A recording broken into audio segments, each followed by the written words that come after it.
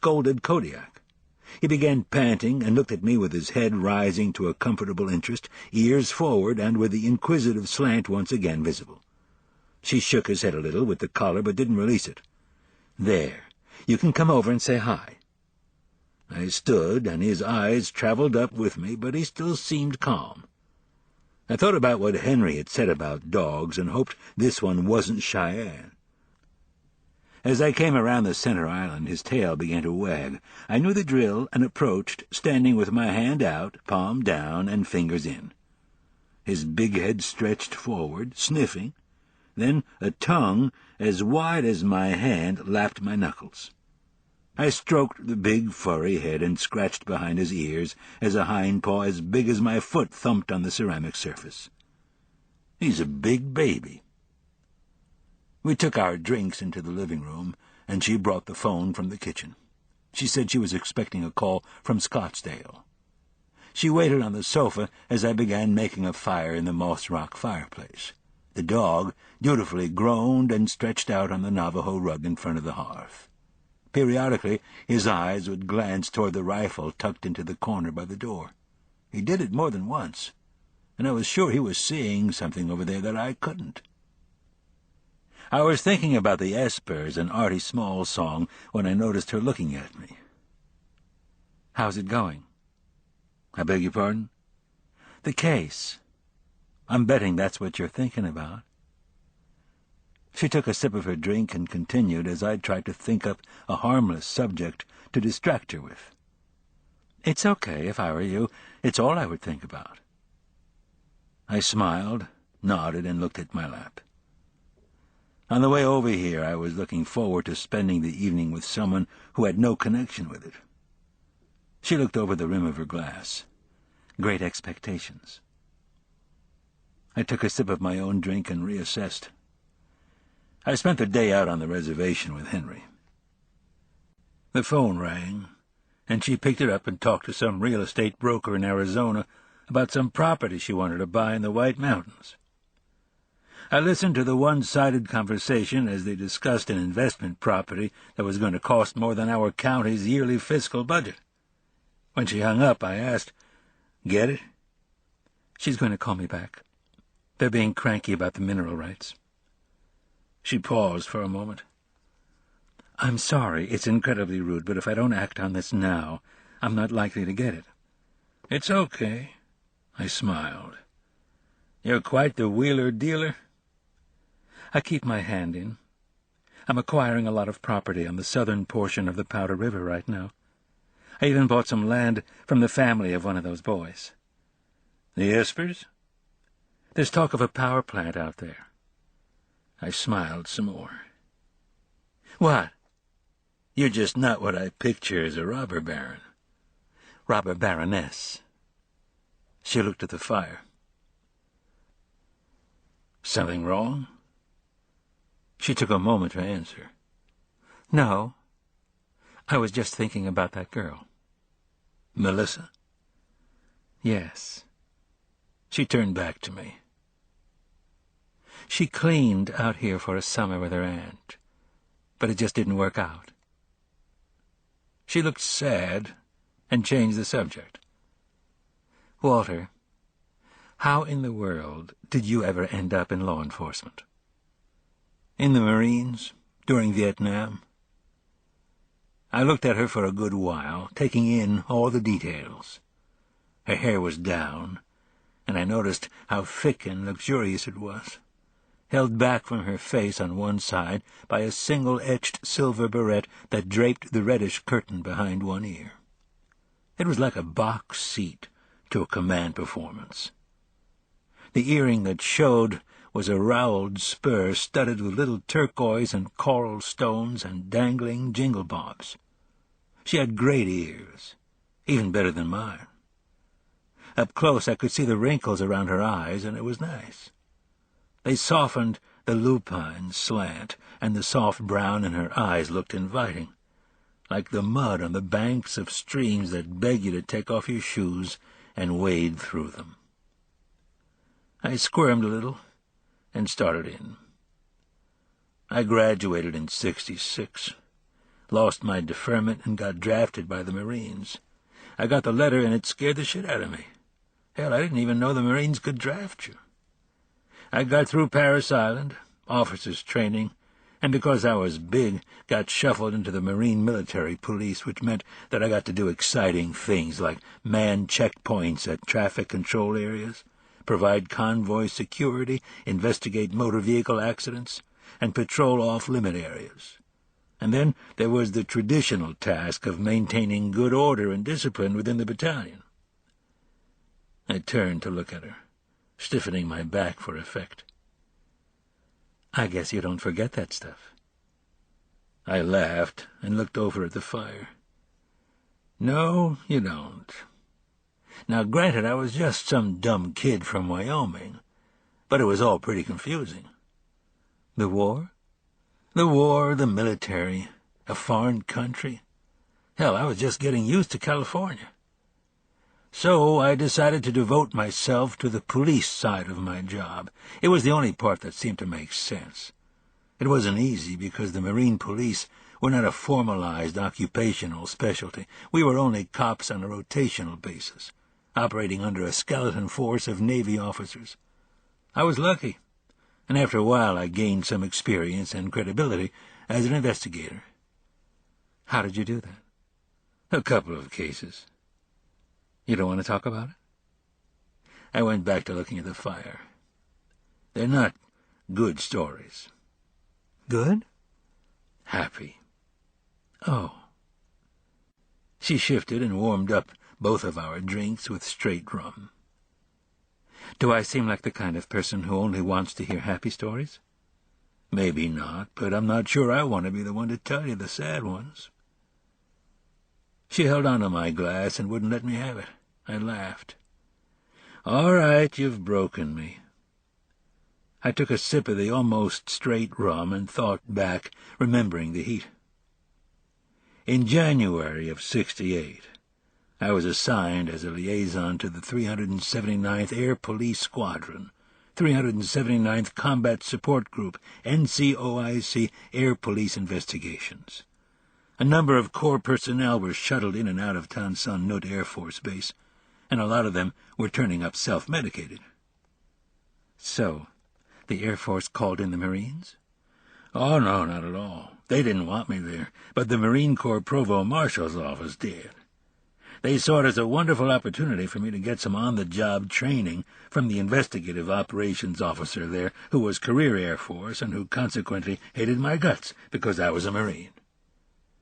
Nobody told him we were fighting the North Vietnamese? Only as a secondary front. I laughed a little at the absurdity of the situation long past. I was assigned to him, but I wasn't particularly one of his. I broke up a lot of fights, patrolled a lot of outlying areas like Laos and Cambodia. You're joking. Yep, but I did get to meet Martha Ray. This time she laughed. Hard. Don't get me wrong, a lot of the air police I worked with were the best, but they were overworked, and sometimes it helps to have a new set of eyes come in from outside. The Vietnamese were selling it right on the base in exchange for black market items from the PX. There were an awful lot of Vietnamese military police involved as ringleaders. I tracked the problem back to Air Force personnel. They must have really loved you for that. Semper Fi. What else? You said there were a couple of cases. Yep, I did. I took another hit from my drink and rested it on my knee. The plain rum with the sugar remnants and cinnamon sticks was surprisingly good. There was this prostitute that was killed off base. We really didn't have any jurisdiction, but I made a personal campaign out of it. She put her hand out and rested it along the back of the sofa near my shoulder. How have you survived, doing this for so long? I mean, you still care. Her eyes closed a little like they did. Do most guys still care, after 30 years in this line of work? I thought for a moment. No, I don't think they can afford it. Nobody makes an emotional bulletproof vest, so you just have to carry the shrapnel around with you. It took her a long time to respond. "You must be tough." I turned and looked at her. "No, I'm not. It's one of my secret weapons." She smiled. "There was this prostitute in the village up near Hotel California, this old French fort where they house an Arvan company at the northernmost tip of Tan Son Nhut Air Base. It looked like something out of Beau Geste. It had 20-foot walls that were 3 feet thick, whitewashed concrete that formed a perfect rectangle. It had solid iron gates that shut the arched doorways into this huge courtyard with all these smaller cubicles. There was a small village out past the fence line, a civilian mortuary, and a cemetery with thousands of little white headstones. I thought back as I told the story, and it was amazing how all the details were still there, like some carefully packed footlocker that had withstood the consistent inspection of time. Her name was Mai Kim, and I met her over Tiger beers in the village at the Boy Howdy Boku Good Times Lounge. They told us not to drink the water, so I didn't, habitually. Were you a customer? No. They told us not to do that either, and I was a young Marine and did what I was told. She laughed some more. She was cute, though. Had good teeth, a rarity in that place. She was tiny, and she loved to talk about America. She took a great deal of pride in the fact that she had lots of American friends. As many as money could buy? Yep, but she was better than that. I'm sorry, I didn't mean— No, I know that. I rushed ahead so she would know that no feelings were hurt. They had an old upright piano in the bar, and I know I single-handedly overdosed all of Vietnam with Fats Waller and Pete Johnson. I thought for a moment. She would read Stars and Stripes at the bar between clients, and I would help her with the pronunciations and meanings of words she didn't understand. After the drug thing, none of the Air Force guys would talk to me, and neither would the Vietnamese police, so I talked to her. I paused a moment, remembering.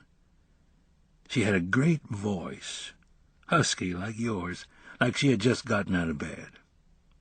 I nodded. In retrospect, she probably had. Another laugh. She died? Yes, badly. I looked back at the fire and listened to the dog breathe. Her body was found in one of our abandoned forward bunkers. She'd been raped and strangled. I still remember the crime scene. The killer had pulled down a number of the sandbags to make a bed, and it all looked so normal until you saw her eyes or the marks on her neck. I started to take another sip of my rum, but stopped a little ways away from my mouth to just smell it. Nobody was talking. Nobody. So there I was, at the last outpost of the last war, investigating a murder that nobody cared about. I exhaled a short breath, laughing at myself. It was my way of introducing a little order into the chaos. She waited a moment, but she had to ask, "Did you get him?"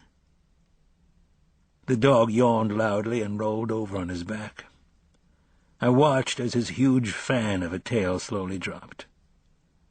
War stories. I'm even boring the dog to death. Who did it? I took another sip of my rum and got cagey. Can't tell you all my stories, then you wouldn't have a second date with me. She punched my shoulder, and I continued to lighten my tone. She wanted to live in Tennessee. One of her customers must have sold her on it, telling her how it was the greatest place in the world, the volunteer state where Elvis was from. She knew everything there was to know about Tennessee. I looked at the pineapple upside-down dog and waited, but she didn't say anything. Okay, let's talk about you. Oh, no. Yep, fair's fair, it's your turn. I don't have interesting stories like you. I gave her my most disbelieving look. Tell me about New York. Isn't that where you were for all those years?" She laughed. "I had a gallery on the Upper East Side near 86th Street. What did you sell?" "Really shitty, expensive art." "You seem defensive." "I'm an artist." She swirled the sugar from the bottom of her glass. "We're always defensive about shitty art. Afraid we might be producing it." "Are you still sculpting?" She was talking into her glass, her eyes avoiding mine, so I placed my arm across the back of the sofa and gently touched her hair when the phone rang again. She looked at me with a sad smile and brushed her cheek against my hand before leaning over and answering it. I listened for a while, then got up and went over to the fire. The dog's eye opened, and his head looked even bigger with the ears trailing up, but he didn't move. I reached down, patted his stomach, and the eye closed. I guess he liked me, or at least he trusted me. I sat on the elevated hearth, pulled the poker from the stand at the right, and jostled the logs into a more active position. The glowing red embers made a checkerboard across the burning wood, and small sparks disappeared up into the darkness of the chimney. The wind continued to howl in the flume, and I thought about getting home. Tomorrow was the back-to-zero day. I figured I'd start with the Cody scene. If it was a murder, that was where the killer had started. I would re-examine all the evidence, the feather, the guns, and the ballistics sample. Then I would start re-interviewing. I was going to have to circle the wagons and bring Turk back. I looked at the dog, and he was looking at the rifle beside the door again. A little over 2 years. 2 years since the suspended sentences for all 4 boys. Why now? It just didn't make sense. Why single out Cody Pritchard? He had been the most repugnant during the trial, but why kill him now? The feather was a real twist, and somehow I had to get some answers from it. I looked back at the Cheyenne rifle of the dead. Was it speaking in tongues? Could the dog hear it? I was dealing in a subject matter in which it was expert. I wished I had a war party of old Cheyenne to follow me around and whisper things in my ear about life and death. Would old Little Bird or Standing Bear help me find the killer of the boy that had raped their great-great-great-granddaughter? I don't know precisely why, but I believed they would. Lucian had told me stories about them, about their honor, their grace, and their pursuit of the Cheyenne virtues. There was this incident back in '49 where Lucian did this routine pullover of an older Indian couple who were driving just outside of Durant and were headed for the reservation. He said it was one of those wonderful winter nights when the wind had died down and the snow looked like scalloped icing on a vanilla cake. The moon was full and bright enough for him to spot this old Dodge slide through a stop sign, make a right, and head for the res with no taillights. Lucian wheeled the old Nash around and pulled in behind their car to just give them a warning about the lack of illumination aft. He said it took 2 miles for them to pull over, and they were only doing about 20 miles an hour. I could just see that little bandy rooster straightening his belt and buttoning up his old Eisenhower jacket as he got out and walked on 2 then solid legs up to the ancient black primer Dodge. I could see him pushing his old campaign hat back with a thumb like he used to do, and leaning on the back of the Dodge's windowsill as the window rolled down. "Hey, Chief." He wasn't joking. Frank Red Shield was a chief of the Northern Cheyenne. "I pulled you over 'cause you've got a couple of taillights out back here." He said the old chief's eyes twinkled, and he patted Lucian's arm that rested on the car. "Oh, that's okay. I thought you were pulling me over 'cause I didn't have no license." Lucian said he nearly bit his lip to bleeding trying to not laugh, until Mrs. Red Shield slapped her husband across the chest and said, "Don't pay no attention to him, Sheriff. He don't know what he's saying when he's been drinking." I smiled and laughed to myself. Maybe the old guys and the rifle were already helping me. I was aware of some movement from the sofa and looked up to find Vonnie holding the phone out to me. I'd been so wrapped up in my musings that I hadn't even heard it ring. Again, her face was immobile and her shoulders shook like she was cold. "It's for you." I looked at the phone, back to her, and then reached over and took it from her. She looked scared, and I suddenly felt very tired. I heard my voice say, "Sheriff." I listened to the static of the mobile phone and the pitched battle the wind was having with her wherever she was. Her voice was tight, and she was straining to be heard over the howl that seemed to match its brother in the fireplace perfectly. "Well, we found one of the espers." Chapter 9. Welcome to Hooverville. It was creeping up on midnight, and she was trying not to look like a turtle with her head ducked down in the artificial brown fur of her duty jacket. "Where is he?" She turned into the steady wind, with her hands buried in the depths of her coat pockets, and led me over to where all the headlights were shining. The pulse of the blue and red lights reflected off the frozen gravel of the impromptu parking lot that had been set up along the barbed wire fence. Hooverville referred to the assortment of little shacks that surrounded Dull Knife Lake at the southern part of the Bighorn Mountains, and was known by the locals as the South End. Outside the jurisdiction of the Cloud Peak Wilderness Area and the federal government, numerous lots had been bought and sold and built upon until the surrounding shoreline resembled a collection of chicken coops. Some of the little cabins weren't bad, but the majority were hunting trailers with little annexes attached that had been towed in a long time ago. The fishing was good all around the lake, but the view was better at the northern part, where the shore got steeper and the water disappeared into the thick forest. I thought about the original Hooverville in Washington, D.C., where World War I veterans had been chased out of town, and figured it would take a young Patton and MacArthur to clean this one out, too. I shined the beam of my flashlight in the path, and saw that the single set of tracks leading to the body were slowly filling in. I gave Vic my keys and asked her to repark my truck so that it would form a snow fence that would knock down the wayward flakes that were impeding the crime scene investigation. It was Jacob Esper, all right, sitting with one foot folded underneath him and the other sticking straight out. He was leaning against the rear wheel of his truck and had a quizzical look on his face. There was a small torn spot at the center of his Carhartt jacket, and he was surrounded by a frozen liquid with brown shading.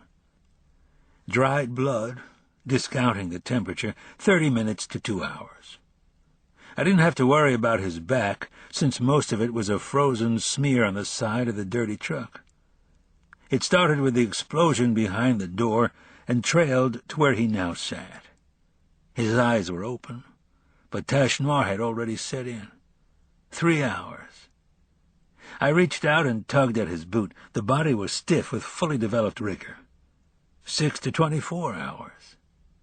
We needed a body core temperature, and we weren't going to get it for another 7 hours. One of the footprints behind Vic's yellow nylon barrier was close to me, so I blew into it and examined the impression. About a size 9, medium width. At the arch was a registered trademark, Skywalk, with a medallion print of some kind with words around the edges and a diminutive mountain range. The headlights subsided in shadow for a moment. "Where are they?" "Over there in the Hummer. They're about to run out of gas from operating the heater, so they're in a hurry." "Oh, really?" "I told them you'd be real concerned." She stamped her feet, trying to get some feeling back in them. "I wasn't sure about how to secure the site, but Ferg and I thought we could zip-tie the tarp to the top of the truck and then tie it off to another vehicle. It's probably going to flap like a windjammer cruise, but—" "Yep." I looked around me, trying to absorb it all, because in another hour it might look like Stalingrad. There were trailing wisps of snow dunes arching away from the higher points of Jacob's body already. "Tire tracks?" She kneeled down beside me. "Only those guys, pulling in once, circling back out, and then pulling in again." "How do they call?" "Cell phone." Why do they pull out? Bad reception. You look at the boot prints? Yeah, Vasquez. So's the dearly departed and one of the execs. Popular boot. Popular size. We both shrugged and looked at Jacob. No sheep? She pursed her lips and shook her head. No sheep. Preliminary triangulation indicates an area across the lake, maybe even over where those really shitty-looking cabins are. I turned in the opposite direction from the truck and peered through the darkness and the snow. The headlights of Vic's unit weren't helping. We stood up to escape them and strained our eyes into the darkness. Where would you shoot from? Top of that ridge, along the tree line. I turned to look at her. Any local activity? They say they heard somebody shouting over on the other side about the time they pulled in, around 9. What are they doing pulling in here at 9 o'clock at night? Supposed to borrow a cabin from Dave McClure. Drove up from Casper after work.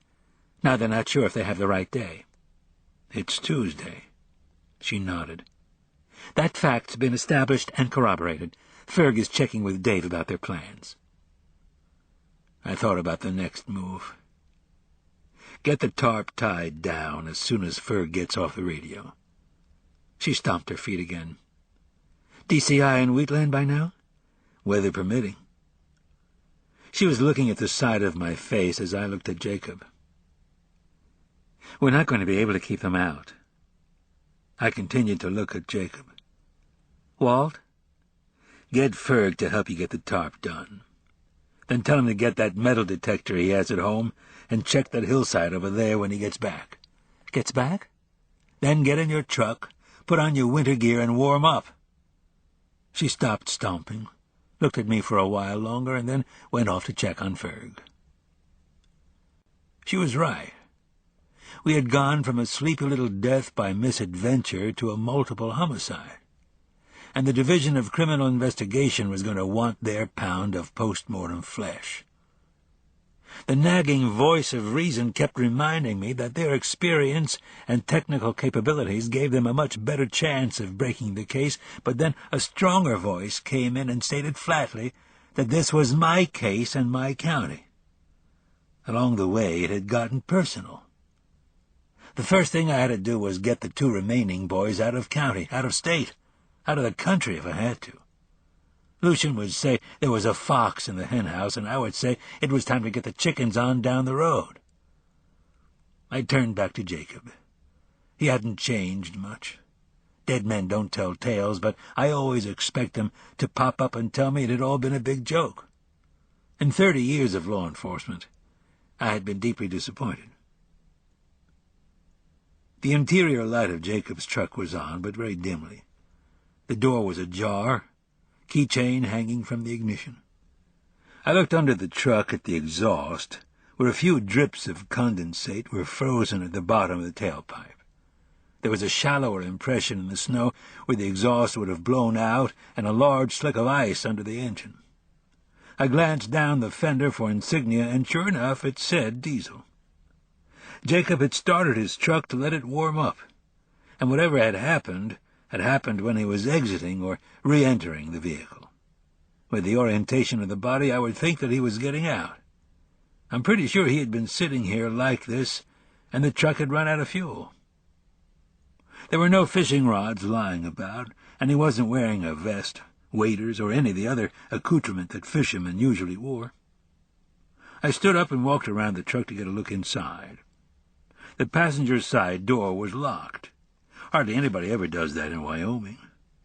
There was frost on the inside of the windows, but I could still make out a couple of aluminum fly rod cases lying along the seat, 2 vests, and a small cooler. The cooler was a battered old thing with a bumper sticker on it that read, "Charlton Heston is my president." Working with the preliminary observations, without checking for discoloration of the right and left sides of the abdomen, the victim had been dead approximately, and I was guessing, 14 to 16 hours, which placed the time of death at the earliest at 5 o'clock this morning. If there were trout in the cooler, I could reasonably assume that Jacob had been fishing early. Before dawn? I looked around the rest of the truck for a tent, sleeping bag, or any other evidence that he might have spent more than one day. There were the cabins, but we were going to have to do a sweep of them anyway. I walked back around the truck and looked at the spot where the gore of his heart and part of a lung had sprayed against the edge of the bed. That meant there was lead in the hillside adjacent to the gravel lot, or in the truck, or in Jacob. Maybe. Something moved under the truck, and I lowered my perspective to see what it was. Jacob's black cowboy hat had blown under the transfer case and had lodged against one of the front wheels. There was a small collection of feathers stuck in the side of the headband. I looked back at the boy's dull eyes, shining my flashlight along his body, and got to wondering.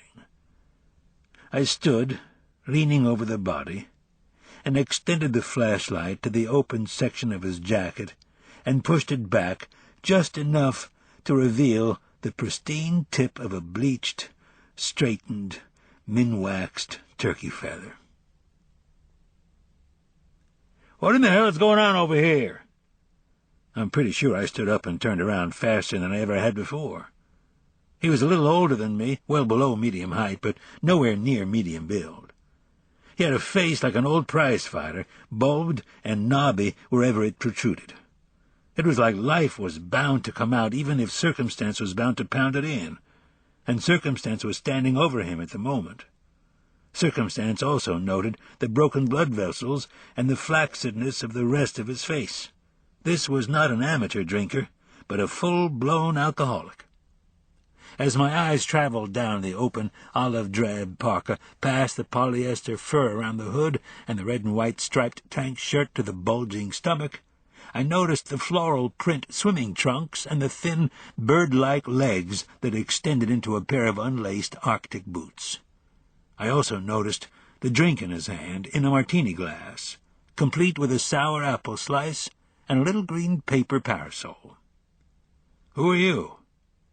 He wasn't paying any attention to me, but had leaned to one side to get a better look at the crime scene. "Holy shit!" I moved over a little, blocking his view. "Excuse me?" He looked back at me and actually saluted. "Sorry, General. What's up?" I sighed and repeated the question. "Al Monroe, I got one of them cabins over by the lake." He listed farther to the side. "Jesus, he's deader than hell." "Mr. Monroe, have you been up here long?" "Last 3 days. Had a hell of a drunk going till I saw all these damn lights over here. Thought somebody died." He took a sip of his martini and looked at me thoughtfully. "Looks like somebody fucking did." As I stared at the spectacle of Al Monroe, a thought occurred to me. "Al, can you make coffee over at your cabin?" "Oh, hell yeah, best coffee on the mountain." "Would you mind going over and making us a big pot? It looks like we're going to be here for a while." "You damn well bet." He saluted again and traipsed off toward the lake. "Al," he turned as Vic came up beside me, "which one of the cabins is yours?" He pointed in the vague direction of one of the dilapidated shacks across the water. He saluted again before he climbed onto an enormous mule with only a rope lead and disappeared into the darkness without spilling a drop of his martini. Vic looked after the departing vision. "Who the fuck was that?" I looked sidelong at her. "You two are going to get along." The two execs in the Hummer calmed down when I explained that they wouldn't have to worry about a place to stay, and that the sheriff of Absaroka County always had a few extra beds he could share with the primary witnesses to a homicide. I told them that I would be happy to put them up for 3 to 6 weeks, meals included. They said no thanks. Maybe they'd heard about the pot pies on weekends, but either way they got a lot more cooperative, and that was all I was really after. They had arrived from Casper after dark and had seen the truck when they drove by the first time. They were supposed to meet Dave McClure, but weren't sure which cabin was his. They had seen the truck and circled around to ask directions. By the time they had, the truck had stopped running. They pulled into the parking lot, and one of them got out to check on the guy who looked like he was resting on the ground. They hadn't touched anything, and said the only reason they had driven halfway back to Muddy Guard Ranger Station was so that they could get reasonable reception on their cell phone. 911 had routed them through to us. Vic had responded, and here we were, standing in the wind and snow.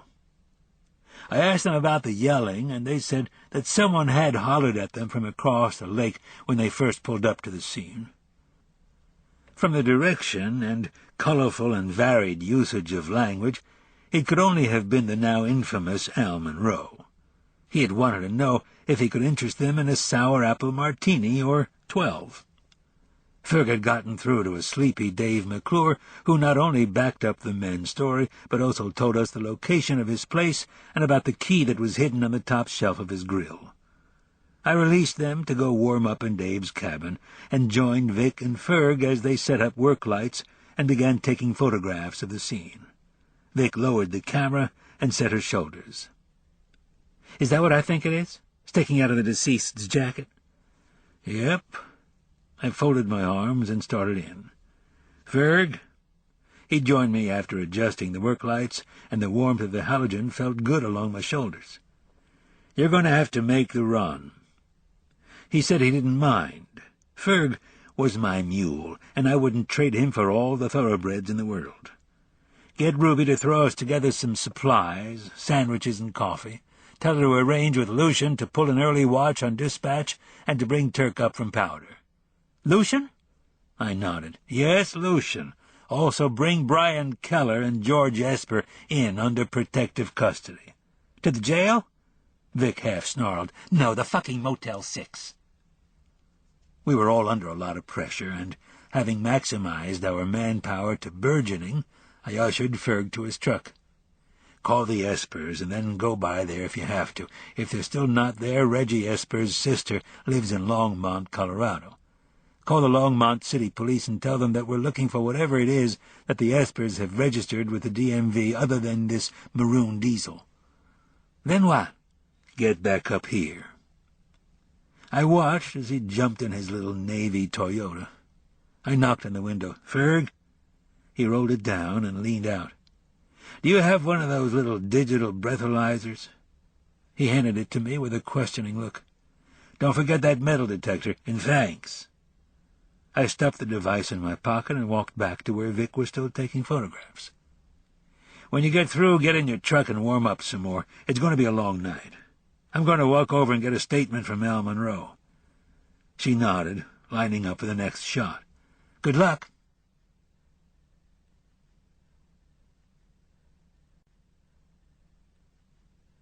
It turned out to be a half-mile around the east bank of the lake.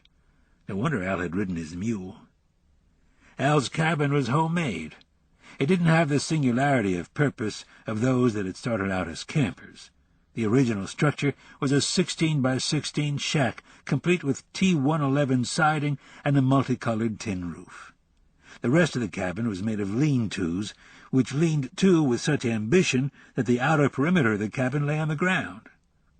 I wasn't sure what Al did for a living, but it was a safe bet it wasn't carpentry. The mule was in one of the upright lean-tos directly beside the cabin, and I had to take care not to step into her leavings. There were a good 3 cords of wood stacked alongside the door. The harsh glow of propane lighting illuminated the windows and the 2-inch crack under the door on which I had just knocked. After a moment I knocked again. "Hold your goddamn horses!" I listened to more stumbling, crashing, and profanity. He yanked open the door, and waves of heat rolled from the interior of the cabin, along with the smell. "Come on in, General. Coffee's ready." The interior of Al's cabin was far worse than the outside, kind of like Fibber McGee's closet gone bad. There was a dilapidated sofa of indiscriminate color and shape along the wall, a lazy boy of approximately the same vintage, and a gray Formica kitchen table surrounded by 3 folding chairs, 2 brown, 1 off-brown. At the center of the room was one of those homemade stoves that you put together with 2 55-gallon drums. The underside of the bottom drum glowed orange, and I was sure it was close to 110 degrees in there. There was a half-hearted attempt at a Tika theme with native paintings of naked women and carved wooden sculptures as decoration. The most amazing stacks of magazines and catalogues towered against the walls. National Geographic and American Rifleman made up the visible majority. It was like being in the dead letter office on Fiji. I followed him in and reluctantly closed the door behind me as he threaded his way back to the kitchen area. He wasn't wearing a shirt, and his entire upper body was covered in tattoos. When he returned with a steaming cup of coffee, I expected to see an albatross hanging from his neck. He seated himself on the lazy boy and gestured for me to sit on the sofa. I pushed back my hat and looked at him. "Merchant Marine?" He scooped up his martini from a convenient stack. "Goddamn 11th Engineers. You?" "First Division." "I'll be damned." He leaned forward and extended his hand, and we shook like old friends. "Semper Fi, I bet you've seen some shit." "Al, I need you to do something for me." He did his best to look serious. "Name it." I pulled the digital breathalyzer out of my jacket pocket and handed it to him as I took off my coat and laid it beside me. "Need you to blow into this." His eyes looked at the device, and then back at me, then he shrugged. "No law against driving a mule drunk?" "Only way you'd catch me on one." He blew into the device and handed it back to me. "How'd I do, General?" I tapped the breathalyzer, but it remained at 4.2. Rapidly approaching alcoholic coma. He toasted with his martini glass and added to the percentage of complex sugars already racing through his bloodstream. "Al, how come I don't know you?" He shrugged again. It seemed to be his favorite form of communication. "I don't know. Hell, how come I don't know you?" I looked down at my civilian clothes, my sheepskin coat, and the brim of my unadorned silver belly hat. "Al, I'm the sheriff of Absaroka County." "Really?" He processed the information for a moment. "Where's that?" "You're in it." He looked around as if there might be a sign. "I thought we were in Bighorn County." I studied him for a moment. "You a bartender, Al?" 32 fucking years. "How'd you get here?" "Buddy and me partnered up and bought it off some asshole in Kemmerer." "That where you live the rest of the year?" "Lander." He took another sip of his martini, and I took the first sip of my coffee. It wasn't bad, and it was hot. "I need to ask you some questions." I tried not to concentrate on the fact that my primary witness had been drunk for the last 3 days. "Hear any loud noises early this morning?" "Like that goddamn howitzer that went off just before dawn?" Our eyes met. "Hear that, did you?" "Well, hell, it's hunting season. So it's been sounding like a small arms war ever since I got here. Had to tie ribbons all over Sally so the simple-minded bastards wouldn't shoot her." He paused for a second, remembering. "But this was different, closer, and it was early, real early." "I don't suppose you noticed what time it was." He sniffed. "Oh, 5:12. My eyes widened after making the translation. "You're sure of that?" "Oh, hell yeah." He gestured to the large wind-up alarm clock that sat on the table. "Looked at my clock." "Then what?" He gestured. "Went over here to the door and shouted for him to knock that shit off." "Why did you go to this door?" "It's where the shot came from." "East or west?" He shook his head. "Directly up the hill." I nodded as he sipped his martini. "That what killed that boy?" "Maybe." I leaned forward and rested the coffee cup on my knee. It was still very hot. "When you went over to the door, did you open it and look out?" "Yeah." "Did you see anything?" "Saw somebody walking back up through the tree line with their back to me." My expression was probably easy to misinterpret. "This any help?" "I never had it so good. What did they look like?" "Pretty big, near as I could tell. It was early, and there wasn't much light." "Any distinguishing features? Hair?" He shook his head, no. "Wait." I could feel my heart beating. "It was long." I'm pretty sure I skipped a beat. "Long hair." "Yeah, now that I think about it, yeah." "You're sure about that?" "Yeah, long hair." "How long?" "To the shoulders, at least." "Color?" "Dark. But then he shook his head. Not enough light to tell, but dark, I think. Hat? Nope. Could you tell what kind of clothing? He nodded slowly. Overalls, one of those insulated jobs? He waited for a minute. You okay? It took me a moment to think of a word and get some moisture in my mouth. Yep. This individual was carrying a weapon? Yeah, a big one. Type? Couldn't tell you. I mean, I could see him carrying something, and from the way he carried it, both hands. Nope, one. Hanging down to the side. Why do you say big? He set his martini glass down and spread his hands apart by more than 4 feet. Long. Anything else? Wooden stock? He shook his head and shrugged. Anything hanging off the rifle? He continued to shake his head. Sorry. Anything else? Anything at all? He stared at the arm of his chair and shook his head. You want to revise or amplify anything in these statements? He looked confused. Why? I'm under arrest or something? I shook my head and smiled. No, you just made a very important statement in a homicide investigation. I want to make sure there isn't anything you might have left out. He looked around for the invisible signs that were supposed to tell him where he was, what he was doing, and when he should do it. I was starting to understand Al's relationship with the clock. Something might come to me? That's fine. When did you notice the truck over there that was running? Didn't. You didn't? All day? Nope, went back over to the sofa there and went back to sleep. He stopped and then looked around at the painted concrete floor for the thought he had lost. Did notice it around lunchtime. Got up and heated some stew. He started to get up now. You want some? I stopped him with a hand. Maybe later. What time was that? 1247. I glanced over at the kitchen table, at the two-handed face that told me it was now 1.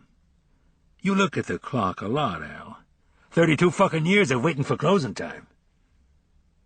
He confirmed the fact that he had yelled at the 2 guys in the Hummer at exactly 2112. As I went off to check the ridge, I asked Al if he would hitch up the 1-mule team and take my ardent deputy a cup of coffee and some stew. He said he would be fucking happy to. The hill was steep, and the fact that I was wearing cowboy boots didn't help.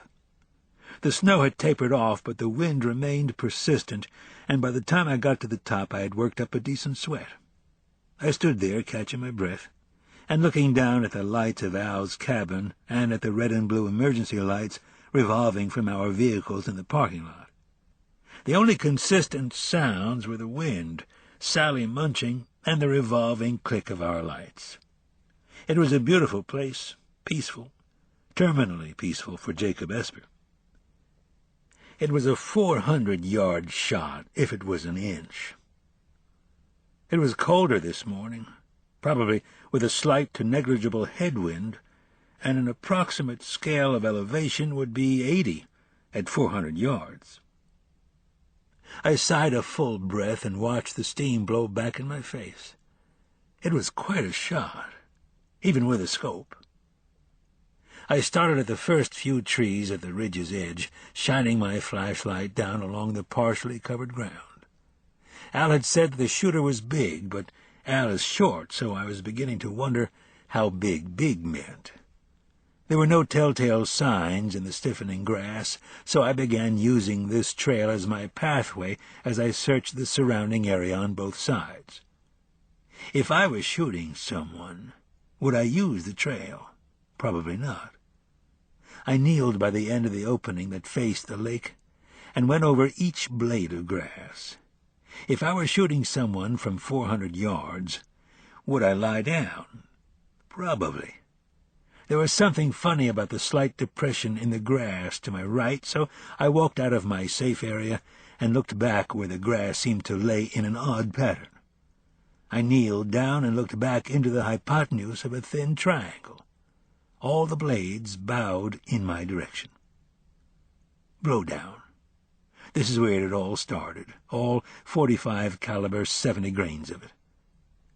There was a weak swipe where someone had scuffed a foot across the area in an attempt to hide the marks, but Al Munro's appearance must have curtailed such activity.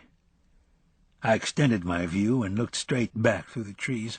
I suppose somebody my size could make it through, but their ability to limbo would have to be considerably better than mine. I went back to my path and began working my way deeper into the woods, searching the narrow area for footprints but finding none. If they were big, they were light on their feet. I transferred my search to above ground, looking for any disturbance in the thick foliage of the pines. Nothing. I thought about Henry and took my first full breath since Al had made his partial identification. I stood there with my hands in my pockets and tried to convince myself that a man with a 4.2 blood alcohol content would be lucky if he could properly identify his own mule. It wouldn't wash. He had been too precise about all the other points. Al might be a professional alcoholic, but he was an observant one. Why would Henry do it? There was the immediate connection with the family, the oldest of motivations, revenge. If somebody had done this to my niece, how would I react? I kept thinking about Omar's remarks about Henry. Was it productive to look at those who had killed when looking for a killer? It wasn't easy to do, take a life. Henry had killed men, but so had I. Try as I might, I couldn't develop Omar's line of thought and went back to the one I liked best, the rationalization of why it didn't have to be Henry. With Al's partial physical description, we were looking for a largish person, probably male and possibly Indian. Sticking with motivation, it had to be someone connected to the victim's victim, Melissa Littlebird. And that meant Artie Smallsong or Henry Standing Bear. I was going to have a conversation with Artie Smallsong. Did long hair necessarily mean Indian? Omar had long hair, and half my staff had longish hair. Vic and Turk both had hair at least to their shoulders. Vic had been growing hers for the last 2 years, and Turk's hockey hair was perennial. I always tried to keep an open mind when lining up the suspects. Law enforcement personnel were people, too, which meant they could commit murder just like the rest of us.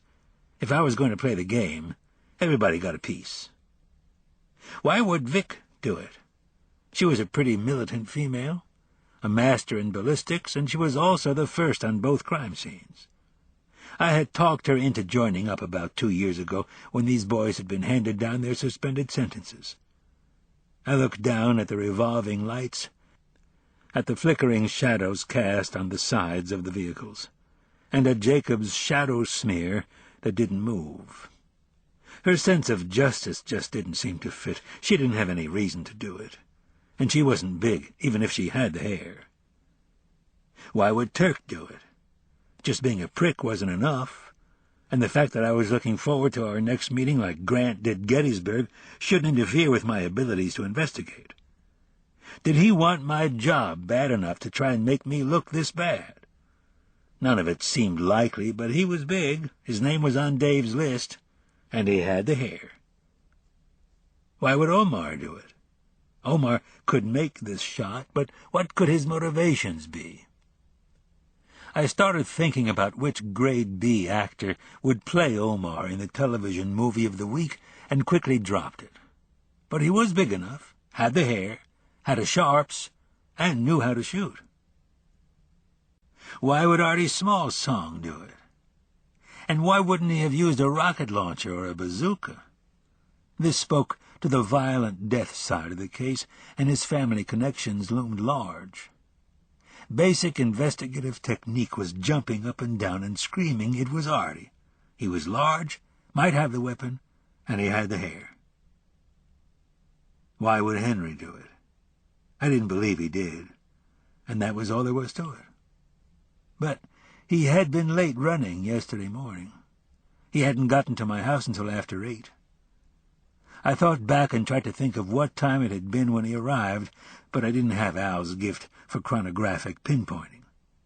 If the Cheyenne death rifle was the one he used, how did he get it back to Lonnie in time? 2 men could keep a secret if one of them is dead.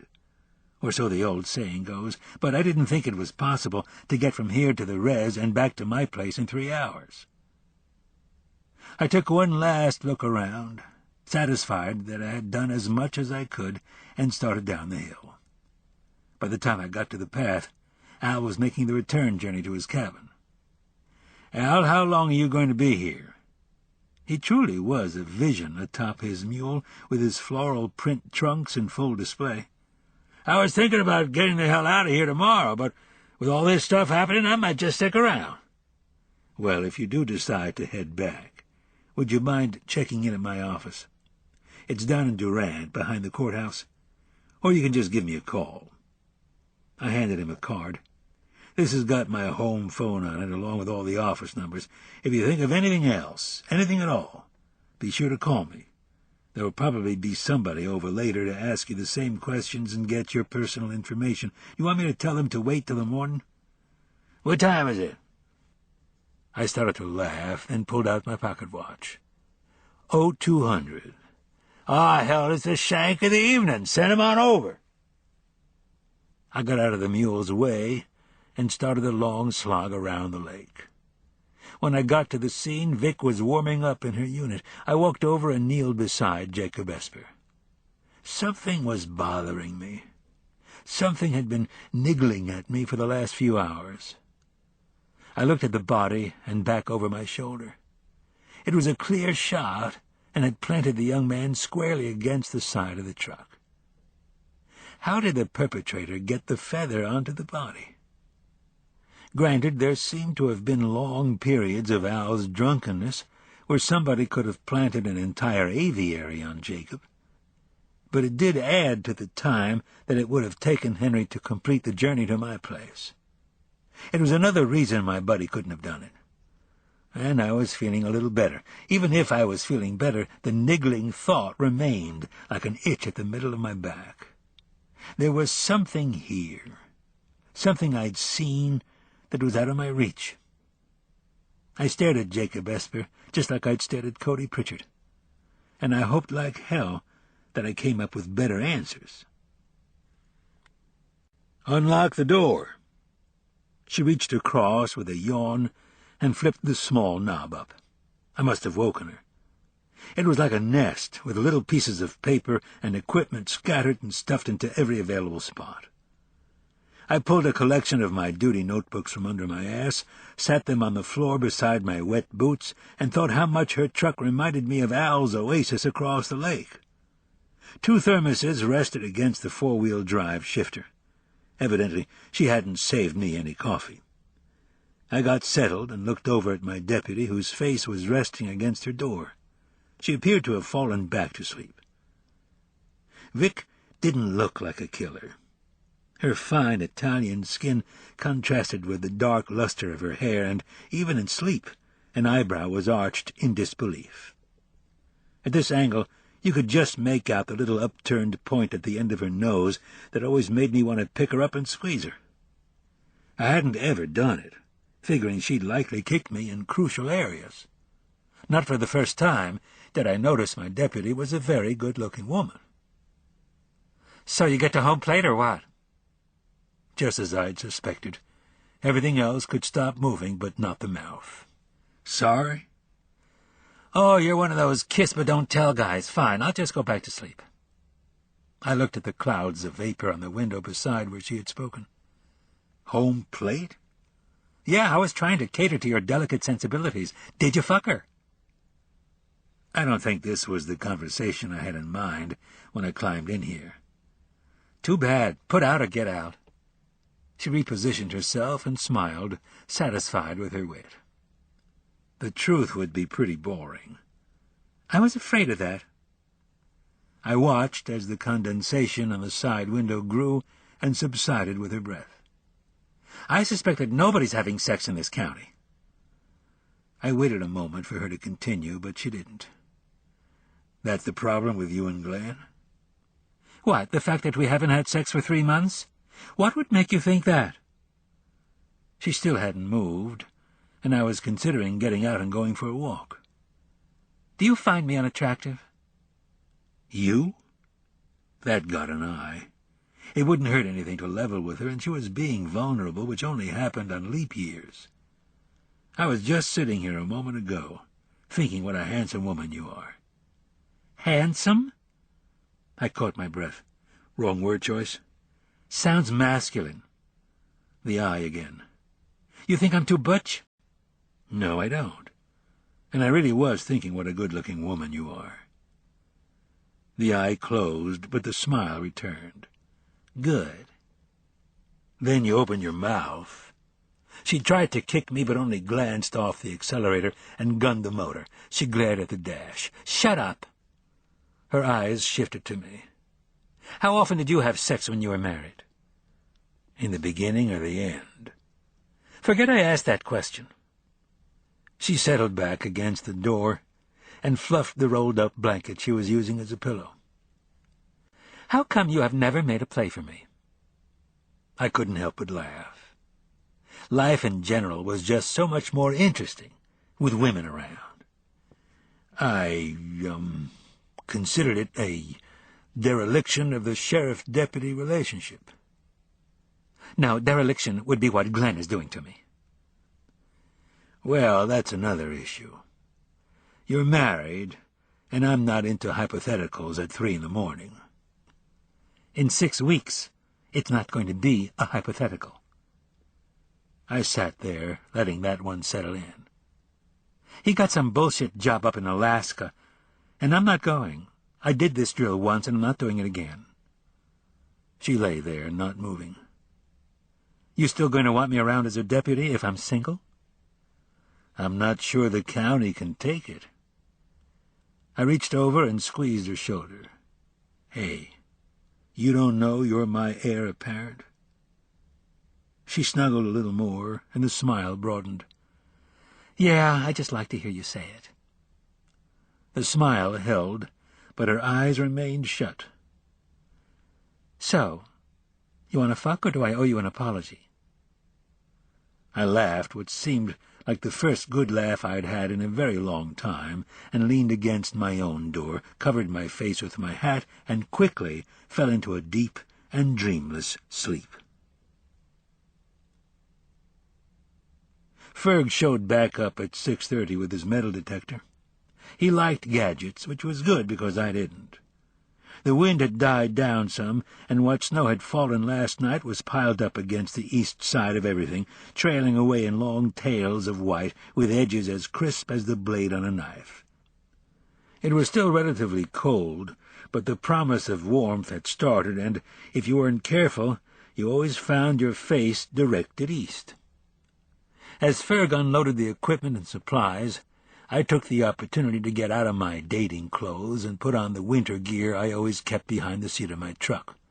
Mine were the same as Al had described as having been on the shooter last night: Arctic weight coveralls and a hooded jacket that matched. The medium brown had faded to a light khaki, and the seams were starting to look a little threadbare, but the little star was still holding fast, and it had my name on it. Everybody else in the department had these clothes, too. Theirs just looked better. I was sitting on the tailgate of my unit, changing into my sorrels, when he came over with the metal detector. Espers? He had the metal detector taken apart and was checking the charger pack on the thing. I called DMV and got the registration numbers and descriptions of all their vehicles and put out an APB with the Longmont police, letting them know this was something to do with a homicide case. That get their attention? Oh, yeah.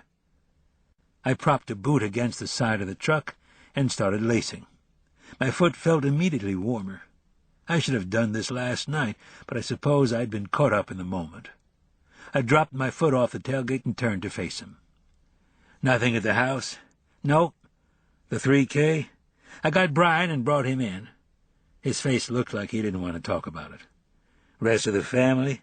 Mrs. Keller was there, but not Jim. I bet that was a warm welcome.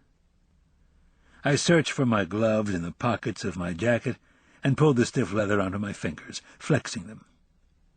Where is he at 4 o'clock in the morning? Hunting. Jim Keller hunting. That was interesting. Where? She didn't say. I let it go. You bring supplies? In the cooler, I also made arrangements with South Pass Lodge to bring in warm food. What about Turk? Didn't talk to him, but I left a message. And where's he at 5 o'clock in the morning? Some buckle bunny's bed, I suppose. He closed the little plastic door, turned the device over, and flipped a switch. The little LED display lit up. I smiled, which was hard when it came to Turk. Jealous? His eyes came up and met mine. Yeah, a little. Me too.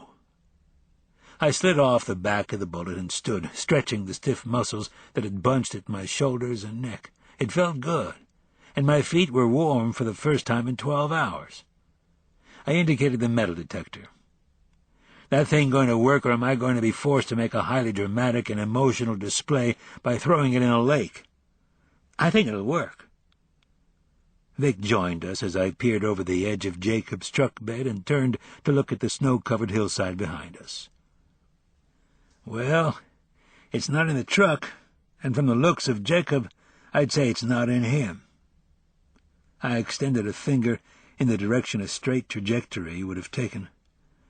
Detect. I wandered over toward the lake to get out of the way and didn't see any lights on in Al's cabin. I figured he was still asleep. I was wrong. After a moment I could hear the door open, and the familiar figure stepped around one of the lean-tos and hollered across the lake, "Hey, you want any goddamn coffee?" I laughed. Love some. The echo of my response sounded around the little bowl of the lake, and my voice sounded good, like I was capable. The niggling thought hadn't gone away, though, and a little less than 4 hours of sleep hadn't been enough to make it surface. I comforted myself with the thought that I was doing what it took to solve cases like these, knocking on one more door, looking at the crime scene photographs one more time, making one more phone call, making one last try. I went back over to Jacob's body and ducked under the tarp for another look-see. Obviously something had been bothering Vic, too. A small Tupperware step-stool was there, so I pulled it over and sat down facing Jacob again. I sat on the top, pulled a foot up on the first step, and rested my elbow on my knee, placing my chin in the palm of my hand. I was finally comfortable, which was more than could be said for Jacob. Here we were, Jacob and I, staring at each other, only one of us seeing. Something wasn't right, and I'd be damned if I could figure out what it was. I listened as Vic and Ferg conferred on the other side of the truck. "I think we've got something." He didn't sound sure. "In the trajectory of the reference points?" "We're getting a strong reading off to the right." "Dig there."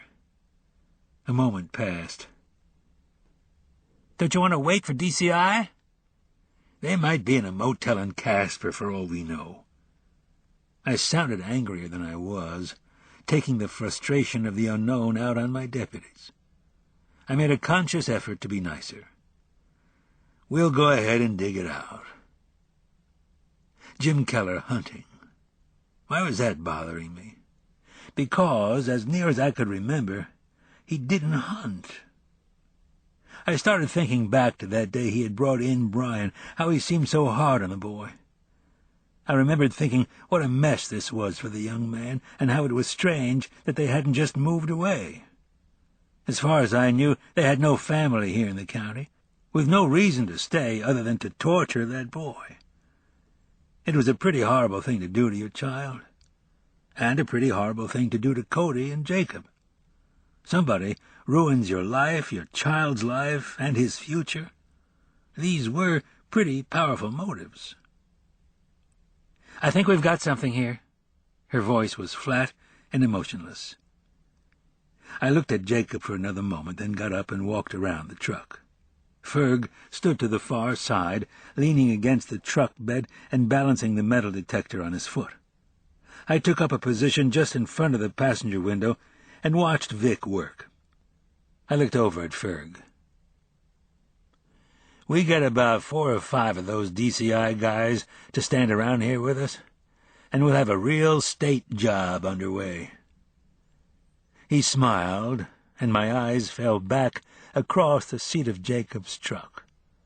I looked at the jumbled mess. Was I the only one that actually put things away in my vehicle?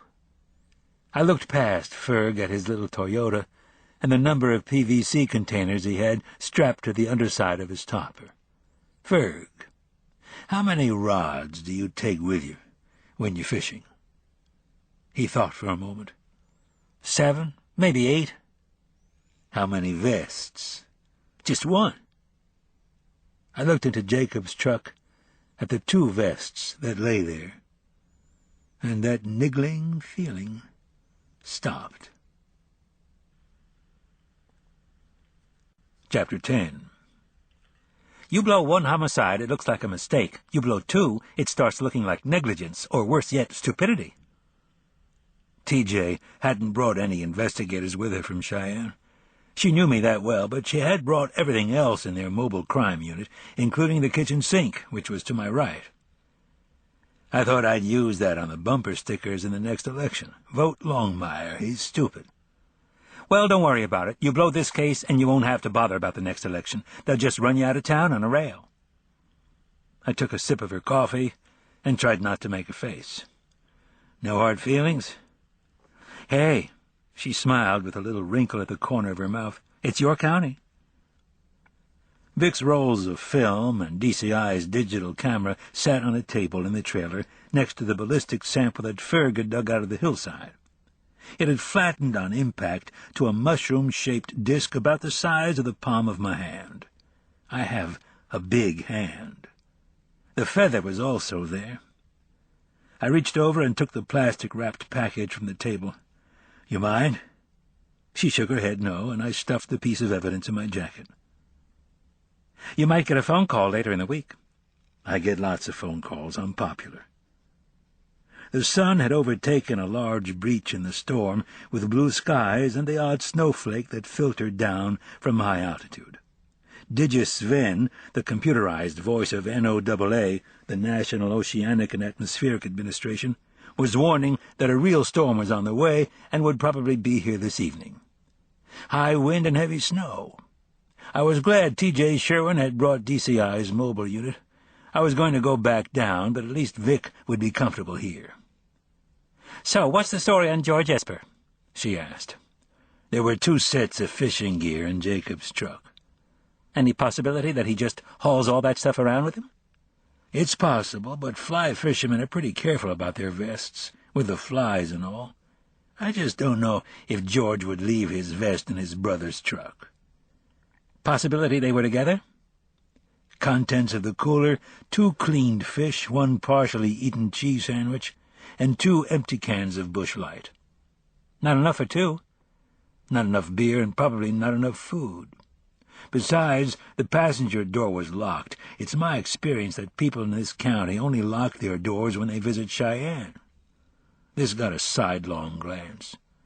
Nobody was riding on the passenger side. What's your theory, then? I think that Jacob and George Esper were supposed to meet somewhere. That Jacob came up and spent the night, started his truck yesterday morning to go and meet his brother, and instead incurred a consummation devoutly to be wished. Romeo and Juliet? Hamlet. All the deaf ones are Hamlet, at least the contemplative deaf ones. I unbuttoned my jacket a little. The propane heater in the camper continued to raise the temperature. I suppose George could be with his parents, but we won't know anything about that till we hear something from them. We've got an APB out on their vehicle in both Colorado and Wyoming. I'd call Trinidad and Tobago if I thought it would do any good. We sat there, surrounded by all our technological wonders, hoping that some patrolman in Longmont would happen to drive by the right driveway. No matter how far you went into the modern age, it always seemed to come down to the guy on the beat. I've also got the forest rangers, Smokey the Bear, and all God's little animals out looking for a black Mazda Navajo with the plates Tough 1. She was watching me like a science experiment. You look tired. I sighed. Yep. Well, it's truly all my worst nightmares come to life. We sat there for a moment. I'm 0 for 2. I looked at her for a while and then got up, trying not to tread on her feet, and sidestepped to the door. "You don't need me. Vic can be the primary again. You got ballistic stuff here in the mystery machine?" "Yes." "I've got a rifle out of my truck that needs to be tested. I'll leave it with Vic." "Where'd this one come from?" I paused, with my hand on the door handle. "You wouldn't believe me if I told you." "Walt?" I waited. "Yep?" "You're not being punished for your sins." The air outside felt good, and I started getting just a breath of my second wind. I could smell the lodgepole pines above everything else, a sharp smell that really doesn't translate to air fresheners and cleaning products. It was also the altitude. The air just seemed to pull in a little more freely above 10,000 feet. I took a quick scope around, using the steps as a lookout, and called Vic over. "I've got another rifle in my truck that needs to be tested, and they've got facilities in the trailer." She caught up, and we walked along. "Where are you going?" "I'm headed down. I'll get things set up at the office, then I'll be back." I opened the door and took the Cheyenne death rifle from the seat of my truck and handed it to her. She held it, carefully studying the sheath, then tightened her lips and looked up at me. "Henry?" "Lonnie, by way of Henry." She slowly exhaled and then pulled the rifle out, holding it up in the morning light. "Fuck me running through the forest." "We already discussed that." She ignored me and continued. "I've got a really bad feeling about this." "That seems to be the general response to this particular weapon." "It's beautiful." "It's haunted. There's supposed to be old Cheyenne hanging around the thing, looking for people to abduct and take back to the camp of the dead." She studied it some more. "Cool." She went off to my truck, and I walked over to the back of one of the DCI Suburbans, where Ferg and Al Monroe were having an animated conversation concerning the relative advantages of the Bitch Creek nymph over the number 16 elk hair caddis. I always wondered about men who spent their time trying to anticipate and know a fish in a world where man's knowledge of each other could only be called scarce. It just seemed to be gratuitously ignorant for any man to think that he could think like a fish. Then there was the high deceit of the artificial fly, subtlety, guile, and sly deception created and instilled only to lure a cautious and tentative fish to its death. They were as bad as drug fiends, living in their shadowy world of aquatic intrigue. I sometimes fly fished, but it was catch and release, and I always brought a book. "Ferg, have you looked at the equipment he was carrying?" "Yep." He looked at Al for confirmation, and they nodded somberly to each other. "Yellow and royal humpies, parachute Adams, light Cahills, and a couple of wet flies, mostly Montana stones." "Nothing like a royal humpy. Any ideas on where George might have gone?" "Some." I waited. "Meadow Lark, West Ten Sleep Creek, Medicine Lodge, Crazy Woman, Head of the Clear, maybe even North Fork of the Powder." "Well, that should narrow it down to about 189,000 acres. How long do you think it'll take you?" Dejectedly, he looked at the skies west of us. "A little while." I followed his gaze to the dark lines of clouds converging across the Bighorn Basin and the Wind River Range. This was the one that was going to signify that autumn was over. If you lived here long enough, you could sense them coming. The few leaves left on the aspens quaked, and you could almost feel the barometric undertow as the storm gathered momentum. The clouds looked flat and mean, and they stretched into the distance. It made my eyes hurt. I was having enough trouble operating a homicide investigation without a raging blizzard at 10,000 feet. As he started to go, I leaned over to him. "You got a rifle in your truck?" He stopped dead and looked at me. "What?" I glanced over at Al as he suddenly found DCI's proceedings of great interest. "Do you have a rifle in your truck?" No." "Get Vic's .243.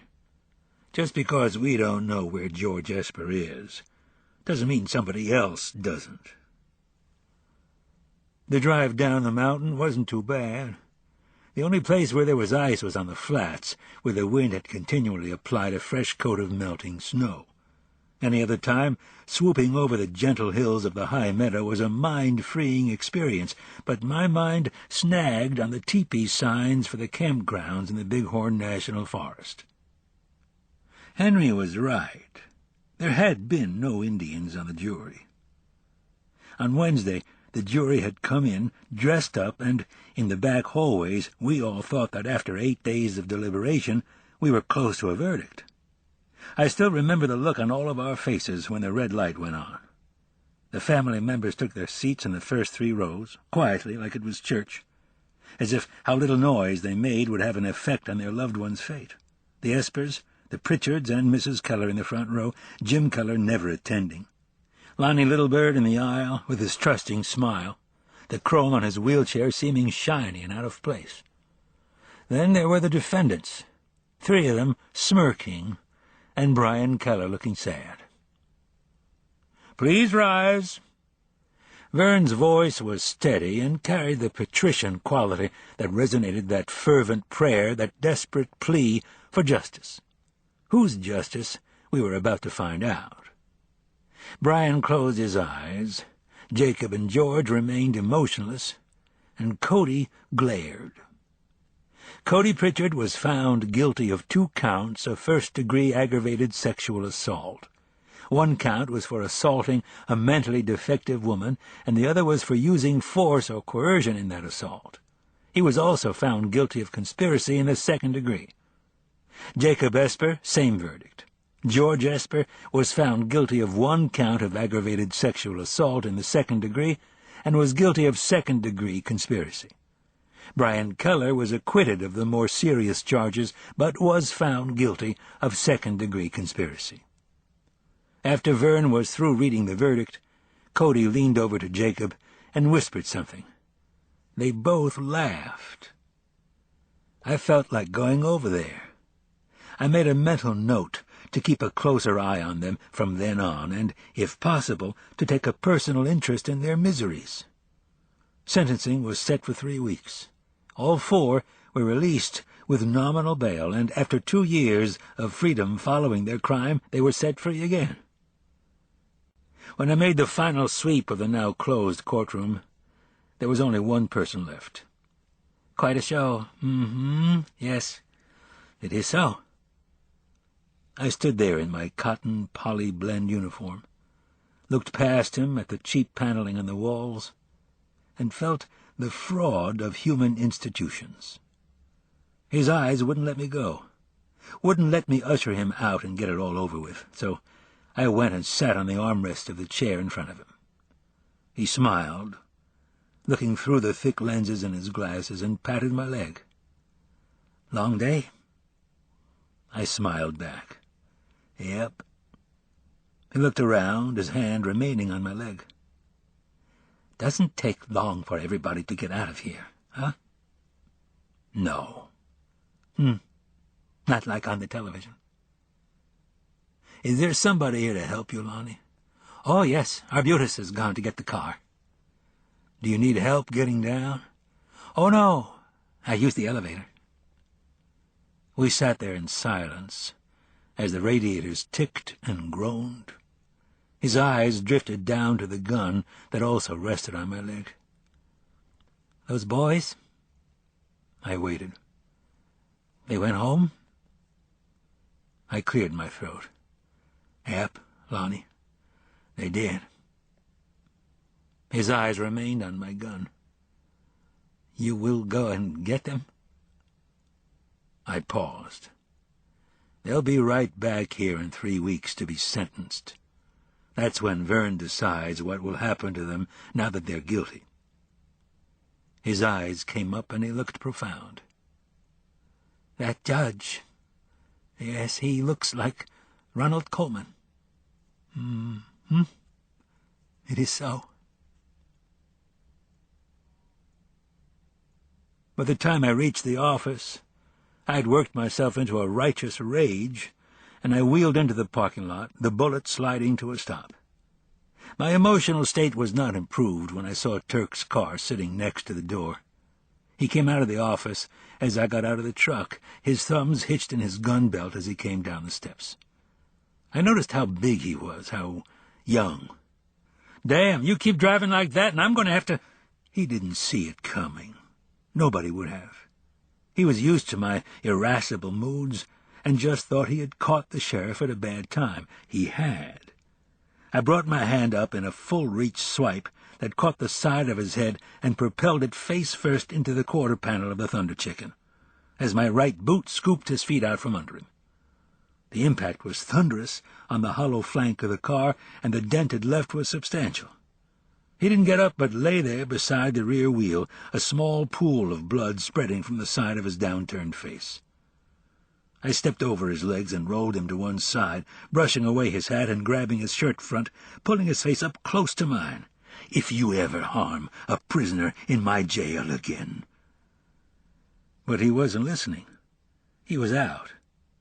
I held his head there for a moment and then gently laid it down on the concrete. I felt sick.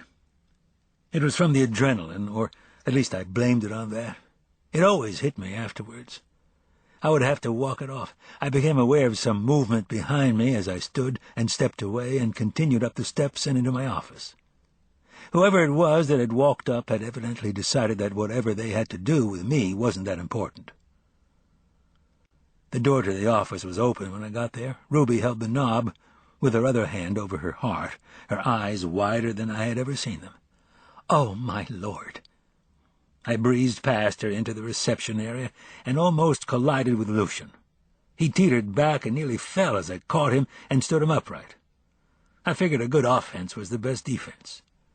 "You got something to say?" His face broke into a broad grin. "Damn, what a lick!" I left him there and continued down the hallway, through the door and into the jail's holding cells. I slammed the door back, stormed through the open cubicle, and sat myself on one of the bunks, my back thumping against the wall as I clutched my shaking hands together and set my jaw. I concentrated on my hands, willing them to stop. It took a while. My breathing was returning to normal, and the flushed feeling was starting to fade. I licked my lips and exhaled, trying to push the rest of the adrenaline through my flooded bloodstream. I hated it. I hated seeing it, I hated hearing about it, and I hated doing it. I brought my head up to find a terrified Brian Keller looking at me from the other bunk. I wasn't quite sure what to say. He was crouched in the corner with his legs pulled up and his arms wrapped around him. Only his eyes were visible over the kneecaps. We listened as the commotion from the reception area carried down the hallway and bounced off the masonry walls. I had no idea you could hear everything so well from the cells. The front door was closed, but there was a scooting of chairs and a murmuring of voices. You could hear Lucian's voice above the others. "Bring 'em on in here, ladies' wear." More murmuring and voices. "How you like them apples, you little son of a bitch? You try and get up, I'll kick your ass so far." It trailed off with a roaring in my ears.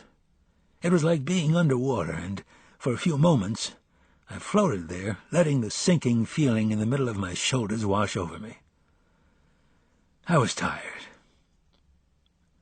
A while later, Henry peered around the divider.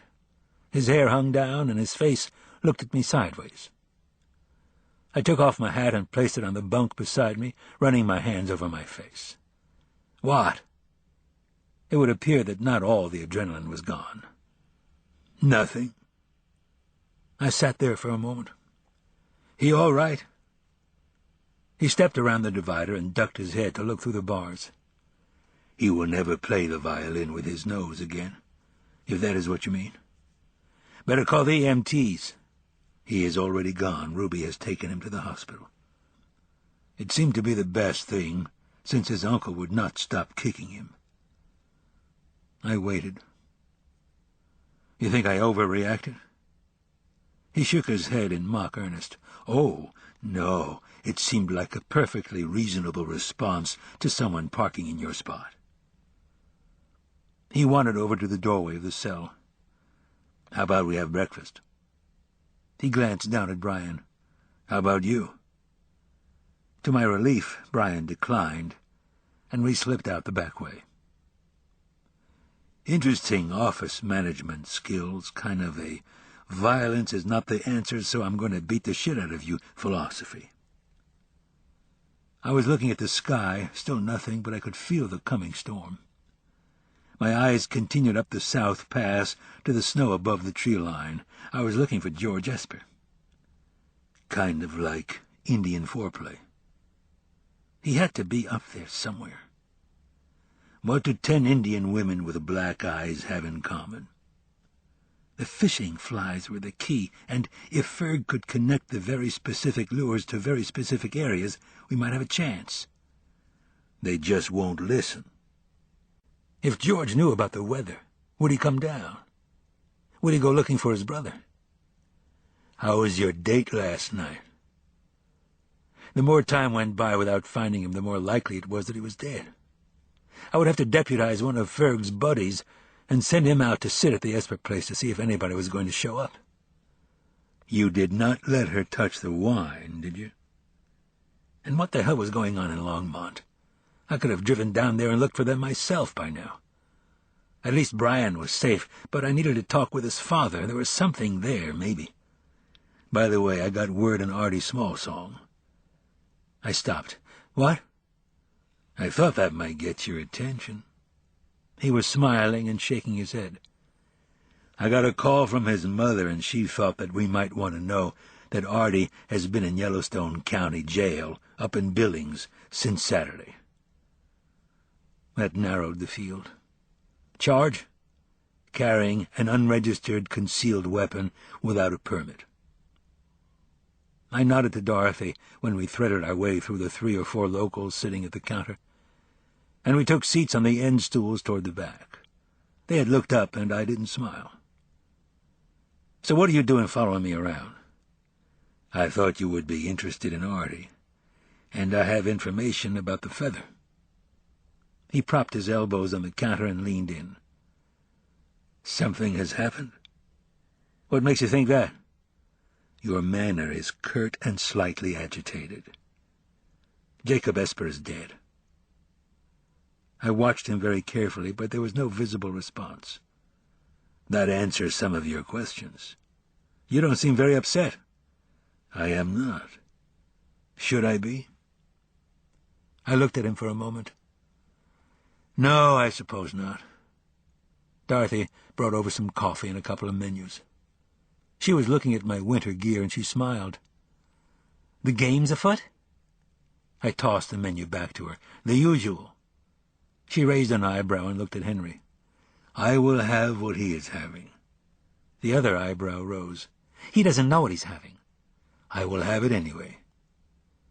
She looked at the both of us, shrugged, and headed back to the grill. Tell me about the feather. He sat back up straight, took a sip of his coffee, and made me wait, finally turning back and looking me in the eye. Wanda Real Wolf. She used to head up the Cheyenne Artists Co-op. The one that went out of business? Yes. It is much easier to get Indians to work together than artists. They're her feathers? Feathers plural? I set my jaw and nodded, and he looked at me for a while. Interesting. You have it with you? I took the feather from my jacket and handed it to him. He turned the plastic bag over in the light from the windows and studied the contents. It, too, could be Wanda's. I don't suppose Wanda keeps detailed records of her feather sales. He sat it down between us and took another sip of his coffee. Worse than that, she does not sell them separately, only on objects she and her immediate family make. Like dream catchers, flutes, pipes, dance headdresses, items like that. I don't suppose she has a limited clientele. High-end tourist shops all over the country. Great. So these things could be pulled off anything? Yes. I asked her if there was any way of finding the location or age of the pieces, but she said no. I started to take another sip of my coffee, but the smell informed me that I had had enough. Any way to tell what pieces the feathers could have come off of? She said that small pinholes at the base of the quill probably meant that they came off dream catchers or pipes, non-traditional usage. He caught me looking at the feather between us. Both have such holes. I am afraid that does not narrow the field much. No. I took the feather and stuffed it back in my jacket. He waited quietly. There is more. I weighed my options and decided to clear the air. How come you were late going running yesterday? He sat his coffee cup down, and a mischievous glint shaded his eyes. I was out shooting white boys. I'm serious. He turned and looked at me square. I know, and it is starting to piss me off. Moment of truth. Where were you? He turned on his stool, straightening his body and trailing a hand down to rest lightly on his leg. The smile was gone, and his eyes had flattened. Are you going to hit me? My voice sounded mechanical. I'm through hitting people today. Where were you? It was a long pause. Sleeping with Dina Minicamps. 2 steaming plates of Canadian bacon and eggs, sunny side up, with grits, were slid under our noses. I glanced over and then looked again. That's the usual? She looked at Henry. Told you. With this, she freshened our coffee and moved down the counter to take care of the other customers. You had to hand it to her. She could tell when her clients wanted peace, if not quiet. I started to work on my usual, but he was still watching me, and I was starting to feel ashamed of myself. She's half your age. He laughed. Are you going to jail me for that now? He turned and began eating. You should be ashamed of yourself. It is only premarital sex if you are planning on getting married. I spoke out of the corner of my full mouth. You should be even more ashamed. He kept eating, finally replying between bites, You are such a prude. Pervert. Jealous. I told him about Al's description of the shooter, and we were through it, but he remained quiet for a while. I continued with the story of the 2 fishing vests, the flies, and Al Monroe. He agreed with the theory that George was probably up there somewhere. He asked if I'd checked the Forest Service sign-in sheets. I told him we had. He was thinking, largish, with long, maybe dark hair. Mm-hmm. Interesting. He ate some more of his breakfast. Were they hand-tied or store-bought? What? The flies? If they were new and store-bought, then maybe they mentioned to someone where they were going. I'll radio up and ask Ferg. We finished breakfast, and I asked Dorothy to fix up a usual for an occupant. She put it in one of the styrofoam containers and handed it to me with a worn smile, but with no questions. I tried to mend some fences. I'll probably be back for dinner. I'll set the name cards. We climbed the stairs behind the courthouse. The weather hadn't changed, and I was beginning to think we'd gotten a reprieve.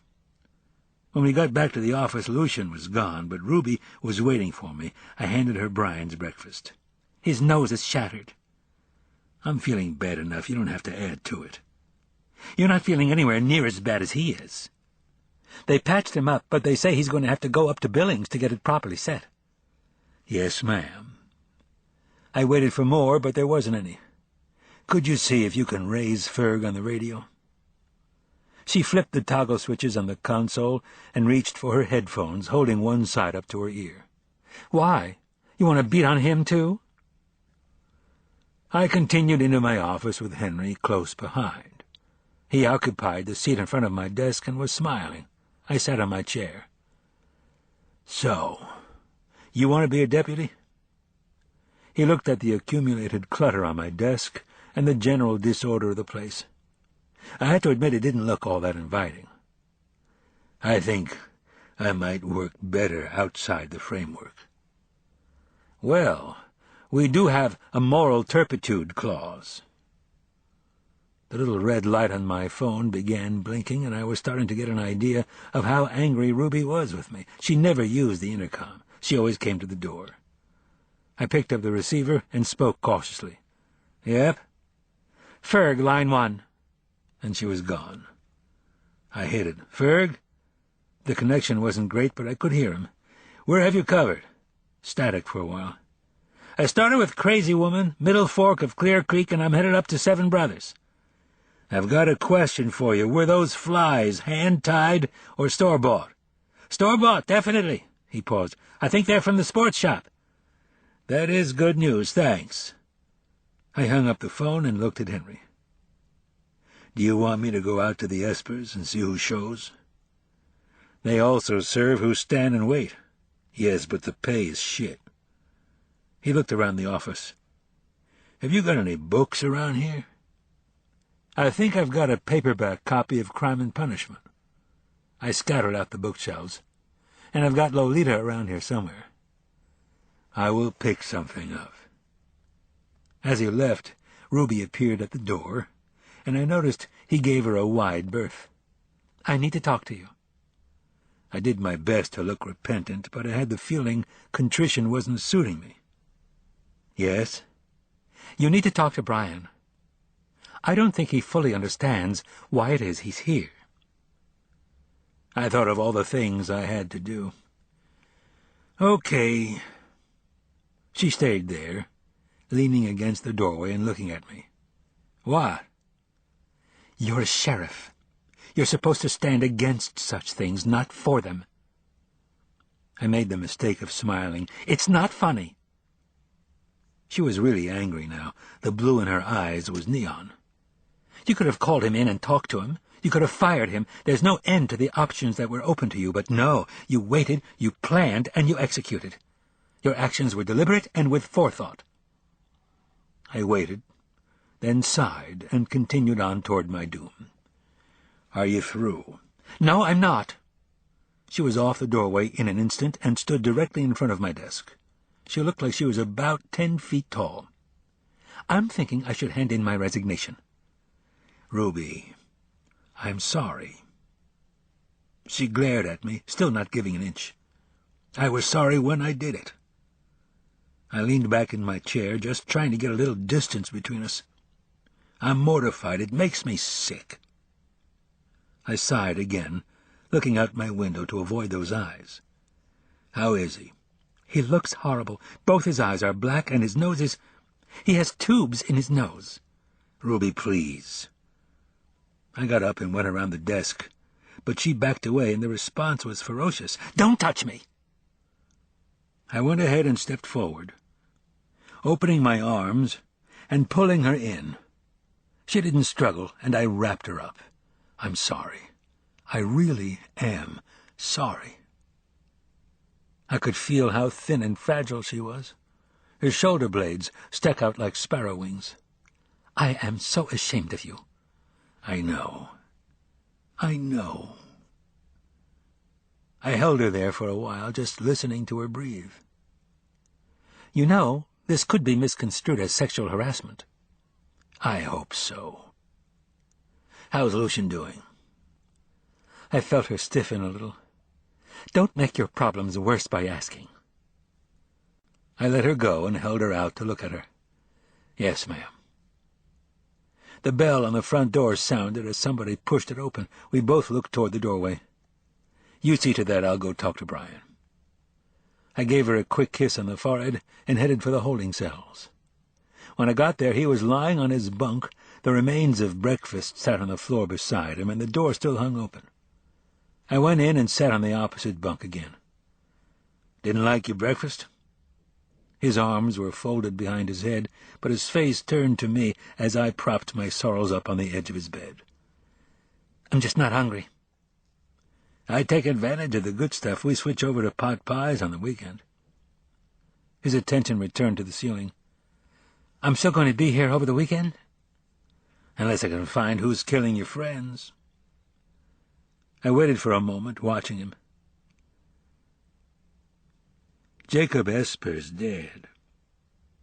He didn't move at first, but then his arms came up and covered his face.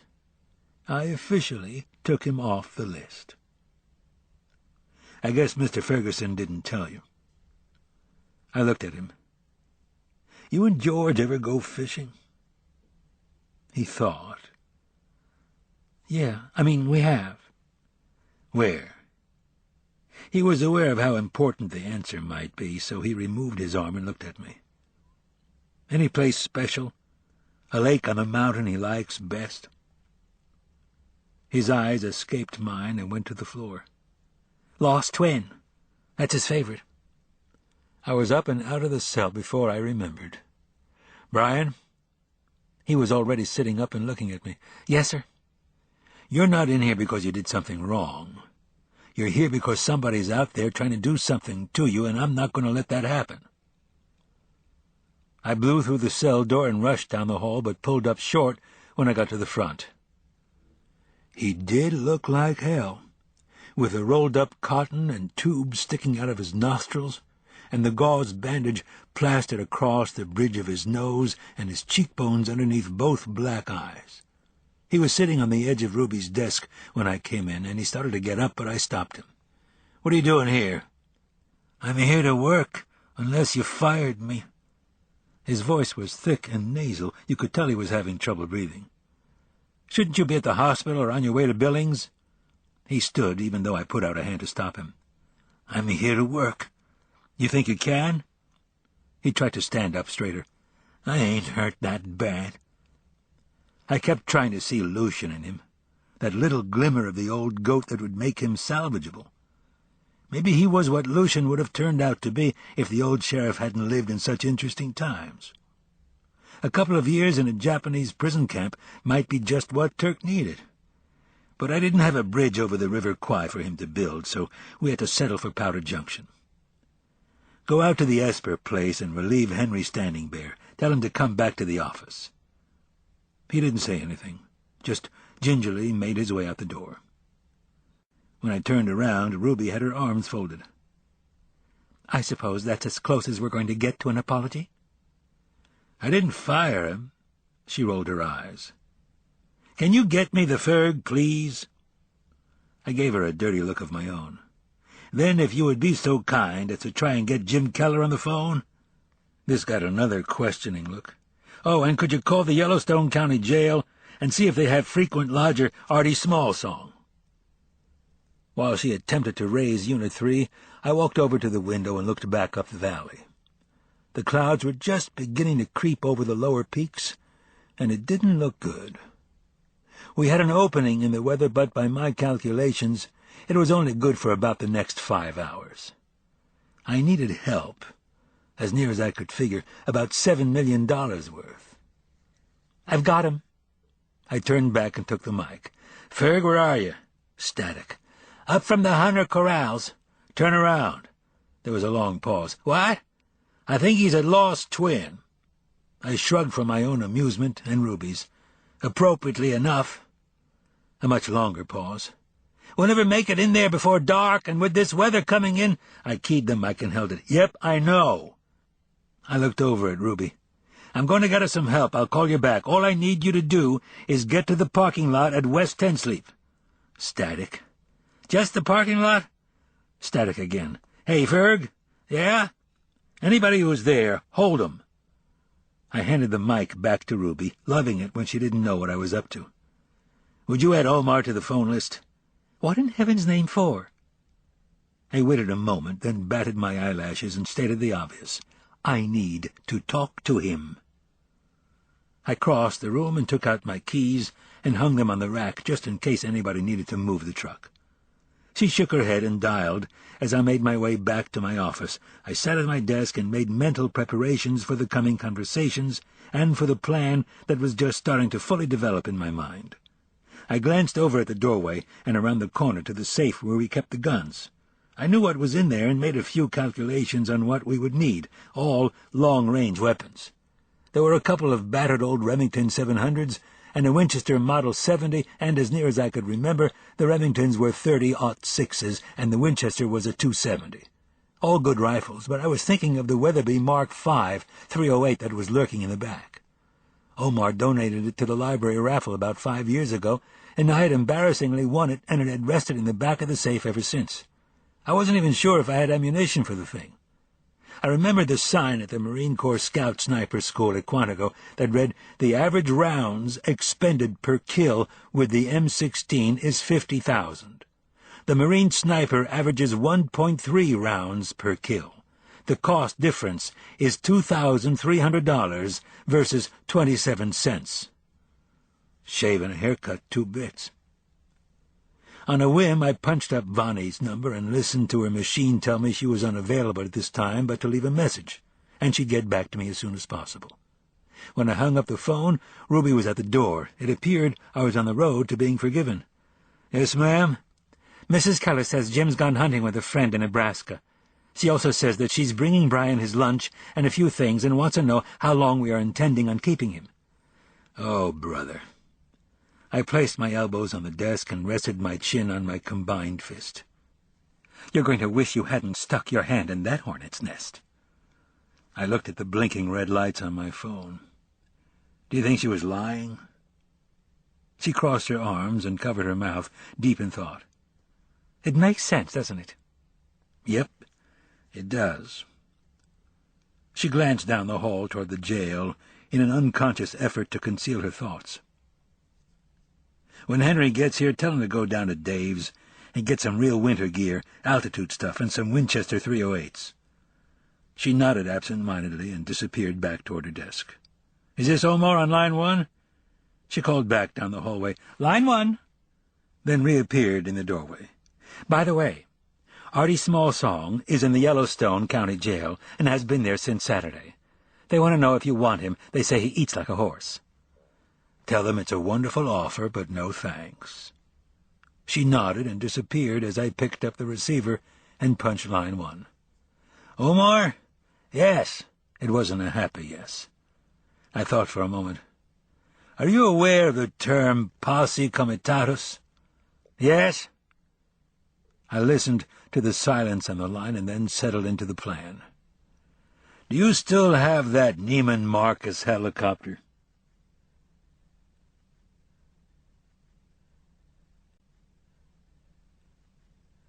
Chapter 11. I do not think the last one of these I was in was like this. I looked around at the embossed, luxurious Italian leather interior, but once again my attention was drawn to the swirling countryside as we ascended the east slope at over 160 miles an hour, a fact of which my stomach was acutely aware. "Don't talk to me. I'm concentrating on not throwing up." "I did not know that they come with doors, and the little bud vases are a nice touch." "I'm going to make a point of puking on you first, and into them second." Henry smiled and looked out the other window while balancing the Weatherby Mark V lightly between his powerful hands, completely oblivious to the speed and altitude. He had raided the small area of Army surplus and Dave's sale department near the back door of the sporting goods store and was wearing fingerless wool gloves, one of the old reflective green M1-style jackets with the genuine acrylic fur lining, a pair of Carhartt overalls, and a new pair of Sorrels. He looked like a disco Eskimo. Did Omar really buy this helicopter at Neiman Marcus? I sighed and attempted to put a good seat on my internal organs. It was in the divorce settlement with Myra. So she bought the helicopter at Neiman Marcus? I belched and placed a hand over my stomach. He bought it for her when they were getting along. When they got divorced, he took it back. He was silent for a few moments, but I knew it was too good to last. "Where exactly is the helicopter department in Neiman Marcus?" I dipped my head and rested it against the barrel of the Remington pump I carried. "Please, shut up!" He considered the rifle between his knees. "Did the Weatherby come from Nordstrom's?" The metal felt cool against my forehead as I listened to the whine of the superchargers on the Big Bell engine as it fought to carry us through the thermals the cragged peaks below were creating. I thought about my plan. I had to keep reminding myself that nobody else had thought up this harebrained stuff and that I was responsible for my own misery. But we couldn't have covered this amount of ground on foot. If we saw anything, if we saw George Esper, We would go down and snatch him up, dead or alive, and get out of there like a needless mark-up bat out of hell. Just the thought of up and down made my stomach flip again. He must have noticed me closing my eyes. "You want me to tell you about my first time?" "Don't tell me it's Dina Manycamps." He smiled, playing with the adjustments on the rifle's scope and then readjusting them back. "I remember the first time I rode on one of these things. We were doing a hot extraction out of Laos in '68. With this NVA colonel we were taken down to the magic fishing village on the coast. We had lost about half our patrol and were flying really low, under radar, maybe 100 feet off the water. He was pretty sure we were going to throw him out, so sure that he decided to take things into his own hands. He must have tried to hurl himself out of that helicopter half a dozen times. On the 6th attempt, he kicked me in the chin, so I just folded my arms and figured the next time he goes for the door, this fella better learn how to fly." I opened my eyes and looked at him. "And?" He continued looking out the window. "He did not." "What?" "Fly." I thought about it. Is that story supposed to make me feel better? I looked up at the back of Omar's head. He wasn't happy about the current situation either. We were just cresting the meadows at the head of the valley, and the treetops swayed as the big rotors batted them away. I looked past the trees to the sky and made a few more calculations on the weather. I picked up the headset from the console beside me, held one of the cups to my ear, and adjusted the microphone. "Omar?" He turned a little in his seat, and I could see him speaking. "Yes. I figure about 2 hours before it hits."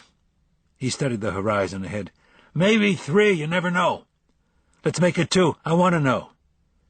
He nodded his head, and my stomach did a half-gainer with a full twist. I thought about all the light aircraft crashes I had investigated in my tenure as sheriff. It seemed like there was one every couple of years. Good pilots, good aircraft, but the mountain weather was always unpredictable.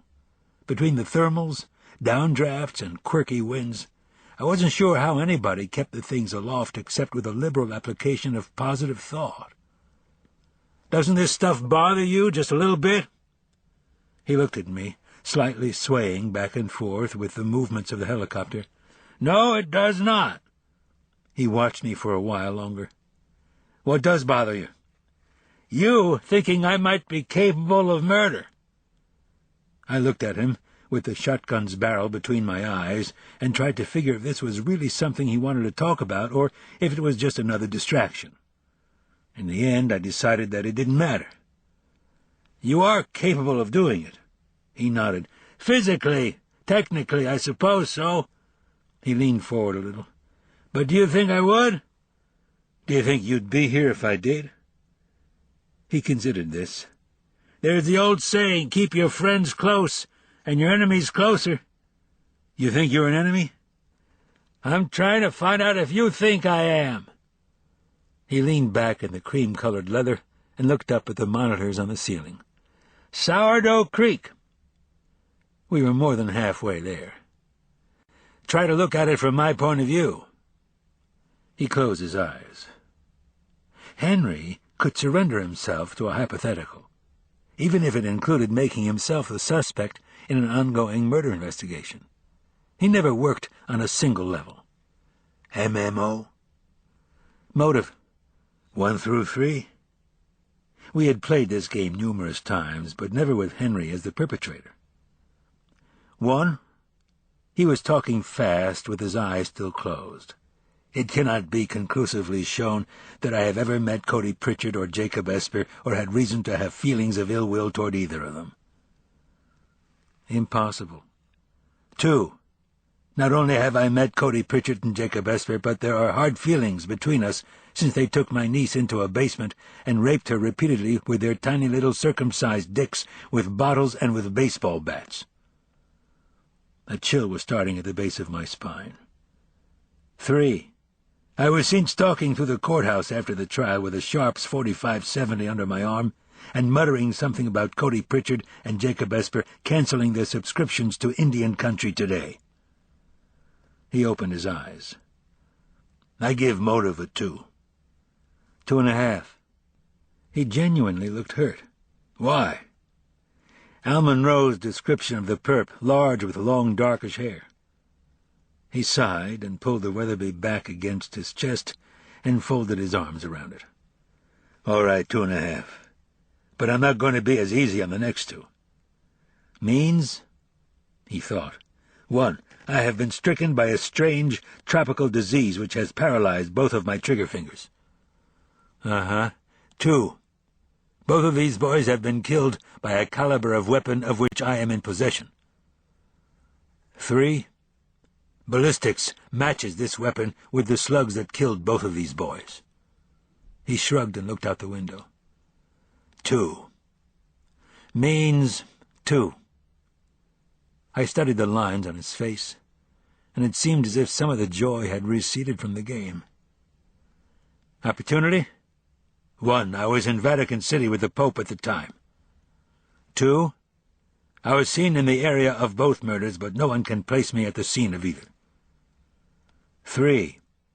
I am found standing over both bodies with the aforementioned .45-70 in my hands, as both Cody and Jacob respectively gasp out their dying breaths. He looked back at me. Opportunity knocks twice? I shook my head. 1.5. You had the argument with Cody at the bar, not too distant from the Hudson Bridge, but nobody saw you on the mountain. Al Monroe's description? Not a positive identification. Anyway, we already used it on motive. What about the feathers? Circumstantial. Fake feathers indicate a fake Indian to me. He smiled. I was late running yesterday. I stared at him for a moment. No sense playing the game if you can't play it honestly. A 2. We sat there looking at each other. The theory was that 3 out of 9 meant you should be looking for another suspect, and 9 out of 9 meant you started having the suspect's mail forwarded to Rawlins. Prosecutors usually liked higher than a 6 before going to trial, so Henry's 6 barely let him off the hook. Looks like you're innocent, of the murders at least. I paused. Honestly, who do you think is doing it? Honestly? He sniffed and dropped his chin on his chest. I think it is somebody we do not know. I think it is somebody we have not thought of. A sleeper? Yes. Somebody that is doing this for very strong reasons, something we do not yet understand. I nodded. Do you know Jim Keller very well? He looked up very slowly. No. Which of the 4 boys do you consider the most innocent, and whose life's been messed up by this the most for the least cause? Brian. His eyes stayed steady. The clever thing gets in the way in your line of work, does it not? Sometimes. Is Jim Keller a shooter? He's supposedly in Nebraska hunting with some friends. I watched him turn the wheels. Would you run off and leave your son here with all these things going on? He never came to the trial. The eyes didn't move. Neither did I. She wasn't on trial. The hell she was not. I didn't feel like pursuing that line of answering. I guess we're back to you. Know your rights? Yes, but it is the wrongs that keep getting me into trouble, officer. We watched the trees swing below as Omar and the department store helicopter used a variation on the IFR, or I Follow Road, method of navigation to get us to Lost Twin. I thought for a moment and became aware that my stomach had settled. West Ten Sleep Lake lay at the base of the high valley that continued up the ridge until you got to Cloud Peak, the crowning jewel of the Bighorns. The Indians had named it Cloud Peak because, like most accentuated land masses, it developed its own weather patterns. It hid from the plains below most of the time, peeking out at us from behind a haze of high-altitude cumulus. Omar was rounding off the edges to get the most out of his 300-mile travel range, We'd been up for the better part of an hour, and through the front glass of the passenger side of the cockpit I could make out a few cabins that had been built before the government had acquisitioned the land. We were now technically in Bighorn County, but the less said about that the better. By the time we followed Middle Tensleep Creek below Mather Peak, we would be back in Absaroka County and my proper jurisdiction. You could feel the lift and roll as the chopper followed the creek toward Mirror Lake and continued up the small valley to our final destination, the Lost Twin. They were both sizable. I noticed Omar's hand waving in the cockpit. I picked up the headset and adjusted the microphone. "Yep. You've got a call on the single band. I'll patch it through." A moment of static, and Ruby's voice was there in my ear. "Walt, the Game and Fish called. They said there wasn't anyone signed in at the trailhead to go to Lost Twin, but they said they've got a black Mazda Navajo with the plates Tough 1 at the Tensleep parking lot." "That part's good news. Anything else?" "Affirmative." "Affirmative? Hey, you really are getting the hang of this." "Walt, I was going back over the duty roster so that I could write the roundup for the week. There was a complaint phoned in yesterday morning that sounds suspicious." "What's that?" "Tracy Roberts, Kent's sister, called. They've got that place down on Mesa Road on 115. Well, she and her dad were out feeding cows yesterday morning when the old man saw a porcupine that had been doing some damage, so he makes her stop so he can shoot it." "On the county road?" "I know. She wasn't sure if she should call in, but she was angry. She says that somebody came roaring down the road and almost hit the old man." I waited. "She said it was a green pickup, an old one." I looked over at Henry, who continued to look out the window at the rushing scenery. "What time?" "A little after dawn." I continued to look at my friend, who had just moved above a 6. "Walt, do you copy that?" "Yep. They get a look at the driver?" "No." Radio silence for a few moments. "Roger that. Over and out." I pulled the headphone and rested it on my lap and studied him. After a moment he turned. "Something?" I nodded slowly. "Yep." I explained about the black Mazda and the lack of sign-in sheet, but neglected to mention the sighting of a green truck very much like his. He smiled. "Lost Twin. How could it be anything else?" We continued on as I tried to harness the thoughts that made the helicopter seem as if it were standing still. I looked out the side window and watched. I felt the blood in my body shift forward as Omar slowed the helicopter from 160 to nothing and poised over the small ridge that separated the two lakes. I could easily make out the pattern the rotors made on the surface of the water, spiraling dimples that rotated outward to feathering waves that agitated the surrounding shores. Without my asking, Omar began a slow, clockwise rotation to give us the maximum view. Henry went to the door on the other side as I hunched against the plexiglass window and searched the area for any signs of human activity below. The lakes are situated at the bottom of the Mather Peak Ridge that touches just over 12,000 feet. Only through the valley in which we had made our approach could you make any kind of retreat, and that was due northwest, the exact direction from which the storm was approaching. So far there were no real signs of the front, and I was beginning to think that the skin of our teeth thing wasn't going to be an issue when my attention was drawn to the higher peaks to the west. It was still coming. It had just paused for a moment to gather its breath to make the run up the west slope of the Bighorns. The surrounding area was going to be swept into a frozen maelstrom a little before dark. I had every intention of being out of there by then, but just in case, there were 2 6,000-cubic-inch packs lying on the floor between Henry and me. They had extra clothes, food, a tent, 2 sleeping bags, and enough emergency supplies to keep us going for a little less than a week. Every time I looked at the oncoming clouds, I nudged my boot up against the packs and felt better. "Hey!" It figured Henry would spot something first. I turned and looked into the cockpit. Omar had seen something too, and pointed to an area in a small gully hidden among the trees directly beside the farthest lake. His arm was decorated with 3 turquoise bracelets. Style.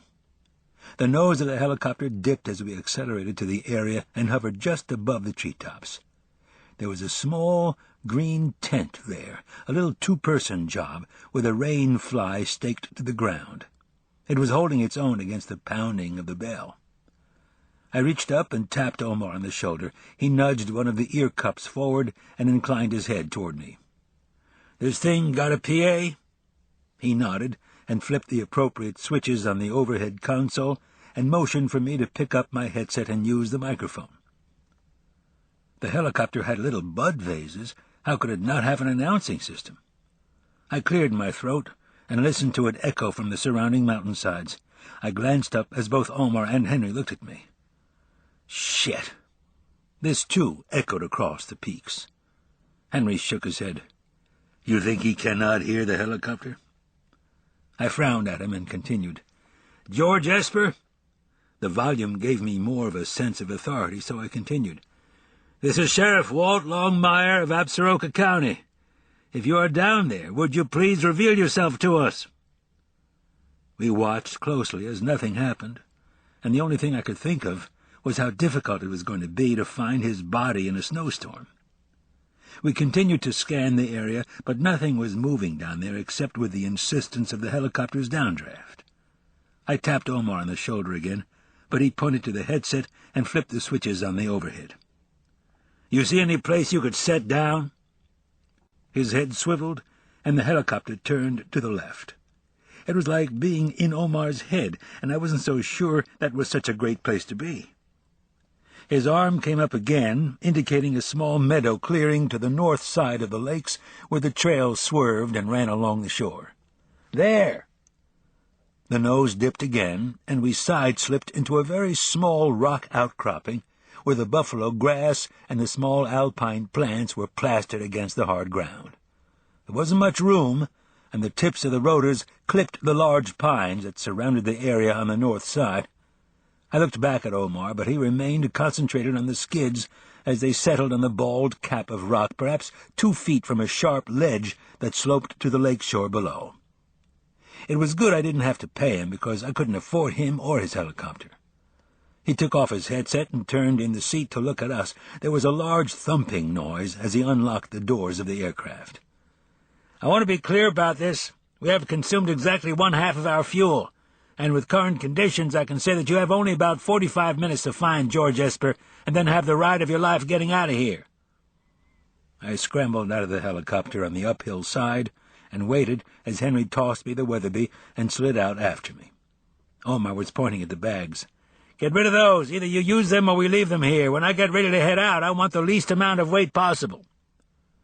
Henry reached into the luxurious cargo section and pulled the packs across the contoured carpet out after us. As he dropped them on the moss-covered granite, he took the 308 back and saluted Omar through the pilot door. "Sir, yes, sir." Omar ignored him and looked at me. 45 minutes. You go check on the kid and I'll do a run-through on this beast." We threw the packs on our shoulders and headed off in a crouch toward the nearest lake. After a few steps, when we were assured we were beyond the slow deceleration of the rotors, Henry leaned toward me. "I do not think he likes me." "You're an acquired taste." The patchworks of snow led from all the high areas north, so we abandoned the covered trail for the banks of the lake and quick-stepped it toward the ridge. Once we got there, it was a short traverse to the other side where we had seen the tent. I looked back as we climbed. Somehow I had gotten ahead of Henry. I stopped and waited as he made his way up in my footprints. If you were tracking him, it would have been as if he had disappeared. He held out his hand, and I pulled him up. To my surprise, he was breathing heavier than I thought he should, so I caught him as he shifted the Weatherby to his other hand. "You all right?" I looked around at the collection of peaks that ringed the area. There was hardly any lower ground than where we now stood. "I do not wish to dampen your spirits, but this is a wonderful place to be shot. Kind of like being in a toilet bowl." We were in the open, with the deep cover of pines darkening into the surrounding area. I was having one of those creeping grave step feelings. "Let's go." At the end of the ridge, the trail deflected into two paths that circled a large boulder and separated as one continued the high road around the far lake and the other dropped into the depression where the tent was pitched. It was a good spot, dry but close to water. It didn't have too much of a view, but it was well protected from the wind. I looked back up the valley to the northwest and could more clearly see the dark line of clouds that continued to eat up the western sky. It was calm at the moment, but the intersecting triangles of black granite and fresh snow seemed to be holding their breath in preparation for what was coming. They looked like long teeth. Henry put out a hand to stop me and looked down at the path. Tracks. He lowered to one knee, shifting his shoulders back so that the weight of the pack wouldn't propel him down the hill. How big is George Esper? I blew out of breath and thought. Under 6 feet, maybe 170 pounds. Size 9, Vask hiking boots. I froze. What? He looked up, his eyes very sharp. Vask hiking boots. Looks like a size 9. Mean something? Is there a little pattern on the arch, like a little mountain range? He didn't look. Yes. His neck strained as he scoped the surrounding area. I leaned over his shoulder and looked at the print. Is there something you would like to tell me? I was looking around now, too. We had prints like these at the scene where Jacob was killed. He stood.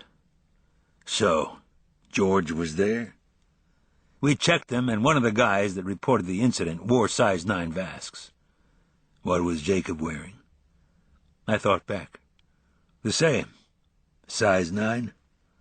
They are twins.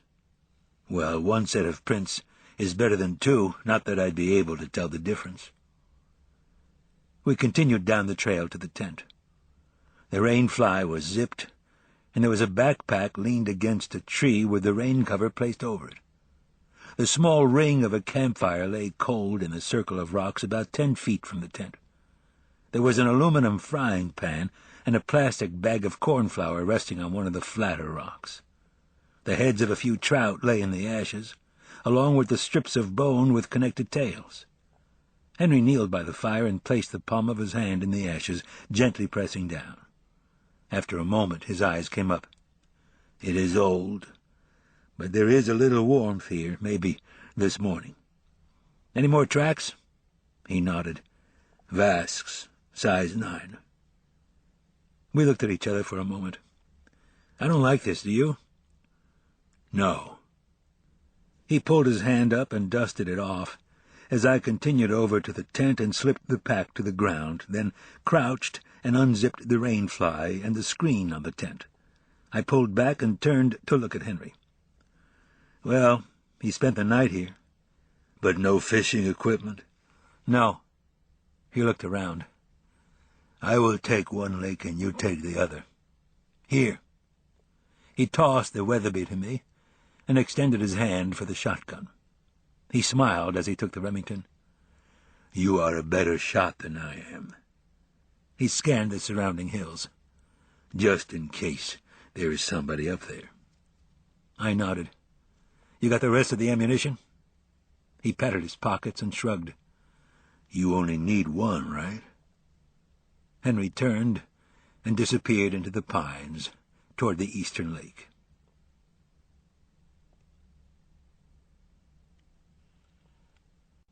I looked at the rifle and considered whether it was loaded or not. For all I knew, the bear was standing just out of sight, listening to see if I would open the bolt action. I shook my head at the ridiculousness of the situation and pulled the .308 up onto my shoulder. If he was standing out there, I wasn't going to give him the satisfaction of hearing me check. Instead, I readjusted the forgotten .45 on my hip and made a face at a man I was sure had already begun the search around his own lake. I started off around mine, thinking about what Ruby had said. Just because someone had sighted an old green pickup didn't mean Henry was a killer. In my experience, smoke usually indicated smoke, and nothing more. There were coal bed methane operations in the vicinity of the Roberts' place. To these men, time meant money, and time in our part of the high plains meant driving, which to them meant speeding. From economic necessity, a lot of them drive older outfits, and any one of them could have been speeding to or from one of the many rigs in the area at that hour in the morning. I knew I was working up a grand rationalization, but just because a truck was green and old didn't mean that it was Henry's. Even so, I once again had the urge to pull the bolt and see if the rifle was loaded. I looked back at the other twin, but kept the rifle on my shoulder, considering it a triumph of righteous logic, and wondered how many poor dumb bastards had died in the name of that particular line of thought. I stayed on the path that circled the lake, careful to avoid the wetter sections where the snowmelt had gathered and saturated the ground, but I didn't see any more footprints. I bolstered my spirits by reminding myself that I'd also not found any bodies. Vasks, size 9. Had George been with Jacob? If he had, then why? And why would he be at the scene of his brother's death and then go fishing?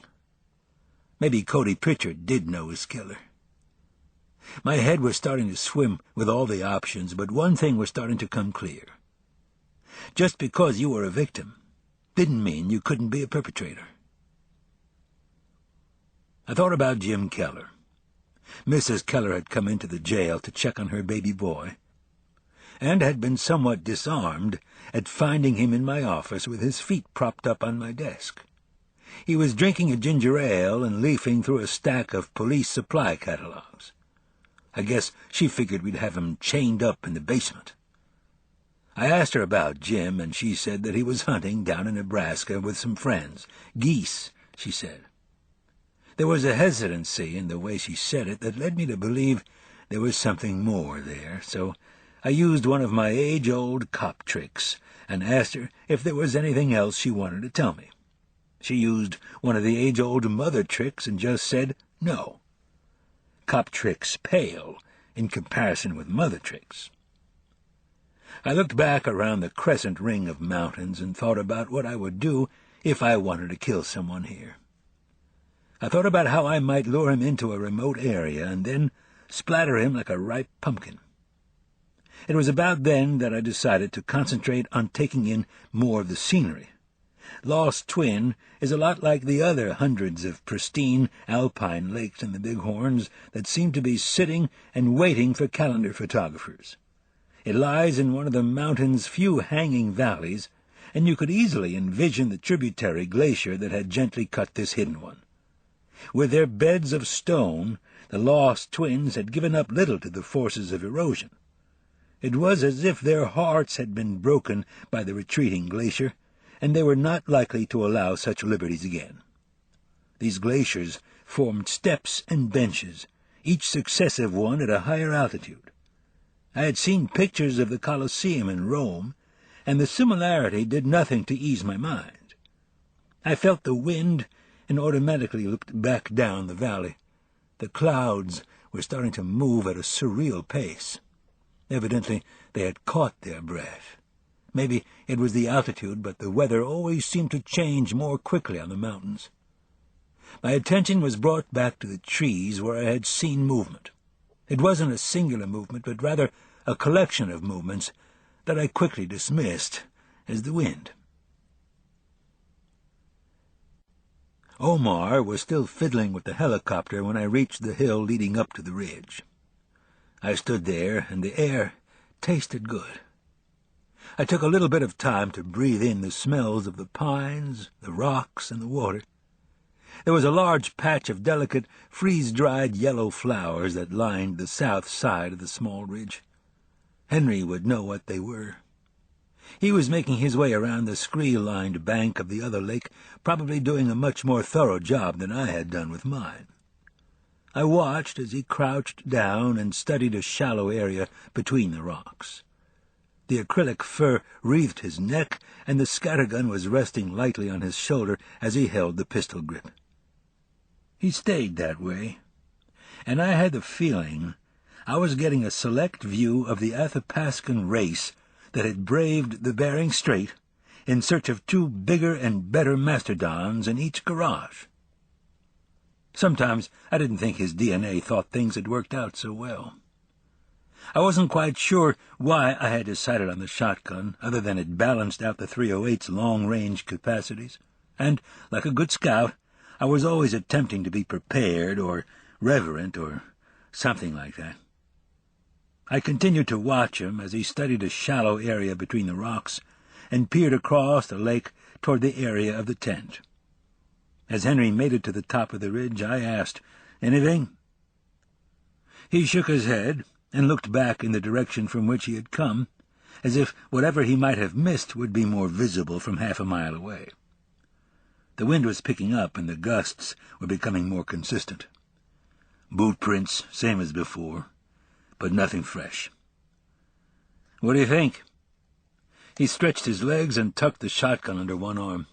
I noticed the safety was on. Difficult to say with all the scree. He could have gone off anywhere. Alien abduction? Possible, but unlikely. They are usually looking for intelligent life. I exhaled a lung full of the good smells, and we both looked down the valley to the trail out. "He's fishing." "Yes, that, or a lion and a mouldering in the grave." I looked back at him. "Let's concentrate on the fishing, okay?" "Yes." He continued looking down the trail. "You need water for that." He finally looked back at me. "You thinking what I am thinking?" 3 hours in good weather? His eyes watched the clouds. They were even closer than before. "I do not think that is going to be the case. Anyway, 4 with the packs." I tried not to put too much bass in my voice. "I wasn't planning on taking them." He raised an eyebrow. "Do you mind jumping up and down so I can hear your big brass balls clank? It's only 3 hours, in good weather, which we are not going to have." He looked at his wristwatch as a particularly strong gust caused both of us to shift our shoulders. "Even then it'll be after dark." I continued to look at him. "We get caught in here without any supplies, we are the honored dead." "Yep, but what a blaze of glory." I was enjoying being the tough guy for a change. "I am more concerned with the freeze of agony. I have to find that kid, dead or alive." I watched as he stretched his back and looked toward Omar, who stood at the nose of the helicopter with his arms folded. My 45-minute window of opportunity already had the storm shutters closed and was prepared to depart at roughly twice the national speed limit. I briefly thought about telling Henry to go on back without me, but it would have been an insult, so I just stood there waiting. "We find him dead, we leave him." I lied. "Agreed." "I will get some supplies from the packs. I refuse to leave here without water and some food." "We could always eat George if we find him." I watched after Henry as he crossed the ridge toward the tent where we had left the packs. His step seemed to have lost some of its natural spring. I called after him, "How long till snow?"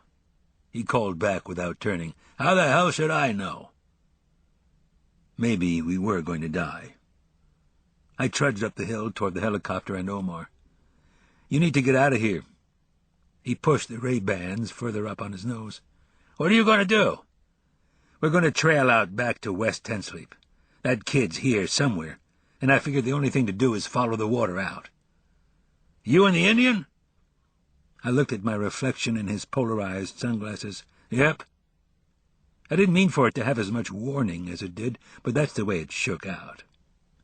He didn't say anything, just opened the cockpit door and reached in to retrieve a handheld that he gave to me. The rotors pitched slightly as another gust rushed up the valley. "It's already set at your frequency, so if you need to talk to anybody, you should get through, as long as you've got reception." "Thanks." He looked at me for a moment as if memorizing me, and I can't say it was comfortable. "I notice you're carrying a 308. "We traded." He considered it for a moment. "Make sure he stays ahead of you." His face was stiff. "I'm not joking." I looked at him and thought about saying a number of things. "We'll be all right." I waited a moment. "Get in touch with Ferg and Vic, and tell them to meet us at West 10th Street parking lot, if you would." We both looked back at the weather. "Tell them to bring hot coffee." Omar sighed a deep sigh, climbed into the helicopter, and held the door open with a foot. He began flipping switches, and from the center of the machine a high whine began slowly setting the rotors in motion. He started to place the headphones over his ears, but stopped, leaned sideways through the still-open door, and shouted to be heard over the increasing roar of the big engine. "You tell that Indian, if he comes out of here alone—" I waited. "I will see him dead." I lowered my head, held the Weatherby in both hands, and quickly dropped over the ridge. The deep hues of the helicopter's exterior reflected the lakes.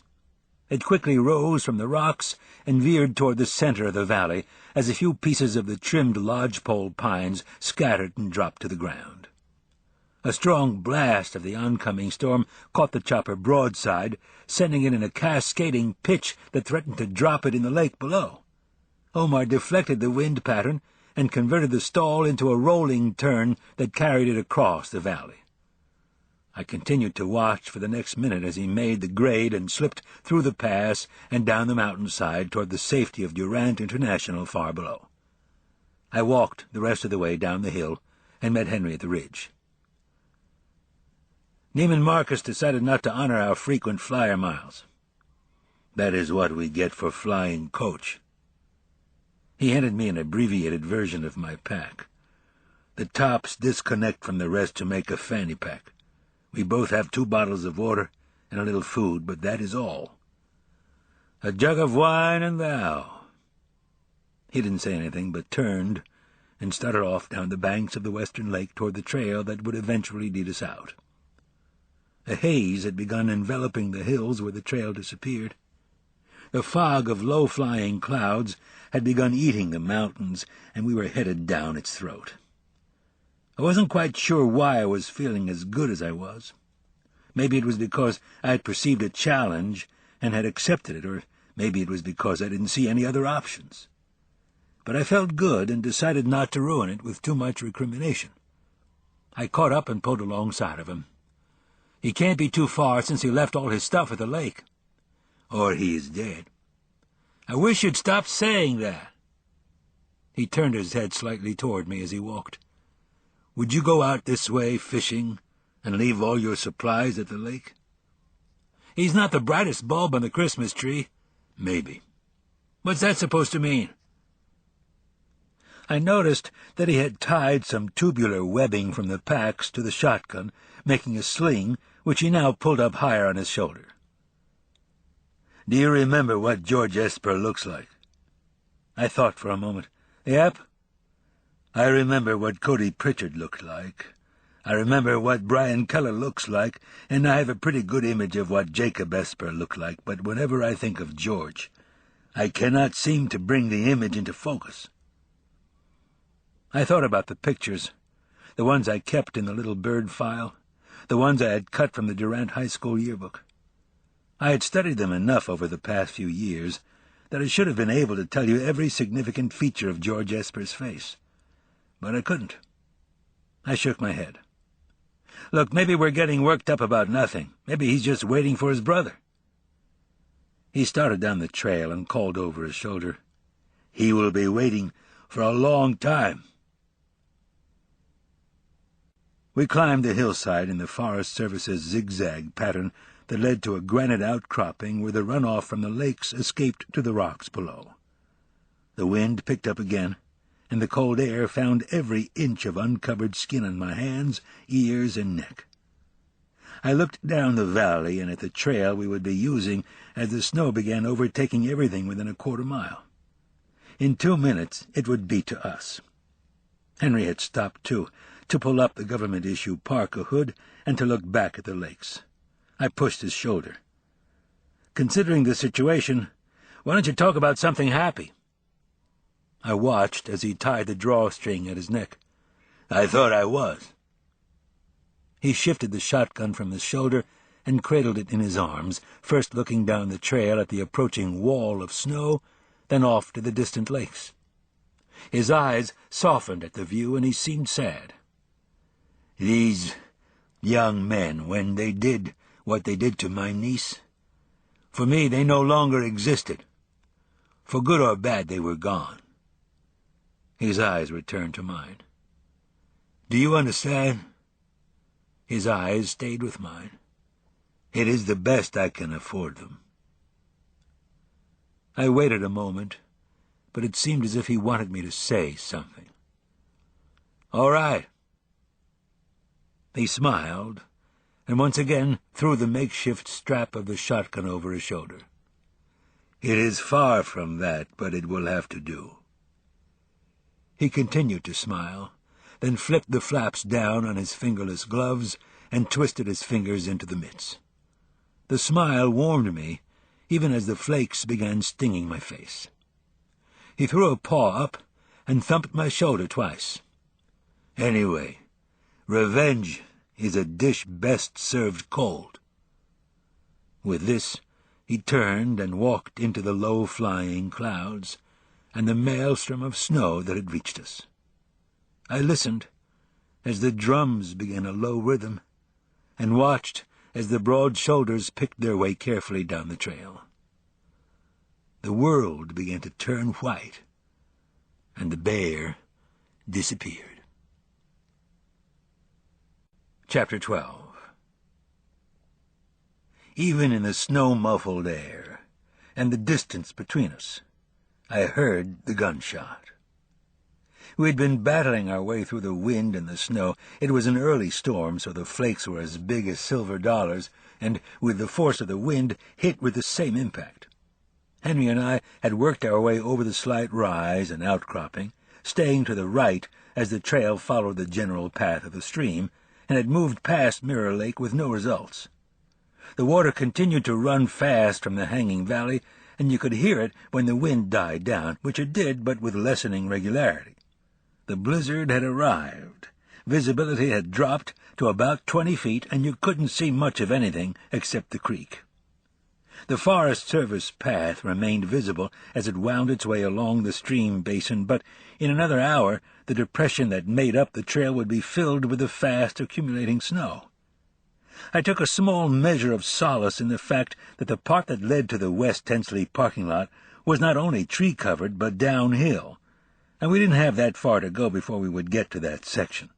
But the farther we got, the farther my heart sank with the thought that George Esper was not going to be found. I had already summoned up the image of George's bones, scattered by all the little animals by springtime, their bleached white contrasting sharply with the green of the fresh high meadow grass.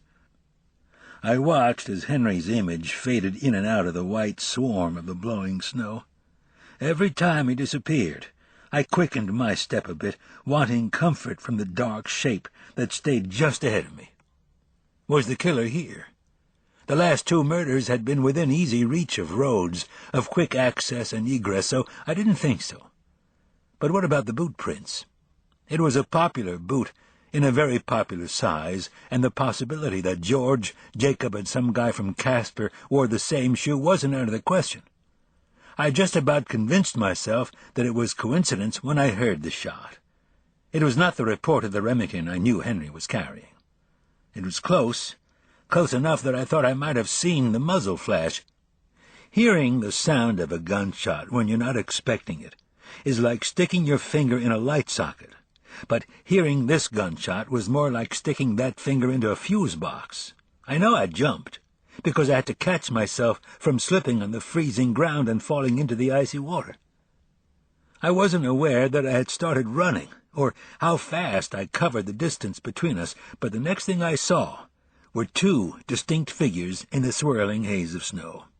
One was seated in the path with his feet before him and was slouched forward, and the other was standing over the first and held something in his hands.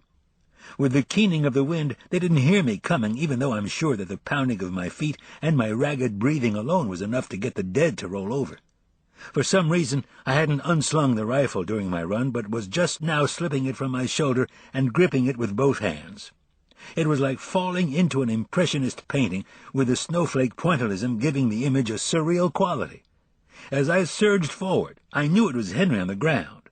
It wasn't a big person that I hit, and I didn't recognize a single aspect of his appearance as we collided. I know he didn't expect me because there wasn't any resistance when I got there. I was carrying the rifle forward, but I didn't swing it. Instead, I used it as a battering ram. In hindsight, I suppose I could have used the thing with a little more strategy, but calculation didn't play much of a part in my reaction. When he went, I went over with him into the cloud of snow and down the bank leading to the creek. When we hit the ground, the first time, the rifle came up and caught me at the bridge of my nose, but the majority of the impact went directly into his head, which snapped back as the stock of the big Weatherby slammed into the side of his jaw. I'm pretty sure I heard the crack of bone as he went down, with me smothering him as we went. The second time we hit the ground was the last, and the roll converted into a slow slide on the bank of the stream in axle grease mud. I felt a sharp pain in my lower left-hand side. Something dug into my short ribs and felt as though it had suddenly yanked on my insulated coat as I heard a muffled report. Even in the windstorm, the smell of spent gunpowder and quartzite stung the air. I slapped a hand down to the area where the gun must have been, and I could feel the small revolver that was wedged between our mutual diaphragms. The grip that held it was limp. There was accumulated moisture between us, and I couldn't tell if it was from the fall or if either of us had been shot. I stripped the revolver from the open hand of whomever it was that had held it, and lay there for a moment to make sure he really was out and to catch my breath. After a moment, the bass of Henry's voice strained into the wind. "Are you hit?" His voice was thick, and I could tell he was hurt. I grunted, rolled off the inert figure, and felt my side. I looked back up the hill. "No, I don't think so. I'm just trying to get my heart out of my throat. You?" "Who is it?" I pulled myself up on one elbow and looked down at my victim. His face was turned and buried in the hood of a Gore-Tex jacket. I used the stock of the rifle to leverage myself up into a position more suited to looking, and reached out to turn the face toward me. His chin grinded a little as I pulled the face around, indicating that some damage had been done, but aside from the askew jawline, it was the mostly intact face of a watered-down Jacob Esper. George Esper. Henry's voice was still thick, but there was a little more animation. "Is he hit?" "I don't know. Check him. I can wait." I sat up completely and looked in the general vicinity of where I thought George might have been shot, and found nothing. The words were just coming out of my mouth when I noticed a small tear in his full-zip pants. Shit! I pulled off my glove and ran it over the black fabric. It was coated with his blood. Shit! "He is hit?" "Yep." I tore the pants open to reveal an entry and exit wound at the front of his thigh. "Subcutaneous damage, possibly the thigh muscles. Missed the bone and major arteries, though." "Can you stop the bleeding?" I sighed. "Maybe, but he's not going to be able to walk." I took one of my gloves, turned it inside out, placed the fleece-covered leather over both holes, and looked around for something with which to tie the glove in place. The small pack was still attached to my middle, so I stripped the water bottles off and emptied it out, wrapping it around his leg. I raised his head up and peeled back an eyelid. What showed was mostly white. He gave no sign of coming to. I had seen his chest rise and fall, but I felt his wrist just to make sure I hadn't killed him. The pulse was strong, but he remained still. I checked George's leg again and then scooped up a small .38 caliber Smith & Wesson Detective Special. I thumbed open the cylinders and looked at the 2 spent cartridges and at the 2 that remained. I removed the 2 empties, readjusted the wheel forward of an empty chamber, and snapped the cylinder back with the firing pin resting on the hollow chamber. I pushed it into my pocket, picked up the water, and climbed the hill to my friend, who still sat on the trail. As I got to the path, I had a clearer picture of him and saw that drifts of snow had begun building up against his outstretched legs. The bear's arms were wrapped around his middle, and the hood on his jacket dipped low as if he were trying to sleep. The Remington .870 lay across his lap. I knelt down and looked up into his eyes. They were pinched, Let me see." He slowly dropped his hands to the edges of his jacket, and it was only then that I noticed the dark red stains that had soaked through his woolen gloves. The jacket slowly opened to reveal a bloody mess at his abdomen, just above the navel and slightly to the right. The blood had saturated the lower part of his shirt and thermal underwear, and was now leaking into his lap. I swallowed, and the word was out before I could stop it. "Shit!" He laughed, but quickly stopped as the movement in the trunk of his body caused him who knew how much pain. "Please, you are overwhelming me with your optimism." We had no idea where the bullet was, or what damage it might have done on its merry little way. With abdominal injuries, there's always the possibility of traumatic tear in one of the vascular organs, which could easily lead to massive hemorrhaging into the abdomen. Percentages for gunshot mortality rates flashed through my head. Liver, 30%, kidney, 22%, stomach, 18%, and bowels, 12%. These numbers geometrically progressed the more I concentrated on how far we were from a formal paracentesis or peritoneal lavage and computerized tomography or CT scan.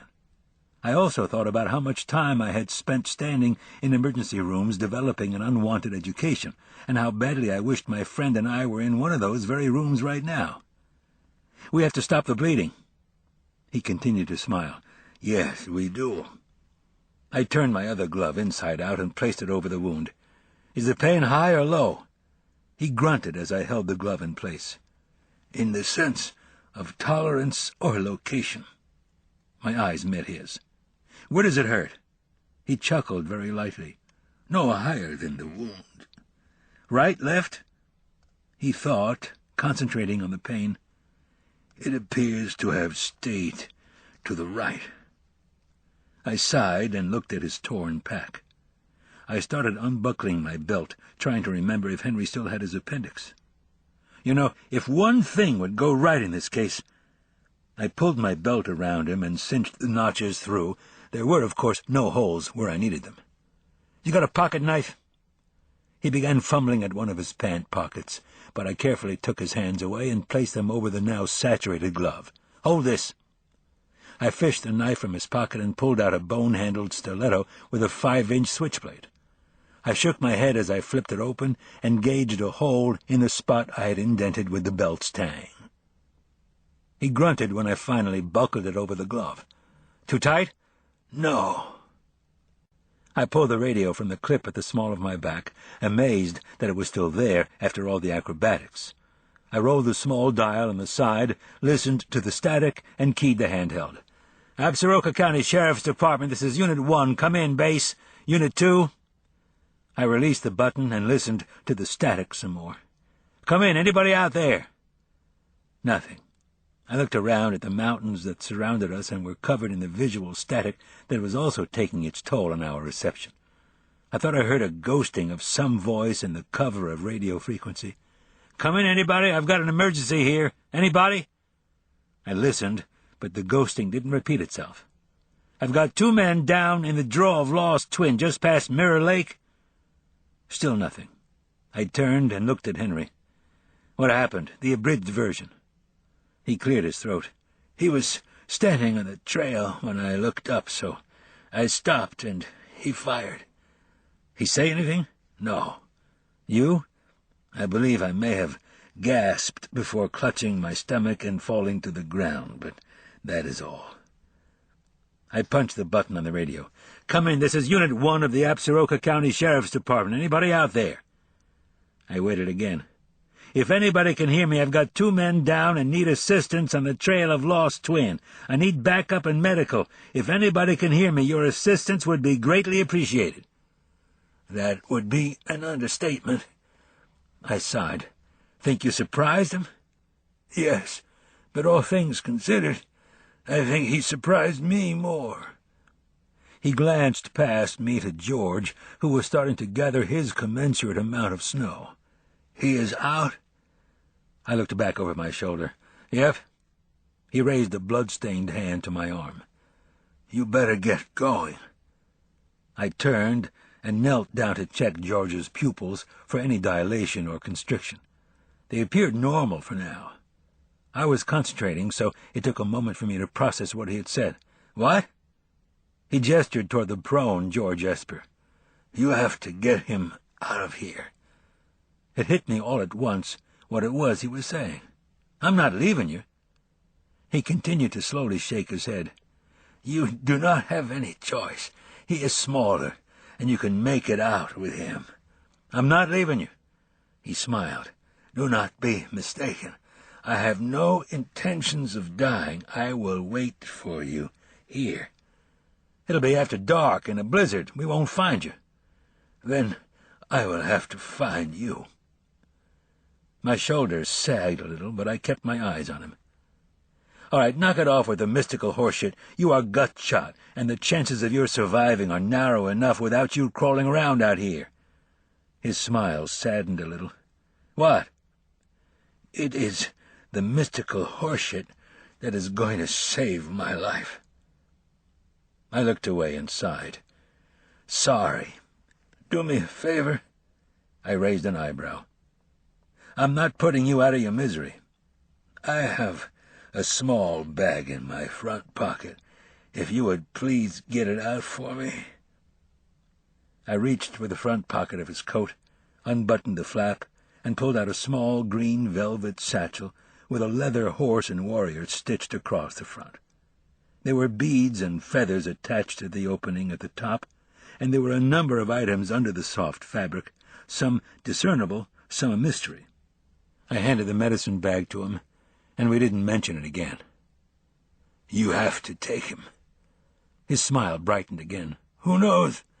Perhaps the weather will cooperate." He grimaced and shifted his weight. "Pain?" "No, I have plenty, thank you." I wanted to punch him. In spite of our hopes, the wind had increased, and with an introduction of ground fog, visibility had dropped to within 10 feet. I once again glanced back at George, and considered the 170-odd pounds I was going to be carrying for roughly the next 3/4 of an hour. At least it was downhill. My attention was drawn to the foot that stuck up just above the drop-off, and I wondered if it might be a Vask, size 9. When I turned back around, Henry had pulled the hood back a little, and his eyes had sharpened. "You must go now." The longer I waited, the less chance he had. "You want me to move you up against one of the trees for a little shelter?" "No, I am not moving until you get back." His jaw clamped shut. The muscles bunched like fists on both sides of his face, and I wished like hell that I were the one who had been shot. I slipped off my jacket, careful to take out the bottle of water, and placed another layer over his front. "What are you doing?" "If I'm carrying him out, I'll be sweating like a pig once I get there. You'll need this more than me." I opened the water bottle and drained it in one continuous chug. "Go!" I bent down to scoop up the water bottles that had fallen on the trail. He watched as I vented a lot of frustration by throwing each of them as far as they would travel. We listened as they glanced off the tree branches in the distance and landed with satisfying thumps. I turned and looked down at him and tossed the empty over the hill. "Promise you won't eat the snow." "I promise." I gave him a quick smile of my own. "I just thought I'd tell you. I'm taking you off the official suspect list." "I am comforted." He didn't look it, but I placed my hand lightly on his shoulder, and we understood what it was that we didn't have to say. I stood and trudged the small distance down the hill, and paused at George's boots. Vasks, size 9. I brushed the snow away and tried to gently shake the still unconscious George Esper into some semblance of awake. If he came to, it was possible that I could assist Henry and we could all get out. But there was no response, so I reached into his pockets, found his keys, and stuffed them into my Carhartts. If nobody was there to meet us, at least I would have a place to put George. But if nobody was there, how was I going to get a gut-shot 220-pound man out of the woods? I decided to tackle one problem at a time. Grasping George by one arm and drawing him over my shoulder, I leveraged him up. He didn't weigh 170, probably closer to $1.50, which reassured me a small amount. I stood with him over my shoulders and straightened my back, even though the majority of his weight seemed to remain on my right side. It wasn't going to be easy, but leaving him in an unconscious state and making a mad dash for the trailhead didn't seem to be an option. He might die of hypothermia, even though I wasn't so sure that Henry wouldn't. But if I was betting on who could withstand the rigors of staying alive, my money was on the bear.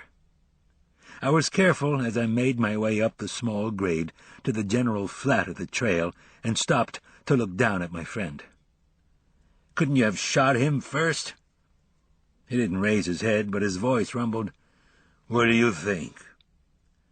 I thought about kicking his foot in response, but was afraid that any unnecessary movement should be avoided, even a sign of affection. So I turned into the wind, shrugged George a little higher onto my shoulders, and kicked off the first steps of many to come. Just a little away from all the action, I came across a nice fly rod and a creel resting beside the trail. I kicked the creel over, but it was empty. George's luck was holding. I was frustrated and getting angry, so I used that as fuel to get me going. The problem with anger is that once it burns out, you're left with empty tanks. I stopped and caught my breath. I thought about shrugging George off and taking a rest, but I didn't do it for fear that putting him back on might be more than I could manage. There was that, and then there was Henry. As I had been making my way, I had heard him begin singing. It was a low voice that found a way to cut through the noise of the wind and join with it to carry its ghostly sound across the valley. I had heard Henry sing a number of times at religious ceremonies on the reservation and at powwows that he had dragged me to. I was always surprised by the tonal quality of his voice. The power and strength were a given, but the intricate patterns that it expressed, the infinite ability instantly to change tone, always made me smile. Good friends are the ones who can remain close without losing their ability to surprise. I listened as the driving rhythm of his song carried me farther, and his voice remained with me down the long descent into West Ten Sleep Valley. I didn't know what kind of song it was. I didn't know what the words were, and I didn't want to know. I only listened to the complex melodies and carried them in my heart and mind as other footprints seemed to join in with mine and share the load of George Esper. Old footfalls, old as the mountains and just as enduring. I listened as other voices joined in Henry's song, strong voices, voices that carried not only over the valley, but through it. The old Cheyenne were with me, and I could feel their strength as I continued along the trail, my heavy boots forming the snow as I went. The drums were there, too, matching my progress in perfect fashion, providing an easy rhythm and keeping my legs moving. I felt strong, like I hadn't in many years, perhaps like I never had. I watched as my breath began blowing out ahead of me, and it was as if the wind didn't affect it. The searing air felt good in my lungs, and I almost felt as if I could run. But the steady beat of the drums held, and so did I. I felt as though the old Cheyenne were challenging me for my friend, were attempting to take him with them back to the camp of the dead. It was a good, spirited challenge, one that pulled at my heartstrings, but one that I would not allow. I looked at their shadows as they walked along with me, darting between the trees with closed-mouthed smiles on their faces, nodding to me when I caught their eyes. They carried their coup sticks but kept them far out of my reach. Their steps were steady, like my own, and it was only after a while that I became aware that they were matching them precisely. I smiled back in the friendly assurance that their company was appreciated, but their mission was not. They could see it as a smile, or they could see it as a showing of teeth. It didn't matter. I would pass this way again very soon, and they were welcome to join me, but they should not get in my way. They were dressed in their summer loincloths, with only low moccasins on their feet, but the cold didn't seem to affect them any more than it was affecting me. One of them nodded in a knowing fashion and dipped his shoulders sideways to slip between the close-knit lodgepole pines, only to disappear on the other side. There was a small rise ahead, and it was only when I realized that my gums were freezing that I knew I was smiling in full anticipation of it. My stride lengthened, and the songs kept step. I had slept little in the last 24 hours. I was over 5 decades old, and yet none of it mattered. The young man on my shoulders felt like an oversized bag of baking potatoes as I kept the pace and continued on. Even with the cloud cover, I could tell the sun was setting. There was the slightest darkening of the valley. I concentrated on my feet, leaving the old Cheyenne to their devices, and tried not to slip into the icier areas of the trail. I had been right about the heat I would manufacture, and my clothes began attaching themselves to every outline of my body, causing an impediment to my speed as they started to harden. My muscles felt just the slightest twinge of ache and fatigue as I stayed on the high side of a sweeping turn that opened into a small meadow that I remembered from years ago. The wind hit me like a swinging door, knocking me back a half step before I caught myself and surged forward, still concentrating on my feet. The weight of my burden was just beginning to take a toll when I noticed something else besides my boots in my line of vision. It was a hide-wrapped knob with pony beads and what I now knew to be owl feathers. I raised my head as the little rivulets of sweat raced down the middle of my back and from my face. Someone was there, in the trail before me, walking backwards with every step I took. It was a large man with hair like Henry's, and when I squinted my eyes through the stinging snow, I could see even more of a resemblance. The face was harder and leaner, and there were scars where Henry had none, but I had no doubt it was family. His eyes were sharpened to slits of chipped obsidian that shifted to the left and then to the right. He had the same look as dogs have when they stand over a bone. I shrugged George farther up on my shoulders and kept my pace as the warrior continued to back away, keeping the end of a stick only inches from my stomach. Every time I surged ahead in an attempt to run into the staff, he would back away at exactly the same speed. The clouds of his breath seemed to pour forth only to be caught in the suction of my own breathing, and it was as if we were sampling the same air. It agreed with both of us as we picked up the pace again, and I moved forward, stepping like some strange four-legged animal. He smiled, a tight-lipped smile, and the light that reflected from his eyes brightened the trail ahead. He caught me looking at something large and square that loomed in the distance over his right shoulder. He motioned with the staff, only missing my stomach by a hair's width, and I could smell sweet grass and cedar. I looked back as he smiled, and his words were the whisper of many voices. Sometimes dreams are wiser than waking.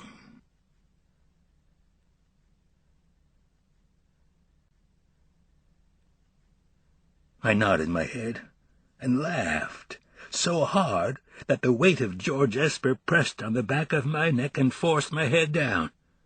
When I resettled the young man and raised my eyes, the brave who had been in the path was gone. I looked around. The only thing I saw was the back of the trailhead map that indicated the path leading to Lost Twin. I laughed some more as I trudged around the 2 poles that supported the 8-foot sign, leaned against it, and looked at the snow that had plastered the north-facing side. I lunged on as the pressure of 2 men ground the gravel of the parking lot under the surface of snow. There are 2 levels to the gravel lot, and I was hoping that the lower one, which also happened to be the closest, was where he had parked. There was a rise where the Forest Service had used railroad ties as bumpers, and I walked alongside of them until I literally ran into the fender of a snow-covered vehicle, almost dropping George onto the rear deck in the process. I caught my balance and turned toward the back of the small SUV, fished for George's keys in my pocket, and prayed the car was his. When I got to the back of the vehicle, I wiped a hand across the deck and looked in satisfaction at the partially exposed chrome letters, Mazda. Just for the heck of it, I tried the handle, and sure enough, the tailgate let go with a small click. I raised the lid and gently slumped George in like so many groceries. There was a travel blanket that I wrapped around him, and after checking his leg, I closed the back, staggered around, and opened the driver's side door. I slid into the seat. The steering wheel pressed against my stomach, so I released the catch, allowing the seat to slide back with a thump.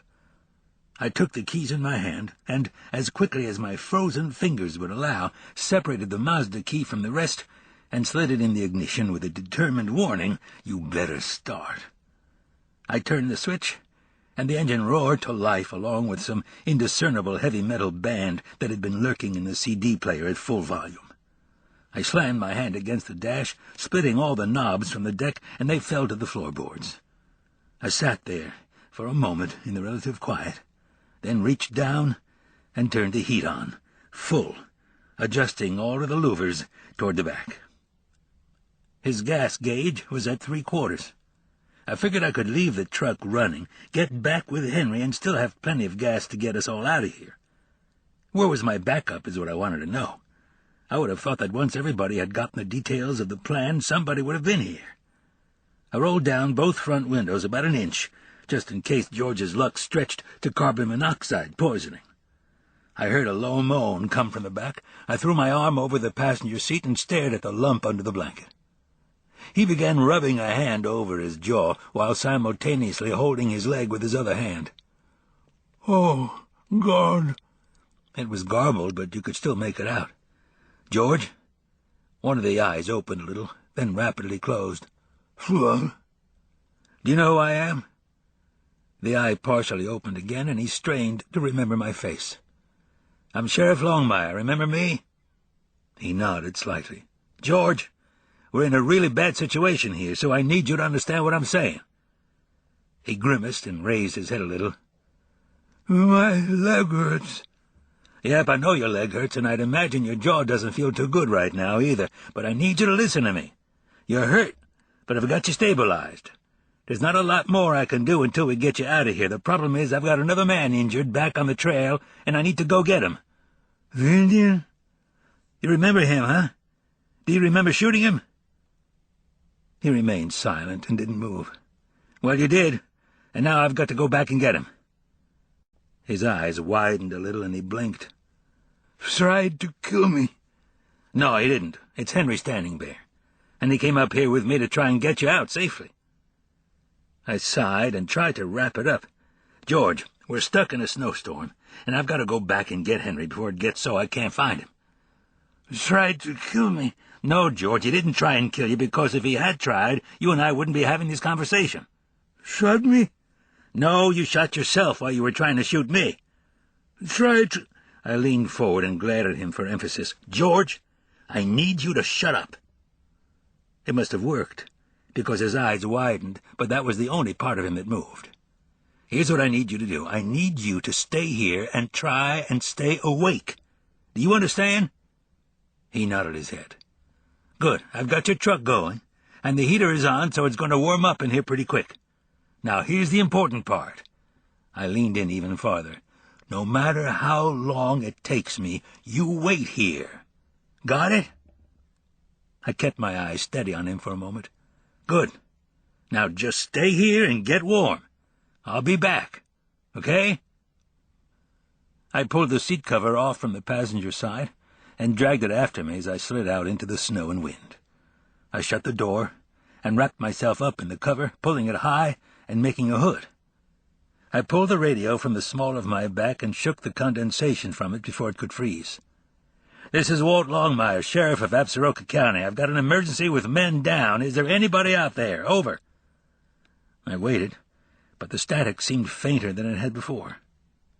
I looked back across the lot in the general direction of the trailhead, but the only thing visible over the top of the truck was my rapidly filling footprints that led into oblivion. I drove the radio back in the clip at the small of my back and started off. I clutched the seat cover tighter around me and discovered a series of vinyl pockets that ran along the front. I tucked my stiffening hands into 2 of the pockets and silently thanked George for spending the extra 20 on the luxury model. I felt around and found what felt like a church key and a large shop rag, which I pulled out and wrapped around my face. I'm sure I looked like a Bedouin, Ben El Napa. I chuckled to myself at the thought of Henry seeing me like this. He could just laugh himself to death. There was a sudden grade as the parking lot ended, and I thought the trailhead began. I peered through the snow as it dove around my makeshift hood, but I couldn't see the sign. The fact that it was 8 feet high and at least 6 feet wide was less than encouraging. I tucked my head back into the nylon tweed cover and continued to trudge ahead. I was thinking that this was a poor excuse for a search if I couldn't even find the sign, when I ran my head into one of the telephone poles that supported the damn thing. My head really hurt, but at least I'd found the first indication that I was going in the right direction. The gusts pressed against my back and slapped the ends of my auto poncho around me. What was I doing? What had I done? It was hard to think. It was darker now, and the snow had gotten worse. The flakes were smaller than the silver dollar ones of before, and they became tiny, flat disks that hovered in the air, moving with its currents. They swirled, paused, and then dove into the distance, making me feel that I was falling backward no matter how hard I lumbered forward. I closed my eyes to clear my head, but the disorientation continued. It was definitely darker now. The depression of the path continued up the hill, and the shadows of the trees remained consistent on both sides. As long as I stayed between them and continued uphill, I would eventually get to him. Henry hadn't been at the sentencing, but this hadn't been a surprise since he hadn't been at the trial at all. We hadn't been in touch during the case, and even though I was continually busy, I had gotten the distinct feeling that he was distancing himself from me. I don't know if I would have done anything different if I had spoken with Henry, and it was like he had said on the trail, in what seemed like another epoch, ignoring them was the best he could do. I wasn't sure if I could have shown that much restraint, given the circumstances. Vern said that he had received about 75 letters about the sentencing, that they were split 50-50 on whether the boys should be granted some semblance of leniency or whether they should be horsewhipped all the way to Kemmerer. After he had taken his place on the bench, the defense pled for a sentence that would reflect the homegrown values and sense of forgiveness that were a hallmark of frontier civilization. Even Ferg had to glance up at Steve Miller as he delivered that one, but his righteous tone and openly displayed conviction kept anyone from laughing out loud. Each of the boys was allowed to stand and make a statement. It was the first time Brian Keller had spoken in public about the rape. He stood and fanned his fingertips across the table before him. The whitening at his knuckles betrayed the fact that he needed assistance to stand, and we all waited. After a few moments, Vern spoke to him. "You wish to make a statement, Mr. Keller?" "Yes." He cleared his throat. "I do, Your Honor." His head dropped as he studied the dull oak finish of the table. He took a deep breath and raised his head. "Your Honor, my lawyer has advised me to remain silent, but to be honest with you, I feel that I may have said nothing for too long." It had taken all the air out of him to get that far, and I wondered how much more he could get out before he hyperventilated. "I've thought a lot about all the things I've wanted to say, and I've had a long time to think about all of them. I've thought about the poor judgment I used that day, and how I'm older, and that I hope you'll let me learn from this horrible mistake that I've made. But none of that seems important now. There's only one thing that's important for me to say now, and that is that I'm sorry." He tilted his head back, and you could just see the beginnings of a shine to his eyes. "I want to tell Melissa that I'm sorry. I want to tell her family that I'm sorry for what I've put them through, to the people on the reservation, for the things that have been said, to my family." He stopped for a moment, then stood up straighter and allowed his hands to fall to his sides. "But the most important one is Melissa. I just want to tell her how sorry I am for what I've done to her and her life." He stood for a moment longer, then sat, with a hand shielding his eyes. "George Esper." George stood and placed his hands in his pockets, but quickly extracted them and allowed them to drop. His voice was soft and faded out at the ends of his sentences, like someone unaccustomed to public speaking.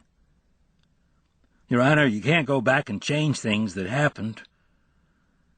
The majority of his apology was to the parents that sat behind him and tapered off from there. "Jacob Esper." Jacob stood with fists at his sides. "Your Honor, I'd like to say that I can't express the sorrow I feel." So he didn't. Instead, he made a general appeal at how sorry he was for everything and left it at that. I wondered mildly what everything entailed. "Cody Pritchard, do you have anything you would like to say?" He didn't move, and remained seated with his hands in his pockets. After a moment he smirked and said, "No." And I thought about how far I could get him through one of the second-story windows on one try. Then Kyle Straub, the prosecuting attorney, stood and began the statement he hoped would assure that the defendants would serve significant jail time.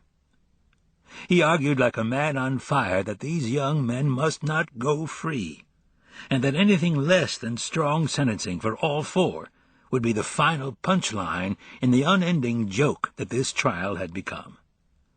Vern looked up at that one, too. Because of their ages, when they had raped Melissa Littlebird, Kyle anticipated that Vern might sentence the three young men convicted of rape to a youth facility rather than to a prison. Offenders sent to youth facilities were usually not given a minimum sentence, which placed the duration of imprisonment squarely on the shoulders of prison officials. All of which meant that the prosecution needed a 5-year minimum sentence, or the convicted would be available for parole in a much shorter period of time. The judge must set a minimum. Even I got that. I tripped, but caught my balance before I buried myself in the snow. It was getting deeper about at mid-calf, and my plodding was becoming more forced. Other than my feet, the only part of me that consistently felt warm was my chin and nose. The smell of gasoline and used motor oil from the shop rag was beginning to get to me.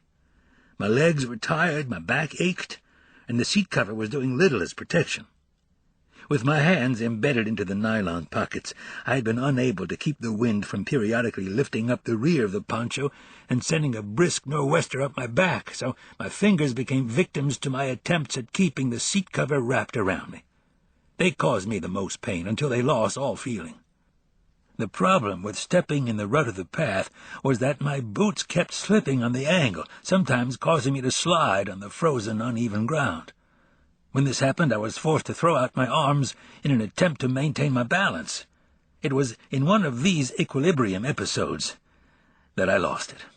I hit the ground face first because my hands were tangled in the seat cover. It didn't hurt as badly as I thought it would, so I lay there for a moment as the snow next to my face began to melt. The stinging in my eyes bothered me, but it felt like a good place to rest. Somehow it didn't feel as cold there on the ground, and a comfortable, dreamy quality began seeping in with the melting snow. I exhaled a breath to clear the snow away from my shop rag veil, but it didn't clear very well. It should have bothered me, but it didn't. It felt like I was getting enough air, and enough was all I needed.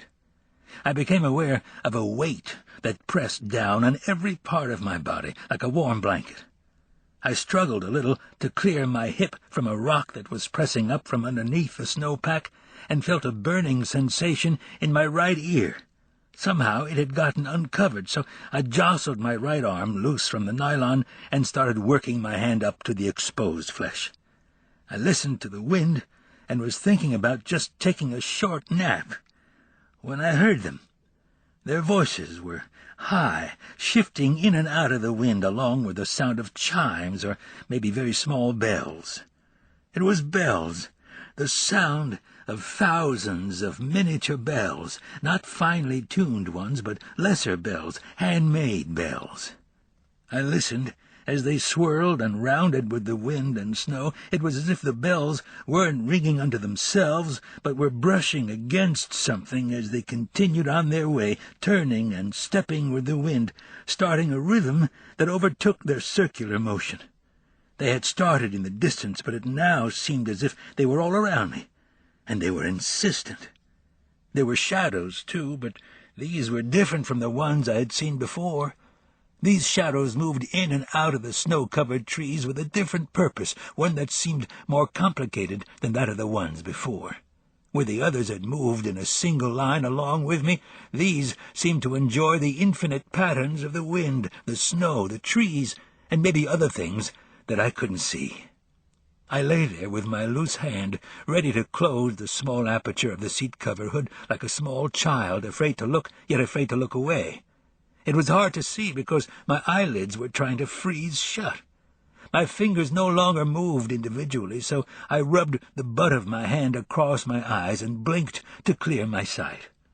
The swirling was right in front of my face now, and it carried the rhythm of many. The patterns swooped in close to the ground and then snapped back quickly as if teasing the ground to follow. I reached my hand out to touch one of the strands, but it slipped through my fingers with the snowflakes. I reached out farther, but every time I got close, the white tendrils whirled away. I placed my arm under me, pushed myself up on one elbow, and looked through my tunnel of snow-coated cloth. They were small, cone-shaped bells that chimed lightly as they moved in tiny rows across well-rounded cloth, which draped from opulent forms. The bells continued to ring even when the wind fringe swept them away.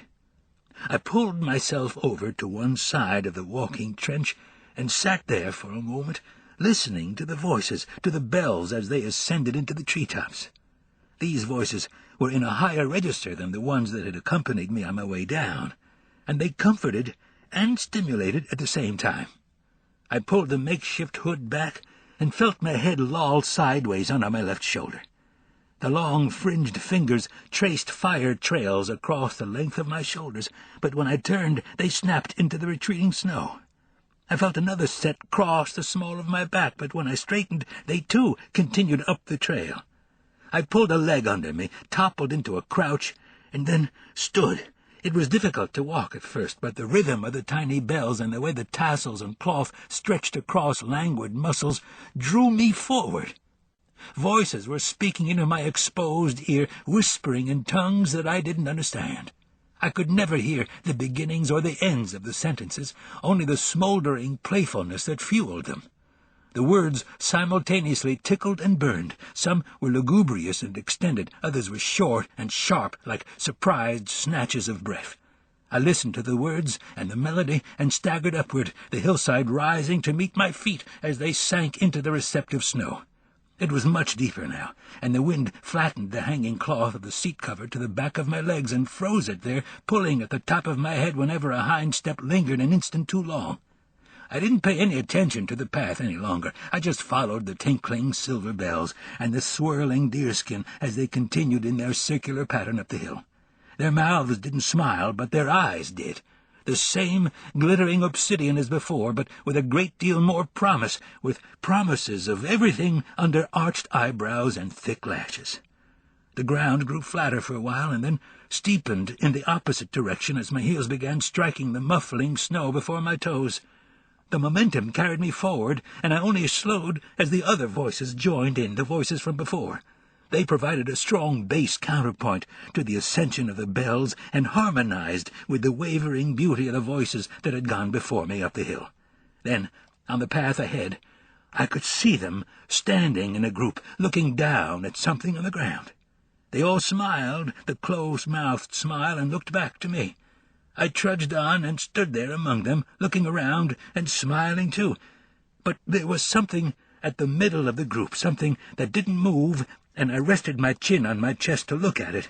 It was large, and it looked heavy, but they seemed to prize it in some way, so I leaned down and brushed some of the snow away.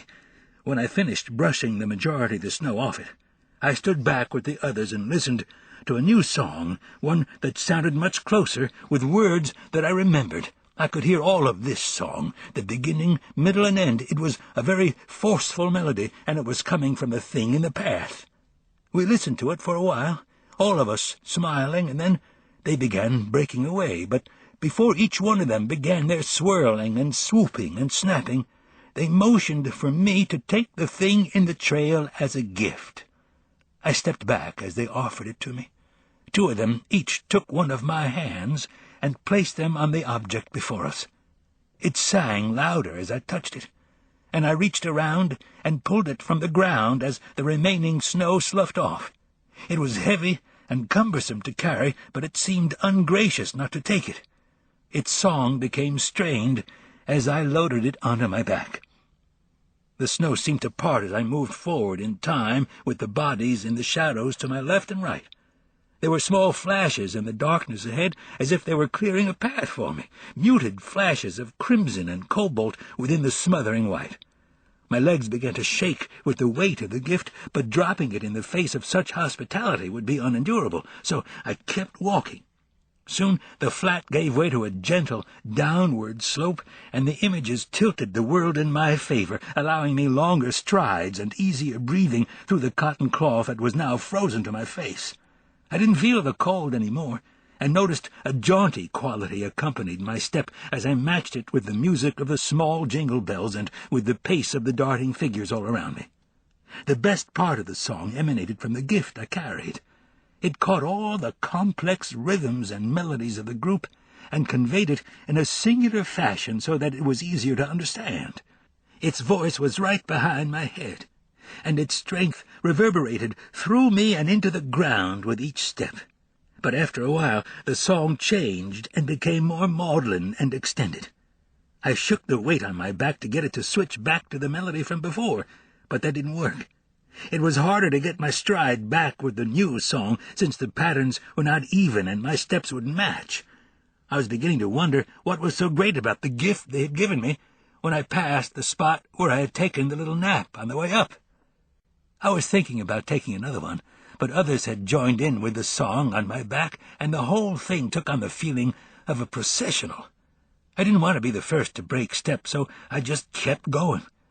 After a while I became aware of a large shape up and off to my right. I remembered it as being something important, but I couldn't remember why or what it was. There was a sharper drop-off as I made my way around that shape, and I almost lost my footing as I skirted it. I had a vague recollection of it having hurt me in the past, but it seemed benign enough now.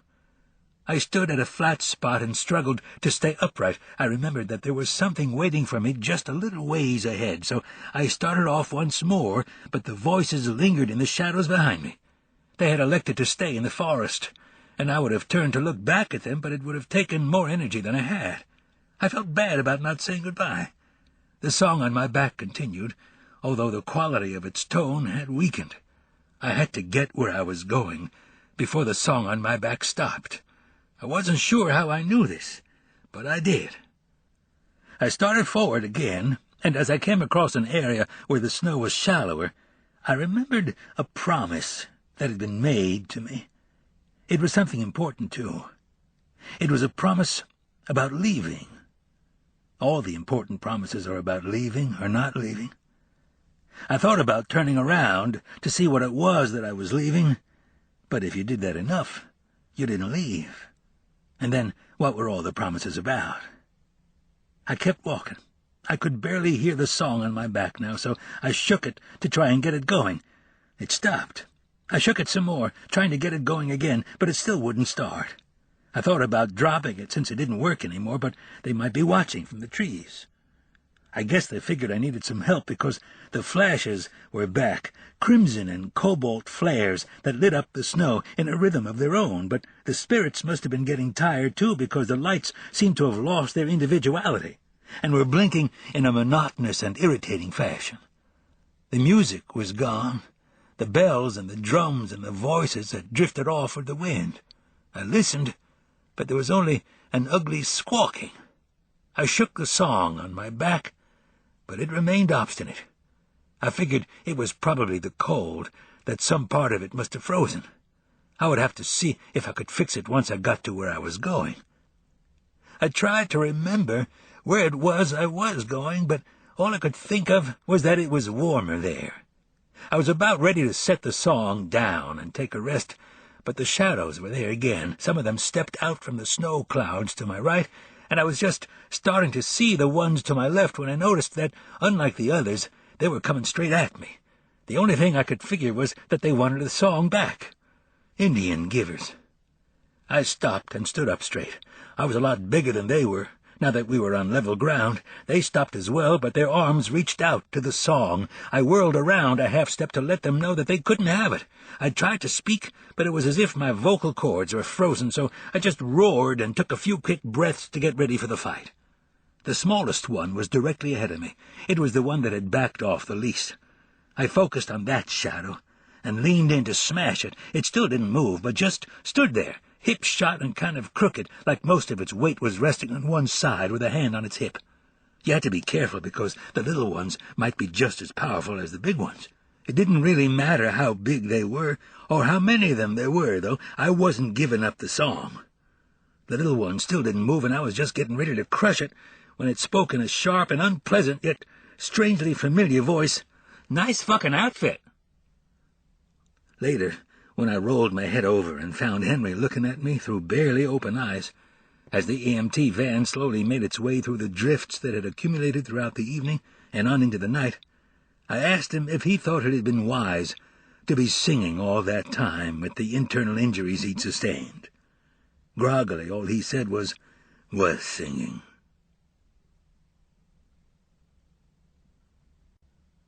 Chapter 13. What do you mean you released yourself on your own recognizance? I rang the bell a bunch of times, but nobody came around. I was trying to look reputable, but it was difficult with the clothes I was wearing. So you just left? We stood there for a moment, looking at each other. They're on the phone, and they want to know where you are. Ruby had a point, and in hindsight it did seem a little irresponsible. I straightened some of my papers and tried to look busy. Well, tell them I'm here. You tell them. Explain to the doctor why it is he can't find you anywhere in his hospital. I stared down at the blinking red light. I had to get a different color. It was still early, and the sky was getting a little bruised yellow to the east. The tail end of the storm was tapering off to the Powder River country, but the sky still stayed mostly gray. They said it was over, but I felt like it might be stalking me. I remained there for a while, not allowing the pain in my fingers and ear to get the best of me. I could hear Lucian chuckling to himself in the hallway. Changing of the guard. I had timed it poorly. If I had arrived earlier, I could have gotten things going and hit the road before Ruby had shown up for duty. I woke up very early and couldn't get back to sleep, so I lay there and thought about Henry. I rang the little bell for the night nurse and waited about 5 minutes, then I rang it again and again. A half an hour went by, and I decided to go look for the bear myself. The IVs were the biggest pain in the ass, but they came out pretty easily, and the tape covered the holes so that the bleeding stopped. I had dismissed the idea of dragging them along with me, as they would cut down on this particular mission's stealthy quality. The nurse had hidden my personal belongings, but I found them in a locker near her station, which was, I had learned, the safest place to avoid her.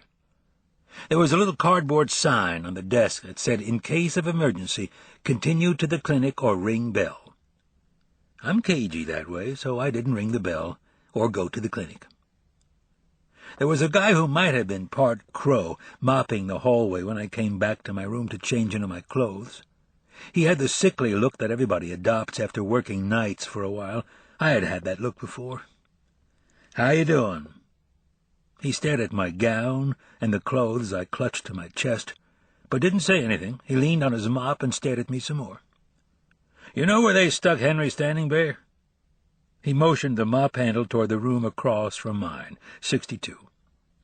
We stood there for a moment longer. "Thanks." He continued mopping, and I ducked into my room to get dressed. My hands were swollen and starting to blister, and it was only with a great deal of difficulty that I snapped my shirt. The rubber boots were the hardest part, so I finally left them unlaced. My hat hadn't been with the rest, and I paused for a moment to think about when I'd seen it last. I thought it was on the mountain, but I couldn't be sure. I fingered the glob of tape attached to the side of my head and felt the tenderness that must have been my ear. It hurt worse than anything else, but at least they hadn't cut it off. By the time I opened the door and looked around, the guy with the mop had moved on to another hallway or had gone to fetch the elusive nurse. I quickly moved across the hall and into the room opposite, hoping it was the right one. I stood there in the dark, letting my eyes adjust. It was a mirror image of mine, with the exception that it did not look out on the parking lot. The breathing was heavy, regular, and familiar. I moved carefully to the bed and looked down. He seemed to be all there, and short of pulling down the sheet and examining the wound myself, I would have to go on the assumption that he was doing all right. He had a couple of IVs stuck in him, too, but there weren't any monitors attached, and that gave me hope. I looked around for a clipboard at the foot of his bed that would tell me how he was, but there wasn't one. Durant Memorial Hospital was doing little to live up to the expectations I had developed as a teenager watching Ben Casey. I wasn't sure what else to do, and I wasn't certain why I was here, other than to just make sure he was alive and well. They lie a lot in hospitals. It's their job to supersede the power of the Almighty with half-truths. Better to check things out for yourself. I was about halfway to the door when he spoke. "Thank you for the visit." I stopped and crept back. I left the Whitman sampler on the nightstand. "Very thoughtful." I took a breath. "How do you feel?" "Doped." "Must be nice. All I got was some Tylenol." He rolled his head toward me a little, looking at my clothes. "Where are you going?" "To look for George Esper." "You want to kill him before somebody else does?" I continued to look at him. "You aren't that doped up." "I was just thinking of calling and asking for some more." "Good luck." I patted his arm and started to back toward the door. "Get some rest." "Walt?" I stopped. "Thanks." When I got into the hallway, there was still nobody there, so I quickly made my way around the corner. To my utter surprise, a nurse sat at the nurse's station. She was looking at me, so I marched straight over to her, crossed my arms, leaned on the chest-high partition, and draped my hands by my side where she couldn't see them. There was nothing I could do about the ear. "Hi. I was just checking on a patient here, Henry Standing Bear. You've got him in room 62. She had sandy hair, china blue eyes, and looked like she was about 14. "Yes?" "He was complaining about some pain, and I was wondering if somebody could get him more medication." She seemed a little distracted as she picked up a phone. "Certainly." She looked at me a little more closely. "Aren't you in room 61, Uncle Walter?" I glanced around as if it were obvious. "No, I'm not." I looked at her more carefully. "Do I know you?" "I'm Janine Reynolds. I'm Ruby's granddaughter." The eyes started to look more familiar, so I smiled. "How you doing, Janine?" She didn't smile back. "What are you doing out of room 61? I thought for a moment. "Official business." The brat. She'd called her grandmother and told her everything, especially the part where I didn't know her from Adam. Maybe they had given me more than Tylenol. At least, that's what I told Ruby. I sat at my desk and watched as Lucian ambled in on his man-made leg and occupied the chair opposite mine. He was studying me with more scrutiny than I was comfortable with. "What? I bet you they'd take that ear." I sighed. "Just because they're always taking parts off of you. That's what they do best, take parts off." "I'm pretty fond of this ear." He scratched his stump. "Yeah, well, I was pretty damn fond of my leg." I waited. Anybody got any idea where George might have gone? He leaned back in the chair, hands spread onto his thighs with the fingers stretched. "Got an APB out, but then HPs are about as useless as tits on a boar hog." "How did he get out before Vic and Ferg got in?" He shrugged. Must have left right after you left him in that little Jap piece of crap." His head leaned to one side, and he was the perfect picture of disgruntled as he gazed at the floor. "Little shitbird." He looked back up. "Stop playing with your ear." "I had been." "You're going to do more damage playing with it than you did freezing it." I decided to change the subject. "Where is everybody? Turk's still out at the Esper place. Guess he's trying to work his way back into your good graces. Ferg was running some food out to him, but that was an hour ago." He grunted. "Ferg's got your hat." I was wondering where it had gone off to. "You're going to need it to hide that half ear you're going to have." I sighed some more. "Vic, up at the DCI compound." He said it with the same derisive conviction he had for the highway patrol. He looked out the window at the frozen sky. "What did the little pissant get shot with?" I felt around in the jacket I still had on and tossed the gun onto the desk with a satisfying clatter. I was showing Lucian that I could be tough, too. Next thing you knew, we'd be breaking out the bourbon and calling Ruby a twist. Then the real fun would start. He looked at the little revolver. "That ought to do it." His eyes came up to mine. "How bad?" "Not bad enough to keep him from jumping in the driver's seat and leaving us in the lurch." I leaned forward on the desk and told Lucian about the Vasks, size 9s, and about the conversation I had had with George before I had gone back for Henry. He neither responded nor remarked until I was through, just sat there looking at me. I was remembering what a good lawman he was when he finally spoke. "Well, he's got to get doctored somewhere." He cleared his throat. "Seems to me you just left the place where you should have started looking for him." "You don't think he's stupid enough to go to the hospital?" "He was stupid enough to be up there fishing in a blizzard. Stupid enough to try and shoot you and Ladies Wear. Stupid enough to try and make a run for it." He stopped, shook his head, and folded his arms over his chest to signify the particular gaps in my line of thinking. "I'd say the depths of his stupidity have yet to be plumbed, and yours is coming up, fast, on the inside turn." I had gotten a lot of tirades like this when I was a deputy under Lucian, but I didn't take them personally, much. "So we've got the hospitals and doctors' offices, but they have to report any kind of gunshot wounds. You couldn't get him to answer a bell. How long you think it'll take him to file a report?" He had a point. "You want to take a ride? I'm saddled, and if you're waiting for me, you're backing up." It was like working with Louis L'Amour.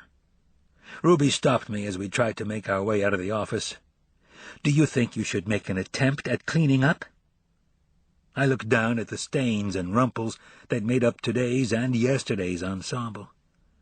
"Lets the citizens know they're getting their money's worth." "You have dried blood all down your back." I dodged out the door before she could say anything else, with Lucian cadging along after me. I gave the old sheriff a hand as he pulled himself up into the truck. He took out his pipe and a small beaded leather pouch of tobacco and began filling the cherrywood bowl. I noticed the pattern on the small bag and recognized it as the same as the dead man's body on a Cheyenne rifle. I informed Lucian of this. He looked at the pouch anew as the smoke drifted around his head and his dark eyes and out the window he had just cracked. "Well, I'll be damned." Going back to the hospital was risky business, but it was a chance I was going to have to take. Lucian waited patiently. His Isaac Bloomfield looked over my hands and examined my ear while I questioned him about any other gunshot wounds that might have popped up last evening. He said there had been nothing suspicious to report, but that if anything came up, he'd be sure to get a hold of me as quickly as possible. I asked about Henry, but all he did was kind of chuckle and said the nurses were taking very good care of him. I feared for Janine Reynolds's virginity. Much to Lucian's dismay, he, my entire ear, and myself left shortly thereafter.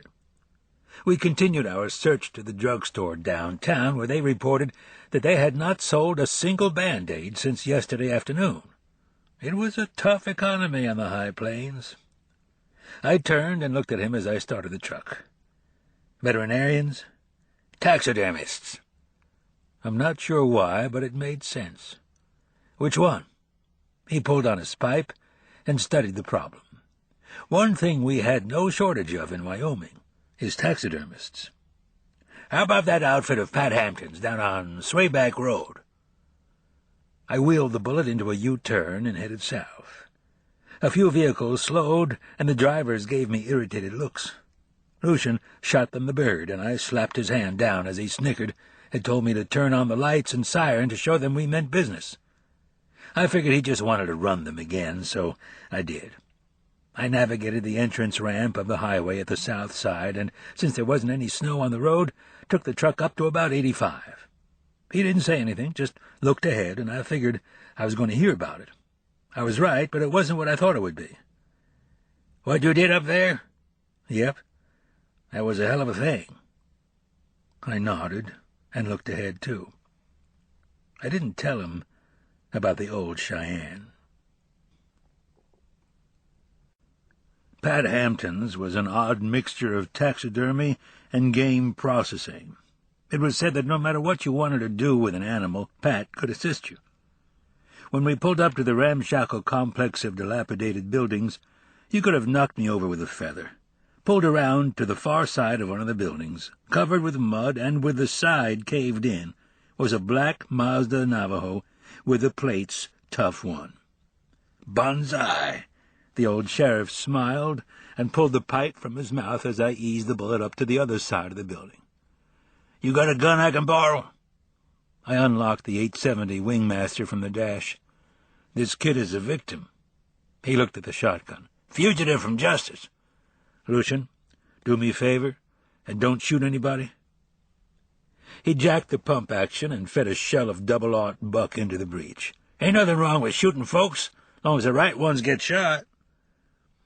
The next 5 minutes promised an inordinate variety of excitements. I pulled out my .45 and checked it, like I always did, then reholstered it, snapping the leather strap over the hammer. The old outlaw smiled. "Front or back?" I looked at the accumulation of buildings, trying to figure out which was which. "I'll take the front." The Remington waved in my direction as he navigated the door, and I was acutely aware that he had not put on the safety. I walked across the muddy slush of the lot to what looked like it might be the front, as Lucian stepped his way around the corner of the ratty, brown-painted building. There were boot prints leading up to the aluminum screen door that had only some battered strips of screening still attached. There was a plastic sign in the window, fly-specked and bleached by the sun. In swirling letters it read, "Sorry, we're closed." There were ancient blinds in the windows, but there was a small, diamond-shaped pane in the door that was unshaded. I poked my head through the empty frame of the screen and looked through the dirty glass. I could see an odd combination of living room and reception area, with sofas, a console television, and some sort of strange reception desk.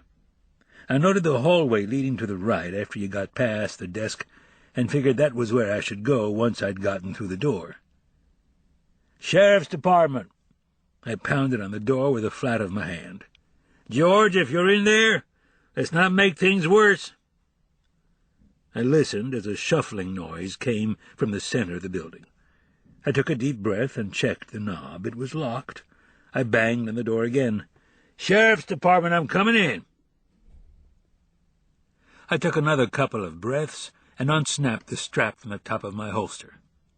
I only had a certain amount of time before Lucian came in the rear, but I figured having only one leg would slow him up in kicking his own door down. I carefully swung back the screen door frame so as not to get caught in it, and pulled the Colt from my holster, clicking the safety off and holding it in the air. I leaned back and put everything into a 14E width.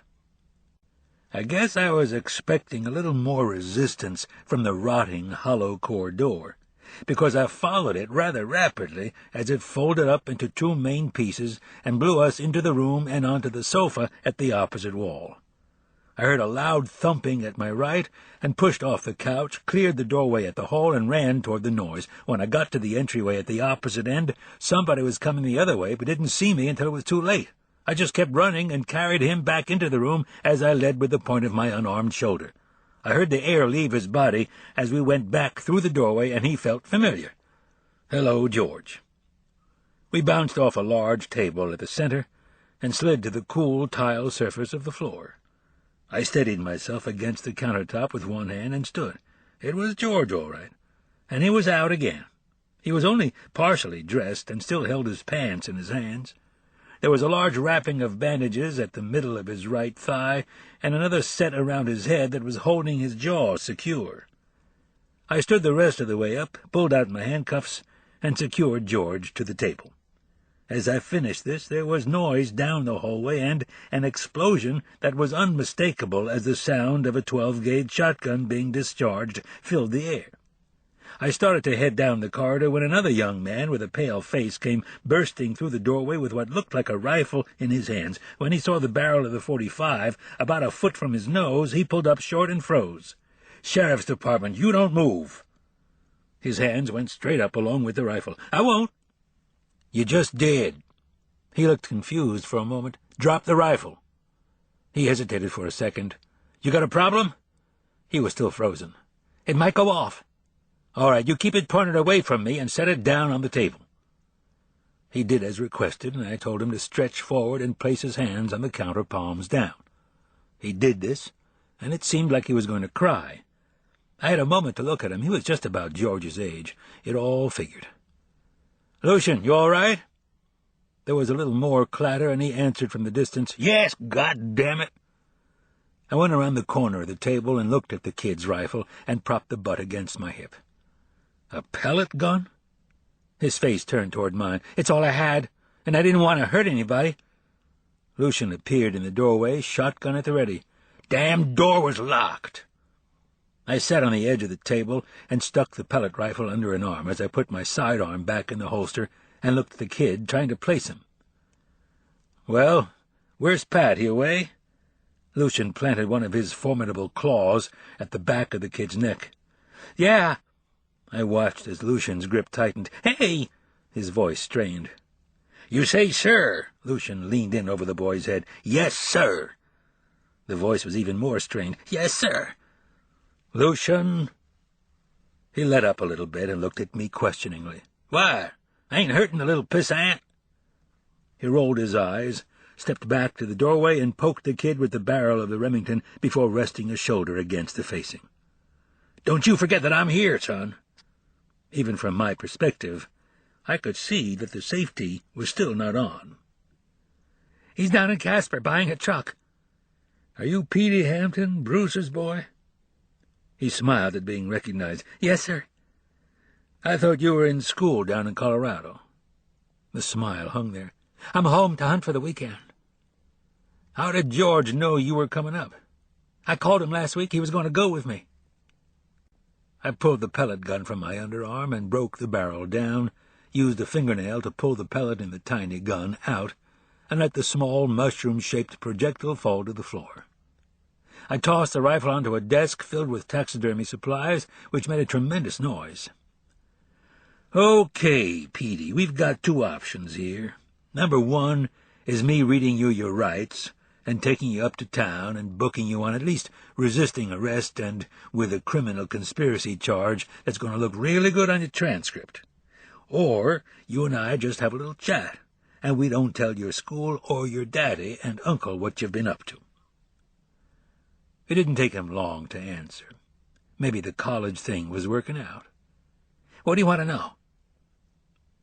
It was about that time that there was a clamoring at the other end of the table. George Esper must have awakened, heard a little bit of what was being said, and decided once again to make a break for it. The table moved about 6 inches, even with my weight on it, when George reached the end of his stainless steel tether. A low moan emanated from below the other end of the table as Lucian walked around and looked down at him. "Son, I have met some sorry little bastards in my life. Lucian, don't abuse a prisoner." He looked up with his mouth pulled to one side. "Hell, I ain't the one that shot him and broke his jaw." "He shot himself." "Yeah, that's your story." I turned back to Petey, who had not moved, but whose eyes seemed a little wider. "What's the story on Houdini down here?" He looked confused, so I nodded toward the moaning. "George." He cleared his throat. "He called me this morning, real early. He said he had a hunting accident and that he didn't want to go to the hospital because it was going to cost a lot. I nodded. He showed up with his jaw and all. I started thinking that there might be something else going on. You doctored him up? Yes, sir. He got here when? About an hour ago. What all did he have to say? Petey looked at the ceiling, and I sighed. Petey, I think you are considering lying to me, and I would advise you against it. He said he ran his car off the road. Anything about his parents? He said they were in Deadwood. Well, that answered a few questions. Outside, I placed George in the passenger seat of the Bullet and found his keys in the bunched pants he still had on his lap. I tossed the keys to Lucian. What am I supposed to do with these? He drove the thing with one leg. I figure you can, too. Go get Turk out of the Espers. I'm headed to the hospital to get George here looked at. You ought to kick his skinny little ass, but you do as you see fit. When I got in, George was looking at the steering column for the keys to my truck. When he caught my eye, he leaned against the door and began moaning, with his eyes partially closed. George, so far your situation is not irretrievable. Henry Standing Bear is unlikely to press charges, and I'll do what I can about the mandatories if you tell me everything I want to know. One eye opened a little more. Where are your parents? He started to speak, then put a hand to his mouth in an attempt to still the pain. Deadwood. I keyed the mic on my radio. Come in, base. This is Unit 1. I waited as Lucian backed the Mazda out and pulled up beside me with a questioning look. I held up the mic to show him what was up. He nodded and headed off for the Espers. The entire side of the little truck was dented from one end to the other. Come in, base. Static. What do you want now? Ruby, the Espers are in Deadwood, South Dakota. Can you make the appropriate inquiries? Static. How did you find that out? I'm sitting here with the elusive George Esper. Static. Does he know where they're staying? I looked over at George, who was now watching me with both eyes. Lodestar. Lodestar? He nodded. I keyed the mic. The Lodestar. Any word from up on the mountain? Static. They're on their way down. Roger that. I'll be over at the hospital. Static. 10-4. I stared at the radio. What did you just say? Static for a moment, then a sharp response. I wouldn't press my luck if I were you. I started the truck, wheeled around, and headed back for the highway. The gravel road wasn't too bad, but George moaned with a little more persistence every time the truck bounced. He was back in full victim mode. Your parents gambling in Deadwood? I glanced over at him. Just nod your head, yes or no. He nodded yes, and looked out the windshield. Your brother with him? He shook his head. Was he supposed to meet you fishing up on the mountain? He nodded, then after a second turned to look at me. I looked back at the road and nodded a little myself. We'll talk some more about that at the hospital. His eyes stayed on me, and I was convinced he wasn't the Vasks size 9s we were looking for. He's hurt? No, he's not hurt. It wasn't a complete lie. We just need to get you repaired. I changed the subject. Sorry about the jaw. He nodded and slouched farther against the door. He really was a mess. I don't think the second altercation had done him much good, and the symptoms of the first were plainly evident. The discoloration from his jaw had spread to his eyes, and the swelling had puffed his face so that he was almost unrecognizable. There was that, and the fact that being confused with his brother wouldn't be an issue anymore. The radio interrupted my thoughts. Come in, Unit 1? Static. I've got the Espers on line 1. You want me to patch them through? I glanced over at George, who was studying me very closely. No, just get the number, and I'll call them back in about 5 minutes. Static. Roger that. I looked at the radio and smiled. By the time we got to the hospital, it was looking like a cop convention. Both Vic's and Ferg's vehicles were parked in the official spots at the emergency room entrance.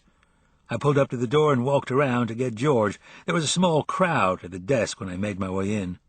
You know, just because you're as big as a bus doesn't mean you have to provide service like one. I casually bumped past her and sat George in the wheelchair that Janine had pulled from the wall. He's got a gunshot wound in his left thigh, and I think his jaw's busted. You better check his ribs. Thanks, Janine. She rolled George away, and I nodded for Ferg to follow them. As he passed, he patted my shoulder and smiled. I called after him, "Hey, you got my hat?" He smiled some more. "It's on the desk." I watched them go down the hallway, then walked over and picked up the now disreputable piece of 10X beaver felt. It needed a little work. I was dusting it off as a sharp index finger punched my stomach. It didn't go in as far as it used to. I turned to look at her. "Yes, ma'am?" "What are you doing out of here?" I released myself. She shook her head, but the poking stopped.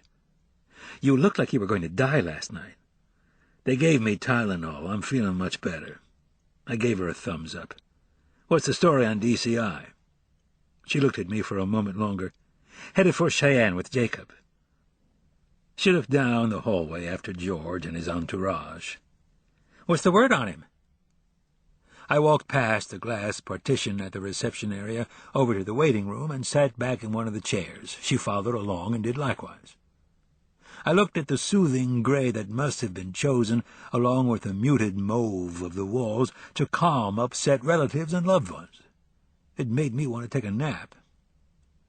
I honestly don't think he knows anything. What about the size 9 Vasks?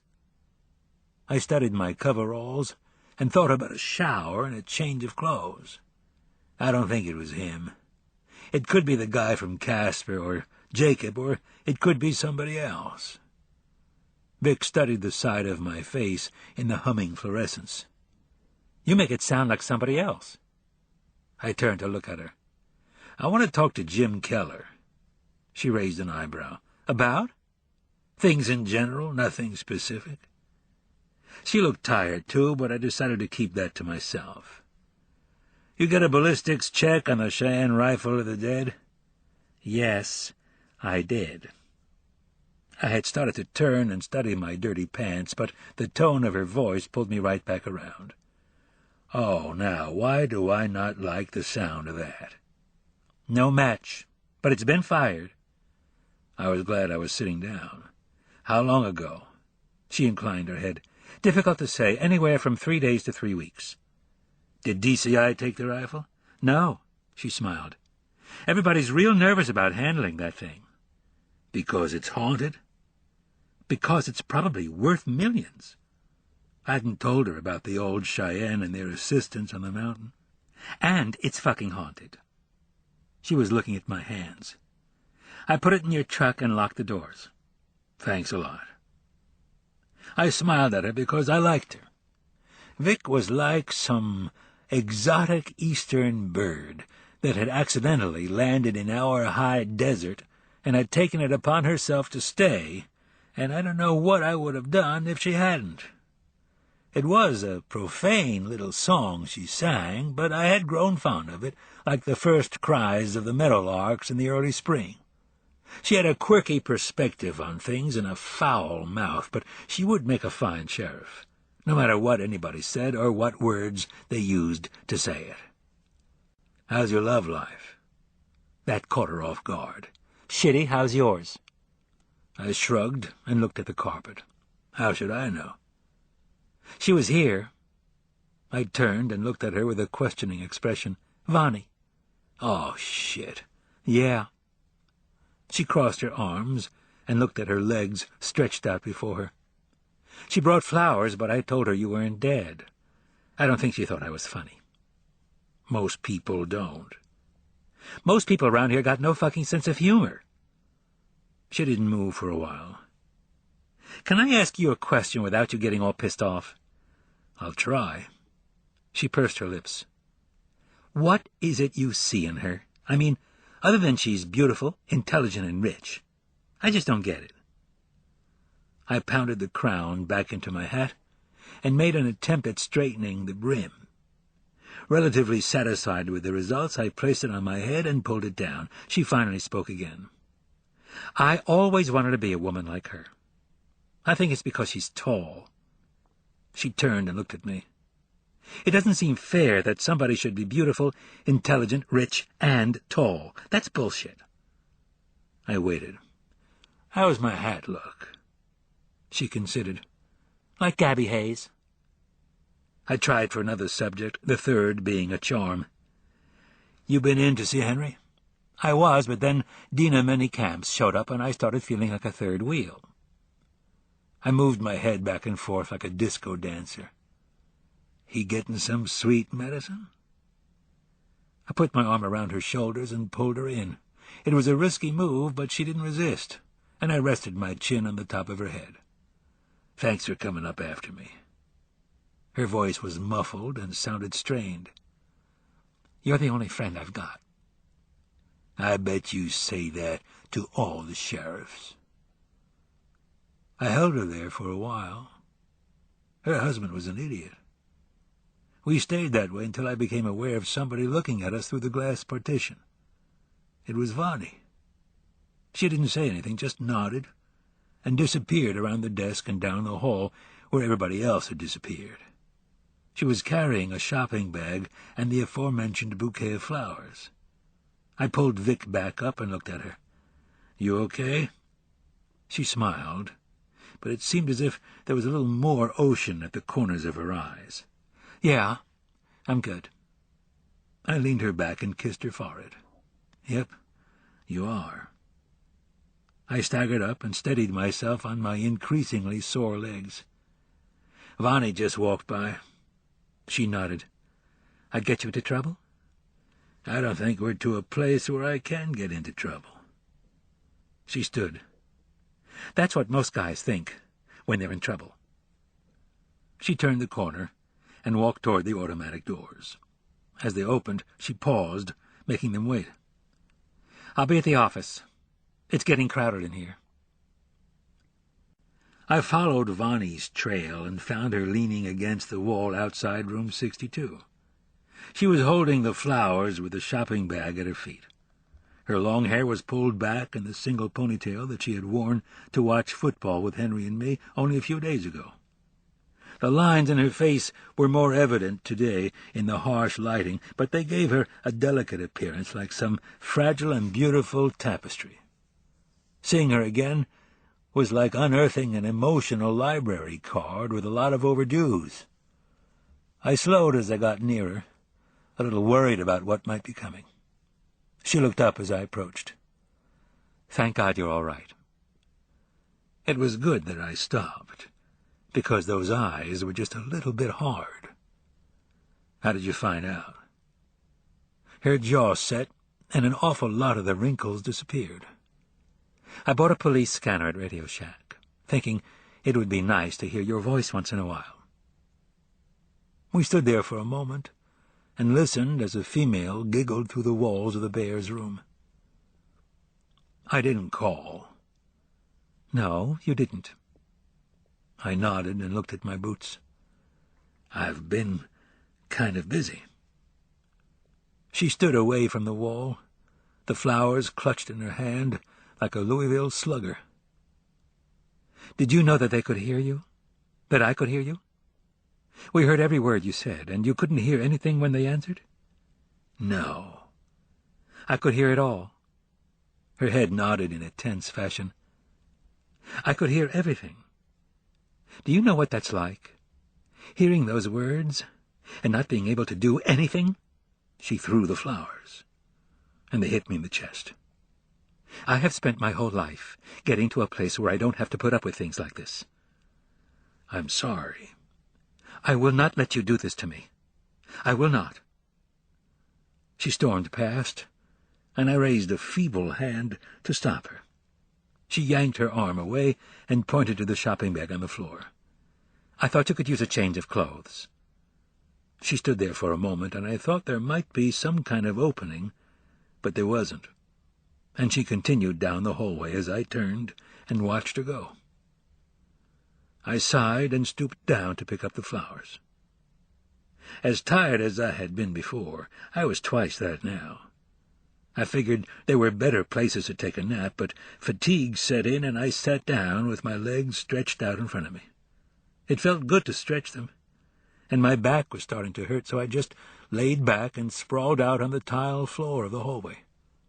I placed the flowers on my chest in a fit of symbolism and closed my eyes. More giggling slipped from under the door of the bear's room.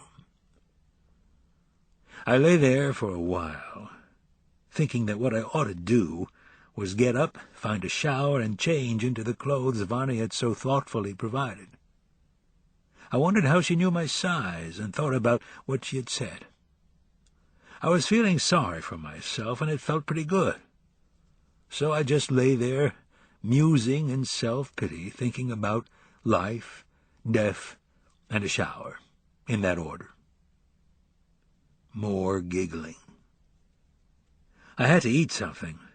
I had to talk to the Espers and tell them about Jacob and try to confirm all of the suppositions as to what Jacob and George's plans had been, where they had been, and what had happened. My 5 minutes had run out a half an hour ago.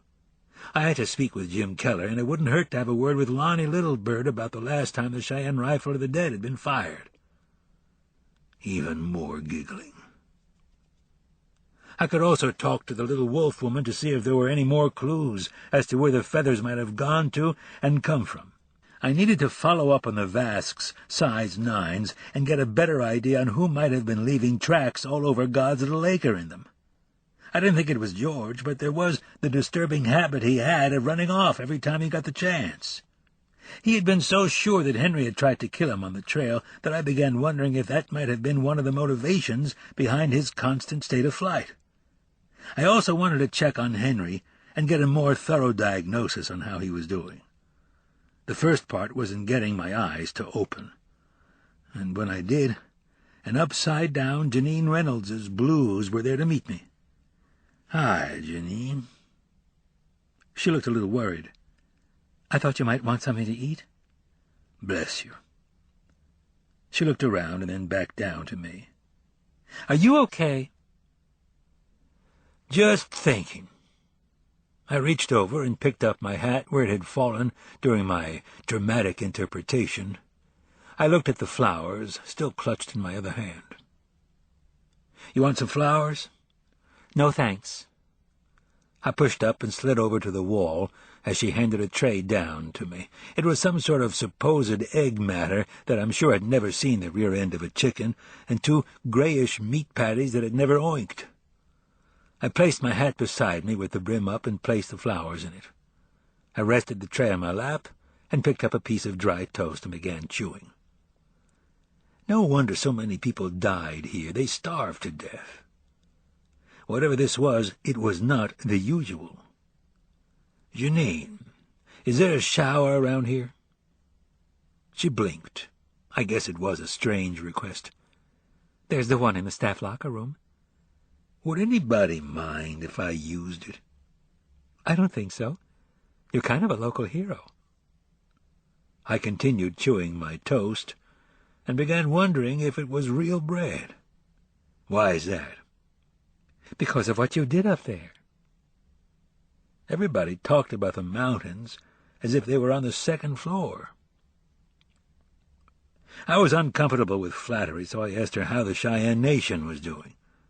She said that he had turned out to be remarkably resilient and was lucky in that the bullet hadn't done any serious damage to any of his solid organs. While the doctors were in there, they had taken his appendix. I asked about his index, but didn't get a laugh, at least not from Janine, as a sultry giggling erupted again from room 62. We looked at each other as I continued chewing my toast, and her face reddened. "Well, it's good to know all his solid organs are functioning properly." Janine made a hasty retreat down the hallway. A few moments later, Dina Mennicamps came through Henry's door. She straightened the same fringed dress I had seen her in a few days earlier, and fine-tuned the lipstick at the corner of her open mouth with the tip of a middle finger.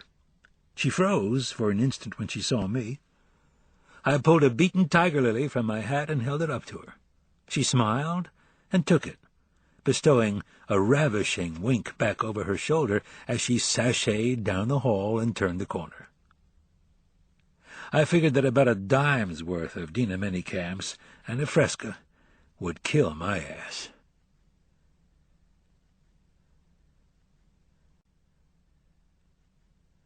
Chapter 14. What do you mean he's gone? George Esper was once again at large. I dried off my damp hair, made sure the towel around my middle was secure, and sat beside my set of new clothes that were still in the green paper shopping bag from the sports shop. Ferg looked like he was going to die. He said he wanted something to eat, so I went to get a nurse. I draped the towel from my head to over my shoulders and examined my fingers. The first layer of skin was pretty well shot, and the next was pink and sensitive. My ear hurt, and I hadn't taken the bandage off for fear of disturbing it, but mostly I felt good, being clean for the first time in a couple of days. Why didn't you just ring for a nurse? I tried. I thought about going back in the shower and drowning myself. Where did you see him last? In his room about 5 minutes ago. I handed him the portable radio, still amazingly clipped to the back of my mud-encrusted Carhartts. This building is not that big. Have somebody go stand in the northeast corner of the hospital, and you stand at the southwest. Either of you spots him leaving, call in. You use your truck radio. I looked up at Ferg and thought about how he had worked through the better part of the night, probably hadn't had anything decent to eat in days, and more than likely needed to phone his wife and let her know he was still alive. Donna worked at an insurance firm in town, and after 30 years of marriage they were still madly in love. On Sunday afternoons you could see them walking, holding hands, along Clear Creek in the park. He got away from me, too. Don't feel bad. I picked up my hat to keep him from feeling self-conscious. I think I need a new hat. What do you think? He looked at me with hazel eyes, not too disturbed by self-analysis, and struck out for the southwest corner of the building. Definitely. I sat the hat back down on the polished surface of the wooden bench, which was anchored to the floor with 3-inch pipe. I guess the administrators figured the doctors and nurses weren't making enough money and might try to run off with the furnishings. I looked in the bag at my new clothes with a sense of trepidation. If she was angry when she bought them for me, I wasn't sure if I wanted to see what size they were, but the jeans were an exact fit, as were the jacket, shirt, socks, underwear, and undershirt. After I finished dressing, I put my gun belt on, carefully adjusting the jacket so that it covered the majority of it. Then I stuffed my dirty clothes into the bag for later washing or burning, placed my hat on top, and carried it with me into the hallway. Friday, mid-morning, and there still wasn't much traffic at the hospital, which meant that George would have less cover. But even though the building was small and the staff sparse, there were probably hundreds of places where he could be. I decided to drop my clothes off in Henry's room, if he was between female visitations, and use it as a base of operations for the hunt for George Esper, Take 2.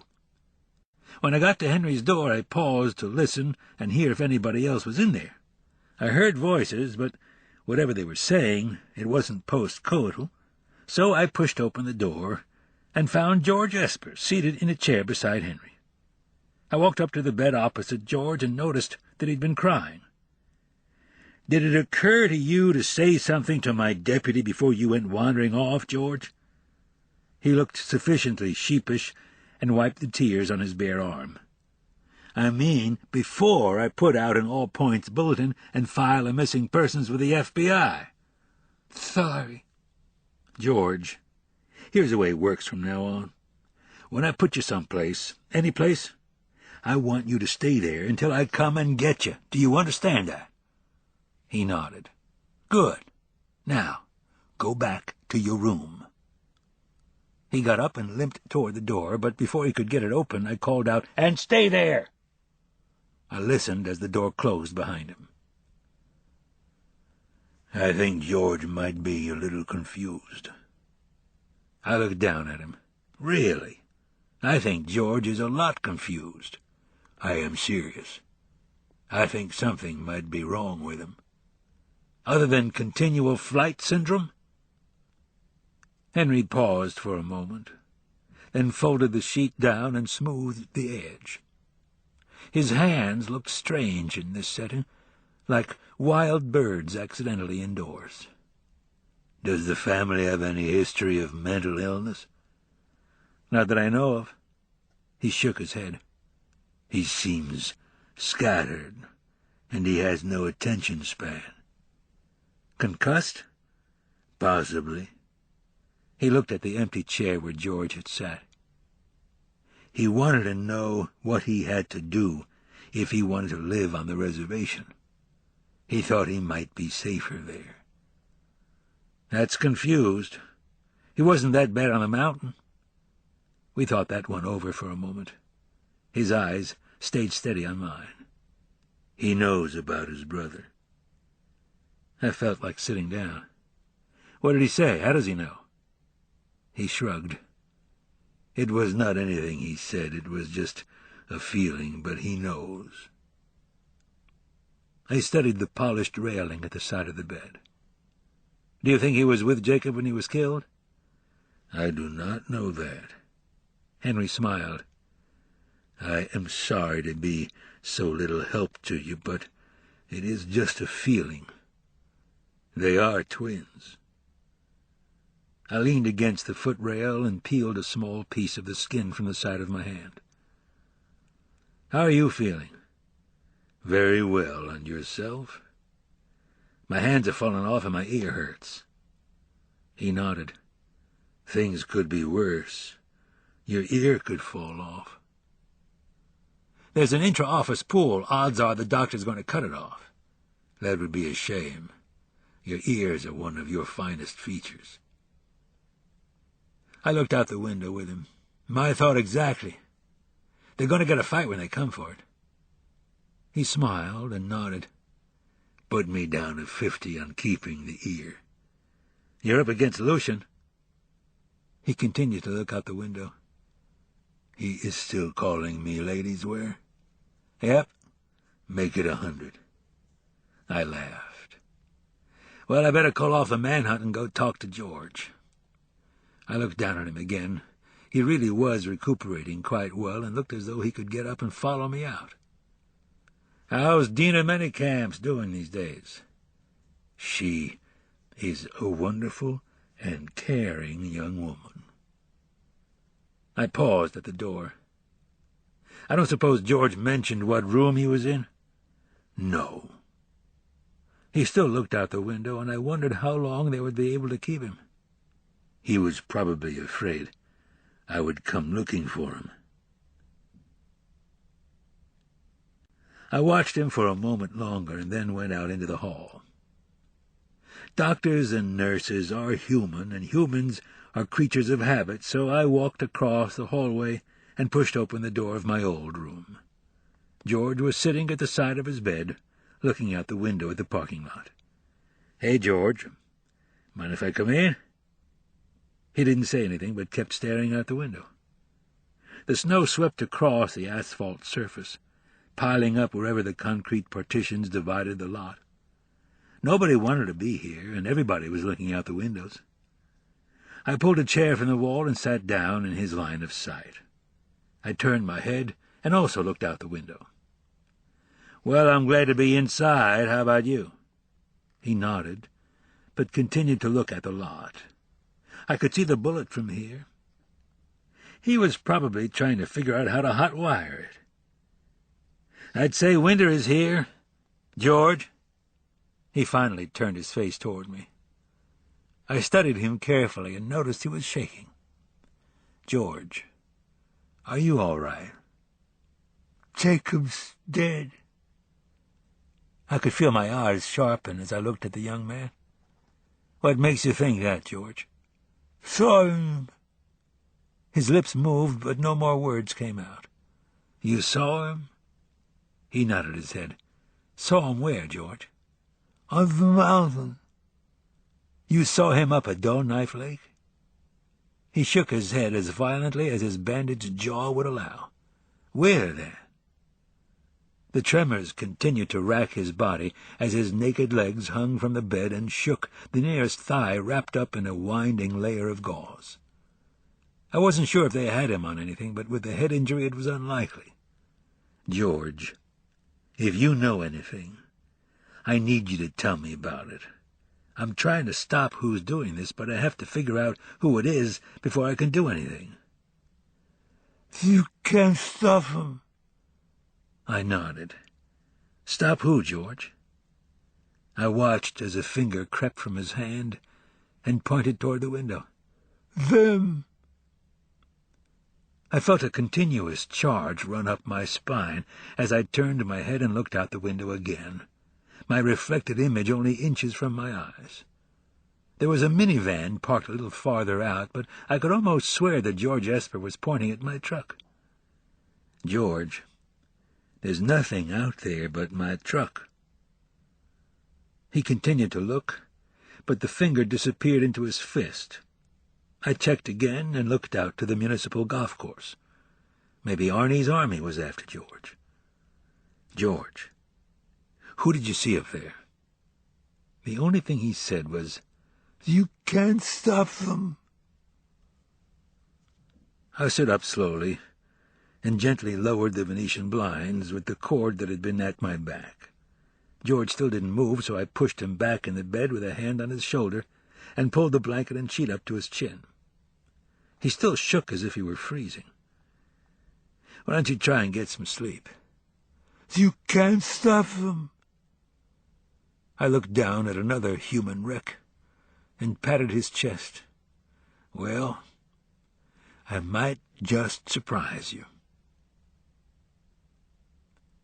I made my way through the automatic doors of the emergency room and waved at Ferg, who joined me. We used one of the blond brick walls as a wind block and stood against the building's entrance. He's back in his room. I found him in Henry's, but he's back in his.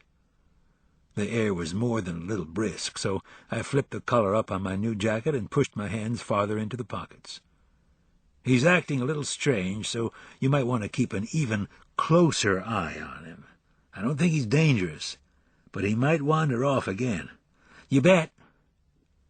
I notified them at the desk. "I'm going to head back over to the office and get things sorted out." "You bet." I was also willing to bet that Ferg would be sitting on George within the moment. I pulled my keys out, headed over to the Bullet, and looked through the window. I'm not sure what it was I expected to see, an entire old Cheyenne war party riding shotgun or what. I stood there in the wind, the blowing snow peppering the side of my face with its sting as I looked into my truck. The rifle was there, a palpable reminder of things I could not see, and beside it sat a black-and-white box of ammunition for things I could. Rick must have left the box after the tests. A little joke, or maybe she thought I might need it. I wondered mildly what had happened to the Weatherby I had on the mountain, or to the Remington that Henry had been carrying. Was anybody in there? Ever since the mountain I was careful to look for them out of the corners of my eyes. It seemed as though if I stood there long enough they would begin to appear, sitting easily on the leather seats and looking back at me with their hair-bone chokers, their trade cloth tied in their hair, and their closed-mouth smiles. They held the rifle in their laps, waiting for me to get in so they could hand it to me. I leaned against the door and closed my eyes. The glass was cold, but I could think again. I opened my eyes, and they were gone. I stood there for another moment, and I'm not sure if I was making sure they were gone or hoping they would reappear. I turned the key, opened the door, and slid in next to the Cheyenne rifle of the dead.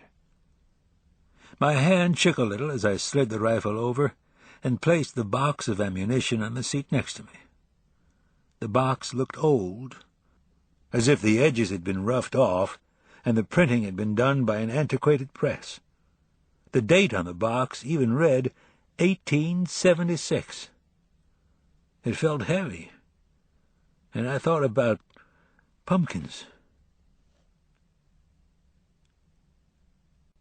By the time I got over to my desk, the Espers were waiting on line 2. I had told Ruby I would get it in my office and passed by Vic's open door. She was on the phone, and it looked like she was enjoying her call far more than I would mine. It was probably her friends at the Department of Justice, and I had a brief twinge of panicked jealousy. If Vic weren't married to Wyoming any more, she'd be a fool not to go back east and get a job with a large urban department or with the feds. As I sat there in my office, my plans for the first female Wyoming sheriff evaporated into thin, high plains air. I picked up the receiver and punched line 2. Longmire. I sounded busy and possibly a little angry. Sheriff? It was Reggie Esper. Yep, Reggie, are you still in Deadwood? There was a pause. We are. I told the mine I'd be back yesterday, but we had a lucky streak and decided to stay on till Monday. Then this South Dakota highway patrolman came to the casino and got us. Another pause. Walt, if this is about that damn Pritchard kid, I haven't let the boys have anything to do with him. It's not about Cody Pritchard. Yet another pause. Well, is it important? I mean, I don't want to cut a weekend short if I... It's important. I stared at the blotter on my desk and picked up a pen. I looked up at the old Seth Thomas clock on my wall, a plugged-in leftover from Lucian and Red Angus before him. I adjusted it twice a year, and it never lost or gained a second. It's a little after 11, and you could be here by 3 or so? There was a discussion going on in the background. We'll leave right after lunch. He started to hang up. Reggie, make sure you come straight to the sheriff's office. He said he would. I put the phone back, leaned an elbow on my desk, and accidentally hit my ear. I swore and readjusted my hand to my cheek. It hurt to hold the pen, and I clutched my tender fingers in a half-claw. I put the Espers down for 4 o'clock and wrote a note to ask Vic about ballistics.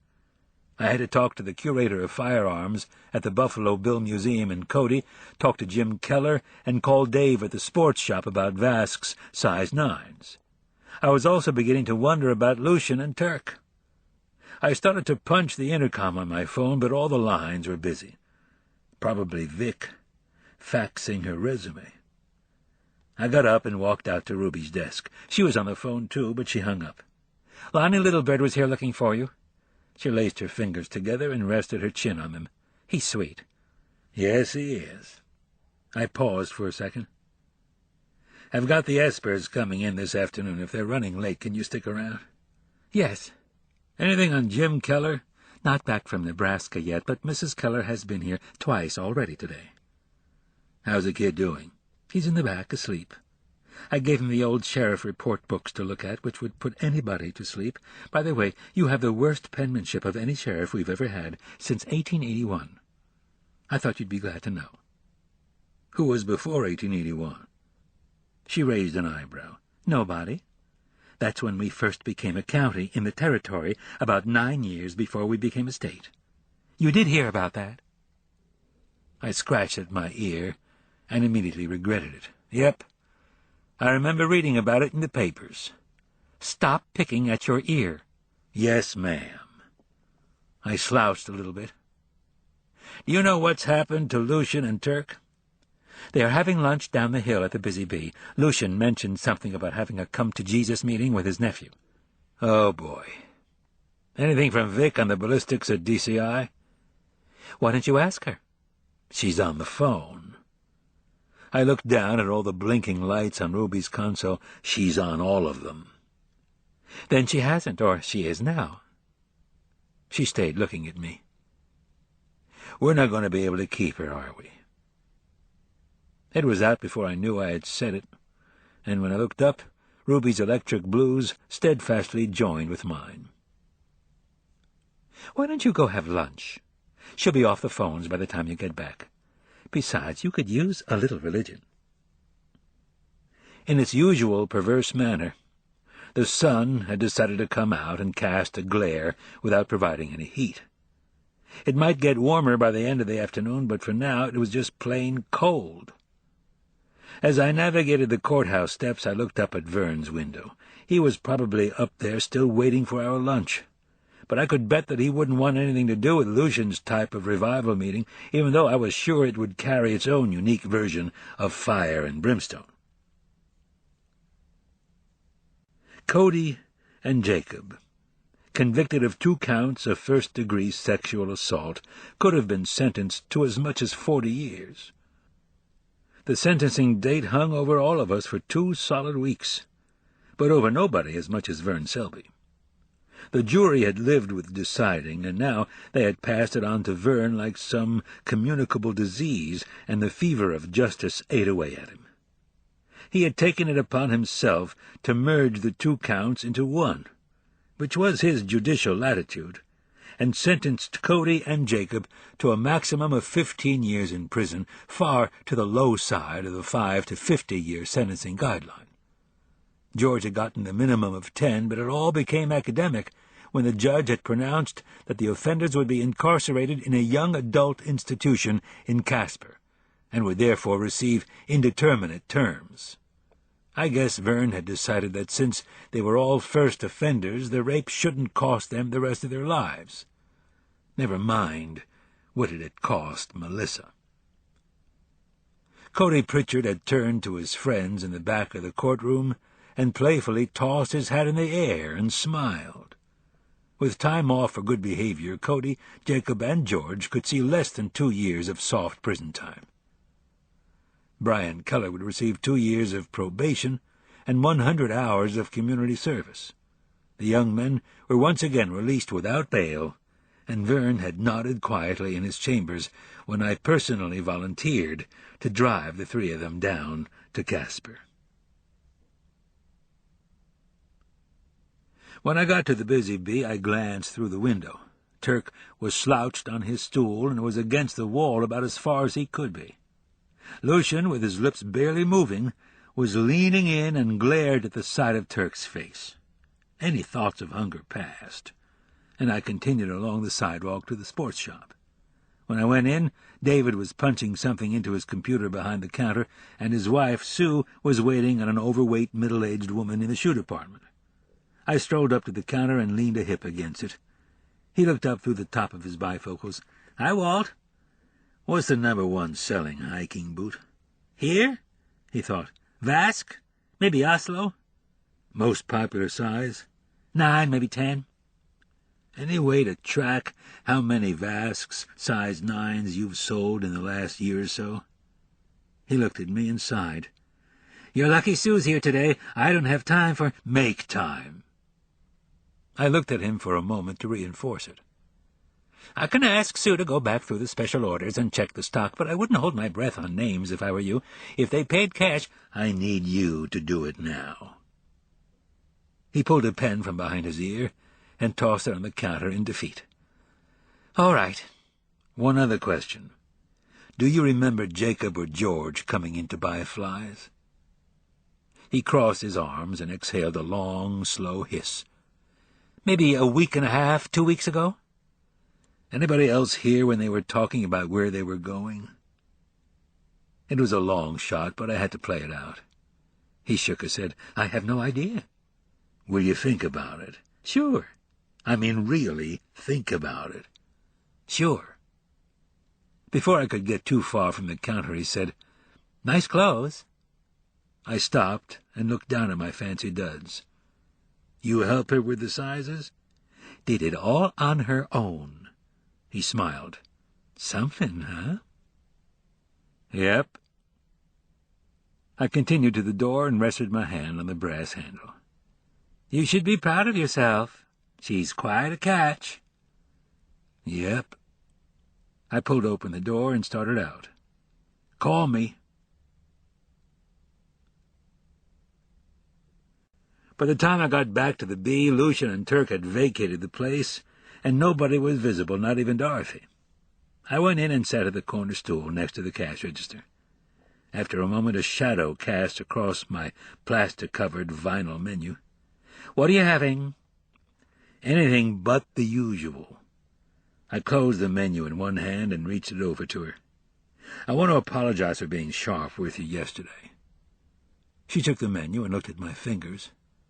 She'd been talking to somebody because her next glance was up to my ear. "Feeling experimental, are we?" She reached down and threw 2 meat patties from a small Tupperware container onto the grill, then dropped a basket of hand-cut potatoes into the fryer. It appeared that hamburgers and French fries were not today as usual. I asked her about Lucian and Turk. She raised an eyebrow. "I think you're due a formal verbal apology. Then I think the former, yet attending sheriff intends to take a nap in the jail." Her voice softened. "How's the bear?" I looked up. "I bet he's out of there by this afternoon. Hard to keep a good man down." I reached up to feel my ear. "You have no idea." She slapped my hand away. "Stop that." She turned back around and flipped the sizzling patties. "So where are we on the case?" "Well, I'll tell you, Inspector Lestrade." And I did. I left out any suspicions I had about Jim Keller, but that was about all. I was looking defeat squarely in the face, and pretty soon the county would be crawling with DCI investigators and feds. I honestly didn't think they were going to get any further than I had. Nonetheless, I told her I was considering a career in telemarketing. She filled a glass with ice and then with tea from a pitcher that sat on the cutting board. "You can make a lot of money." She flipped a couple of slices of cheese onto the burgers, prepared the buns for reception on an oval-shaped plate, and pulled the fresh basket of fries from the deep fryer, hooking them on the rack to drip dry. My stomach gurgled in response to all the activity, and I was glad she had put on 2 cheeseburgers. "Okay, unlucky at cards." I took a long sip of the tea. "Don't even ask." She scooped up the patties, scooting them expertly onto the bun beds, and covered the rest of the plate with French fries. "That bad?" She slid the dish in front of me. "Careful, hot." "You know, I used to think I was pretty good at this relationship stuff." She wiped her hands on her apron. "Oh, Walter." She shook her head. "You know, she's had a rough life." "Yep, I know. She's having a rough time buying the White Mountains in Arizona right now." The food, as always, tasted marvelous. Maybe when I was unemployed I could work part-time for Dorothy. She was still looking at me, and I had the feeling I was going to have to go seek employment elsewhere. "What?" "When her father killed himself." She had placed the pitcher on the counter, anticipating another fill. "There were some things going on out there." The hazel eyes stayed steady under a salt and pepper lock. "What's that supposed to mean?" She shrugged. "Just talk. I don't think her marriage was very happy either." She looked down at my rapidly vanishing meal. "How's the food?" I stopped chewing long enough to reply, "Marry me?" "That good, huh?" I looked up to check, but there wasn't a cloud in the sky. The wind was still kicking up, so I figured the snowflakes that kept waltzing around my head must have just hitched a ride. Their changing patterns reminded me of the mountain in an unsettling fashion. I thought about the visions I had been having, and chalked them up to strain and just plain fatigue. Turk was sitting in one of the reception chairs and stood when I came in. Ruby was seated at her desk with her lunch of a watercress sandwich on low-fat 7-grain bread, carrots, and a sliced apple unfolded before her, which looked fresh, healthy, and completely unappetizing. "What's up?" He glanced over at Ruby, who was watching him. "Could I speak with you, Sheriff?" His voice was still nasal, with the muffling of the packing and bandages. "Yeah, sure. You want to talk in my office?" He nodded and followed me in. I sat at my desk and gestured for him to have a seat. He shook his head and continued standing. He looked like 9 kinds of hell. The bruising around his eyes had spread as far back as his sideburns, and it hurt to look at him. "What can I do for you?" "Uncle Lucian says this is a bad time to have this conversation with you, but I thought you ought to know about my intentions. I put my application in with the Highway Patrol." I had to laugh. I couldn't even keep a hold of Turk. "Really?" "Yes, sir." He twitched his face to stop an itch I was sure he was going to have for a while. "Uncle Lucian said it might be for the best." I nodded and crossed my arms. "He's a smart fella, that one-legged bandit uncle of yours." "Yes, sir." He looked back up at me. "He also said that if I ever ran for sheriff, you'd just run against me, win and serve a half a term, and then step down, giving her 2 years to prove herself." He's right, I would. Pretty soon I'd be running the place by myself. He say anything else? I thought I saw just a glimmer of a smile at the corner of his mouth from underneath the droop of his mustache, but with the bandages it was hard to tell. "He said that masturbation is a wonderful form of stress relief in the workplace, and that the wildflowers are beautiful along I-80 in the spring." I stuck a peeling hand out to him. He looked at it, then to me. I'm sure we were a handsome pair, him with his nose and me with my hands and ear. I won't give you a bad letter of recommendation. He took my hand, hesitantly. "Thanks." I knew the colonel down in Cheyenne, and he owed me a few favors. I'll make some phone calls. He shook my hand a little more and then released it. "You really do want to get rid of me?" "Let's just say I think it might be a better fit." I really did. The narrower limitations of vehicular law enforcement, along with a more regimented style of department, could be just what Turk needed. That, or the colonel would never owe me another favor for as long as the state had paved roads. I looked past him and saw Vic appear in the doorway. She glanced at Turk when he turned to see what I was looking at. "Jesus, you look like shit." He turned back to me before he left. "Good luck."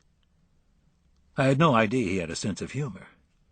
I could have asked him about his 45-70, but it didn't seem pertinent. It wasn't him, and it wasn't going to be.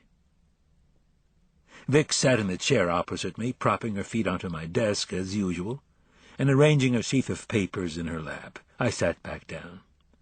"Don't play with your ear." "Sorry." I returned my hand to my lap. "Henry and Lucian are going even money on whether I'll lose it. Ballistics?" She shuffled the papers.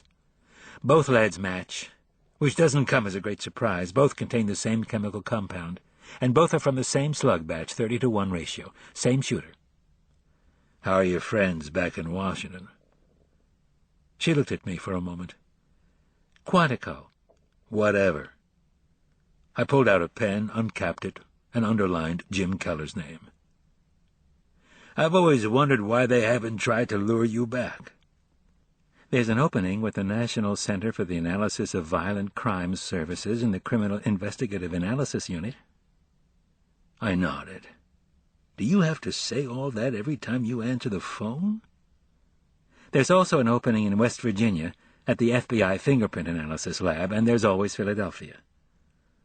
I exhaled slowly. "Well, I didn't think we were going to be able to keep you forever." She looked up from the papers and returned to them, and it was very quiet for a while. "We ran a check on Roger Russell's gun. I didn't even know you had it." She looked back up, allowing her head to drop to one side in dismissal. "Somebody's got to run the place while you're out traipsing around in the woods." "And?" "Doesn't match. And we got a call back from the Buffalo Bill Museum. They did acquire a Sharps 45-70 from Artie Smallsong more than a year ago." I shrugged. "Artie has also been locked up in the Yellowstone County Jail since Saturday." She made a big show of pulling a pencil from behind her ear and scratching through his name on her papers. "Jim Keller?" "Nothing." I put the cap back on the pen and tossed it onto the blotter. "Which brings us to the Cheyenne rifle of the dead."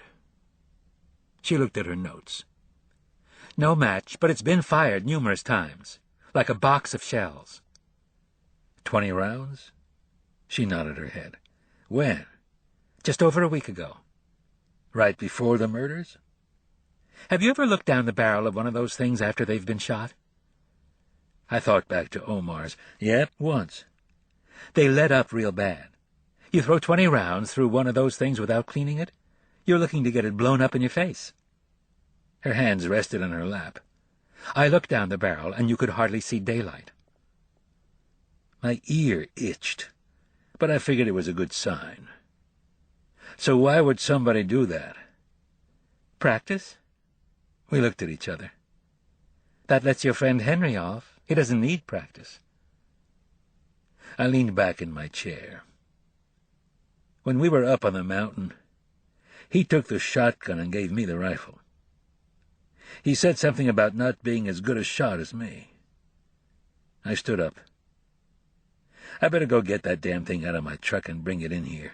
It turns up missing, I'm going to be even more cursed than I am now. It's still in your truck? I started around the desk and looked down at the top of her head as she studied her notes. I forgot about it. She shook her head, and I reached over and touched her shoulder. By the way, thanks for the shells. What the fuck are you talking about? That old box of shells in my truck. The ones that look about 150 years old? She didn't move, but the tarnished gold came up slow. Please tell me you left an aged box of .45-70 ammunition on the seat of my truck. I waited. Next to the rifle? She didn't say anything. Just sat there looking at me. I think she was checking to see if I was really there. I wasn't sure myself. Chapter 15. When we got to the truck, I was relieved to look through the passenger side window and see the cartridge box there.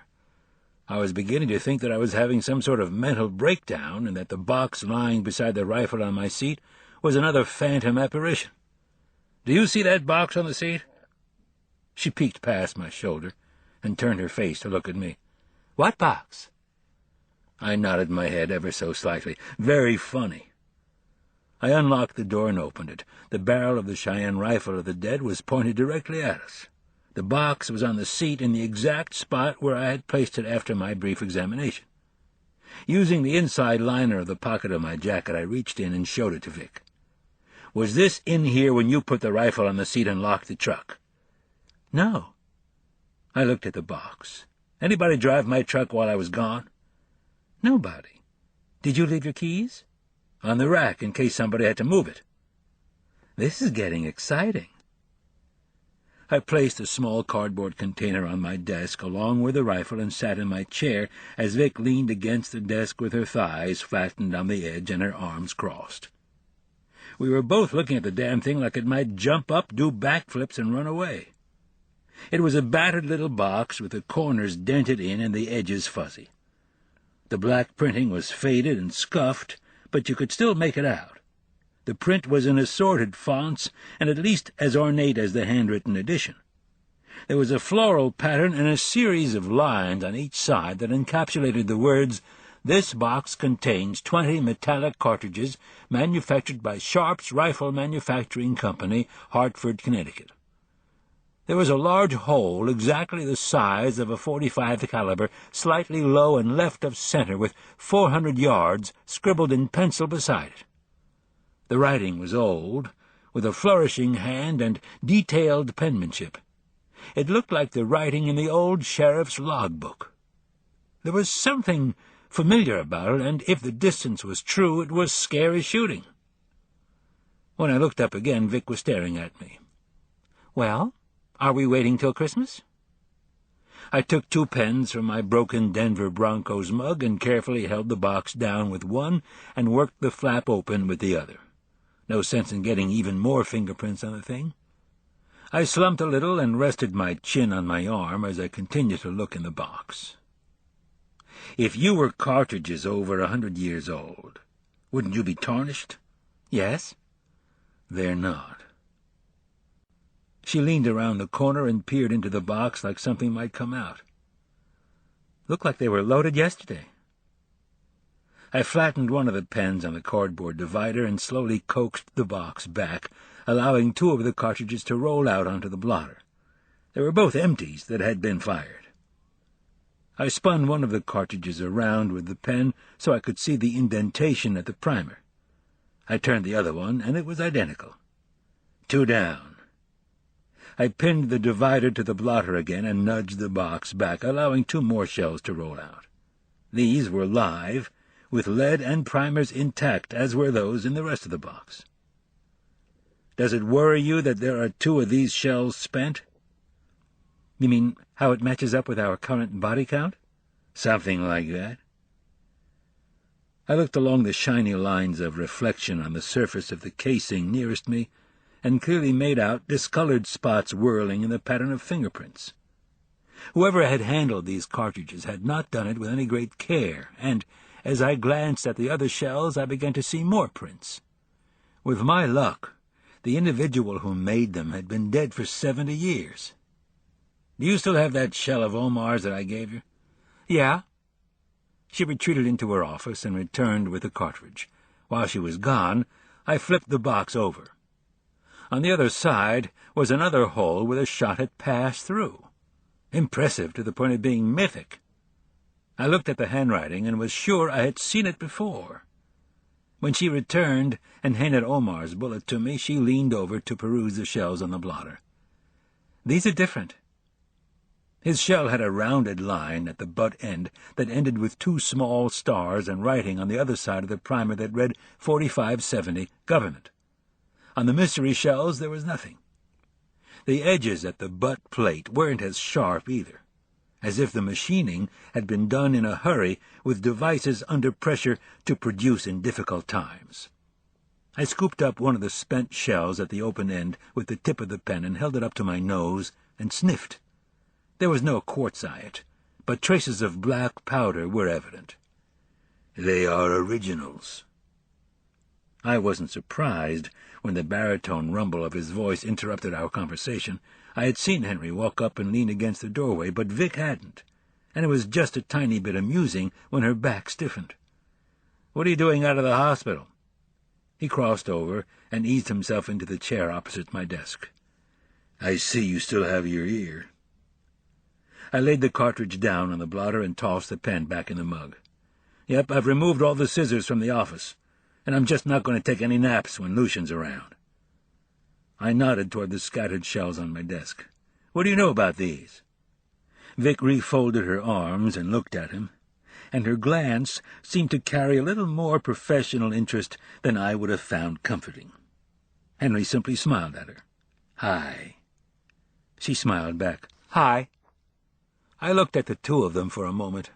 "Okay, before the 2 of you get into a pissing contest, how about you tell me what you know about these?" His eyes continued smiling at Vic for longer than they should have. Then he turned to me. "Where did you get them?" "They were on the seat of my locked truck this morning, alongside the rifle." "Interesting." He waited a moment. "They are originals." "How do you know that?" "I am the one who polished and reloaded them, but I did not reload them for myself." He took a deep breath and exhaled it slowly as he turned his head toward the window. "Lonnie." After looking up at Vic, I turned back to him and waited. "Lonnie said that he wanted to shoot the rifle, and I was concerned that he might run some of those hot, modern cowboy loads through it. I took 40 of the original cartridges he had and hand-loaded them so they wouldn't damage the rifle." I sighed and raised my eyes up to Vic. "Get a preliminary on these shells, then ship samples down to DCI." She nodded, and I stood. "How far do you think you can get within our obvious technical limitations?" "Pretty damn far." She looked at me as I scooped up the rifle. "Where are you going?" I glanced over at Henry, who was studying me. "I'm going out to talk with Lonnie Littlebird and get some fingerprints." "You sure you don't want somebody to go with you?" I looked back at him. "I got somebody." The heat of the day had begun to melt away what remained of the snow, and the clouds were just beginning to break up in the face of a mild Wyoming autumn afternoon. As we drove out of town, I looked in the rear-view mirror at the bighorns. The fresh coat of snow had done them some good, even if it hadn't done either of us any. We rode along in silence. My sheepskin jacket was draped over Henry's shoulders. Dina Manycamps had forgotten to bring him a coat along with his fresh clothes. He didn't particularly look irritated, just preoccupied, so I left him alone with his thoughts. I had picked up a fingerprint kit from our mini-lab and informed Ruby where we were going, asking her to relay any information gotten from Dave at the sports shop, from the Espers, or Jim Keller. Lucian was still in the back asleep, and I told her to wake him up if anything happened. She had looked at me and withheld comment. There was one question on my mind, and it concerned a box of aged 45-70 shells that had been left on my truck seat. I broke the silence by asking, "Why did he leave them?" "I do not know."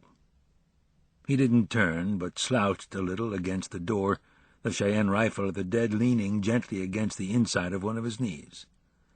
"Unless it was good fortune." "For whom?" "You." He still looked out the windshield at the sunny afternoon.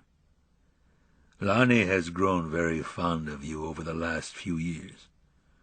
The last time we were there, he asked me if it would be all right if he gave this rifle to you." "The Cheyenne rifle of the dead? Thanks a lot, but no thanks." He rode along quietly, and I was pretty sure I had hurt his feelings. "If it's all the same with you and Lonnie, I think I'll just hang around here in the camp of the living for a while."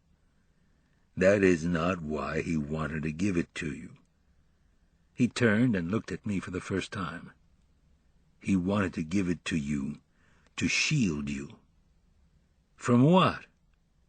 He shrugged and looked back out the windshield. "He said that you need protection from something very powerful and very bad." The rest he spoke in a monotone. "He said that you are a good man, and that there are those who would assist you, if they could. That they had spoken with him, and that if you would allow them, they would help you." "Help me what?" He sat there for a while, and I was getting worried that he might have left the hospital a little prematurely when he spoke. "Live." As we passed the cutoff to the Powder River Road, I thought about what Vani had said, that she had assembled herself so that she didn't have to deal with all the things I had suddenly reintroduced into her life. I thought about caring about somebody more than life itself. As I looked back, I was pretty sure that Martha hadn't loved me that much. She'd been fond of me, but had settled for me and had made the best of her situation. She had stayed because of Katie, and I had stayed because I loved Katie that much. I simply couldn't conceive of doing anything else. I figured what I'd do was go over to Vani's tonight and have a long talk with her. Maybe we could put things off until this case was over. The time when I had held her long toes, fitting the high arches of her feet in the palms of my hands, and had driven her home in the dark of the night, seemed very far away and receding.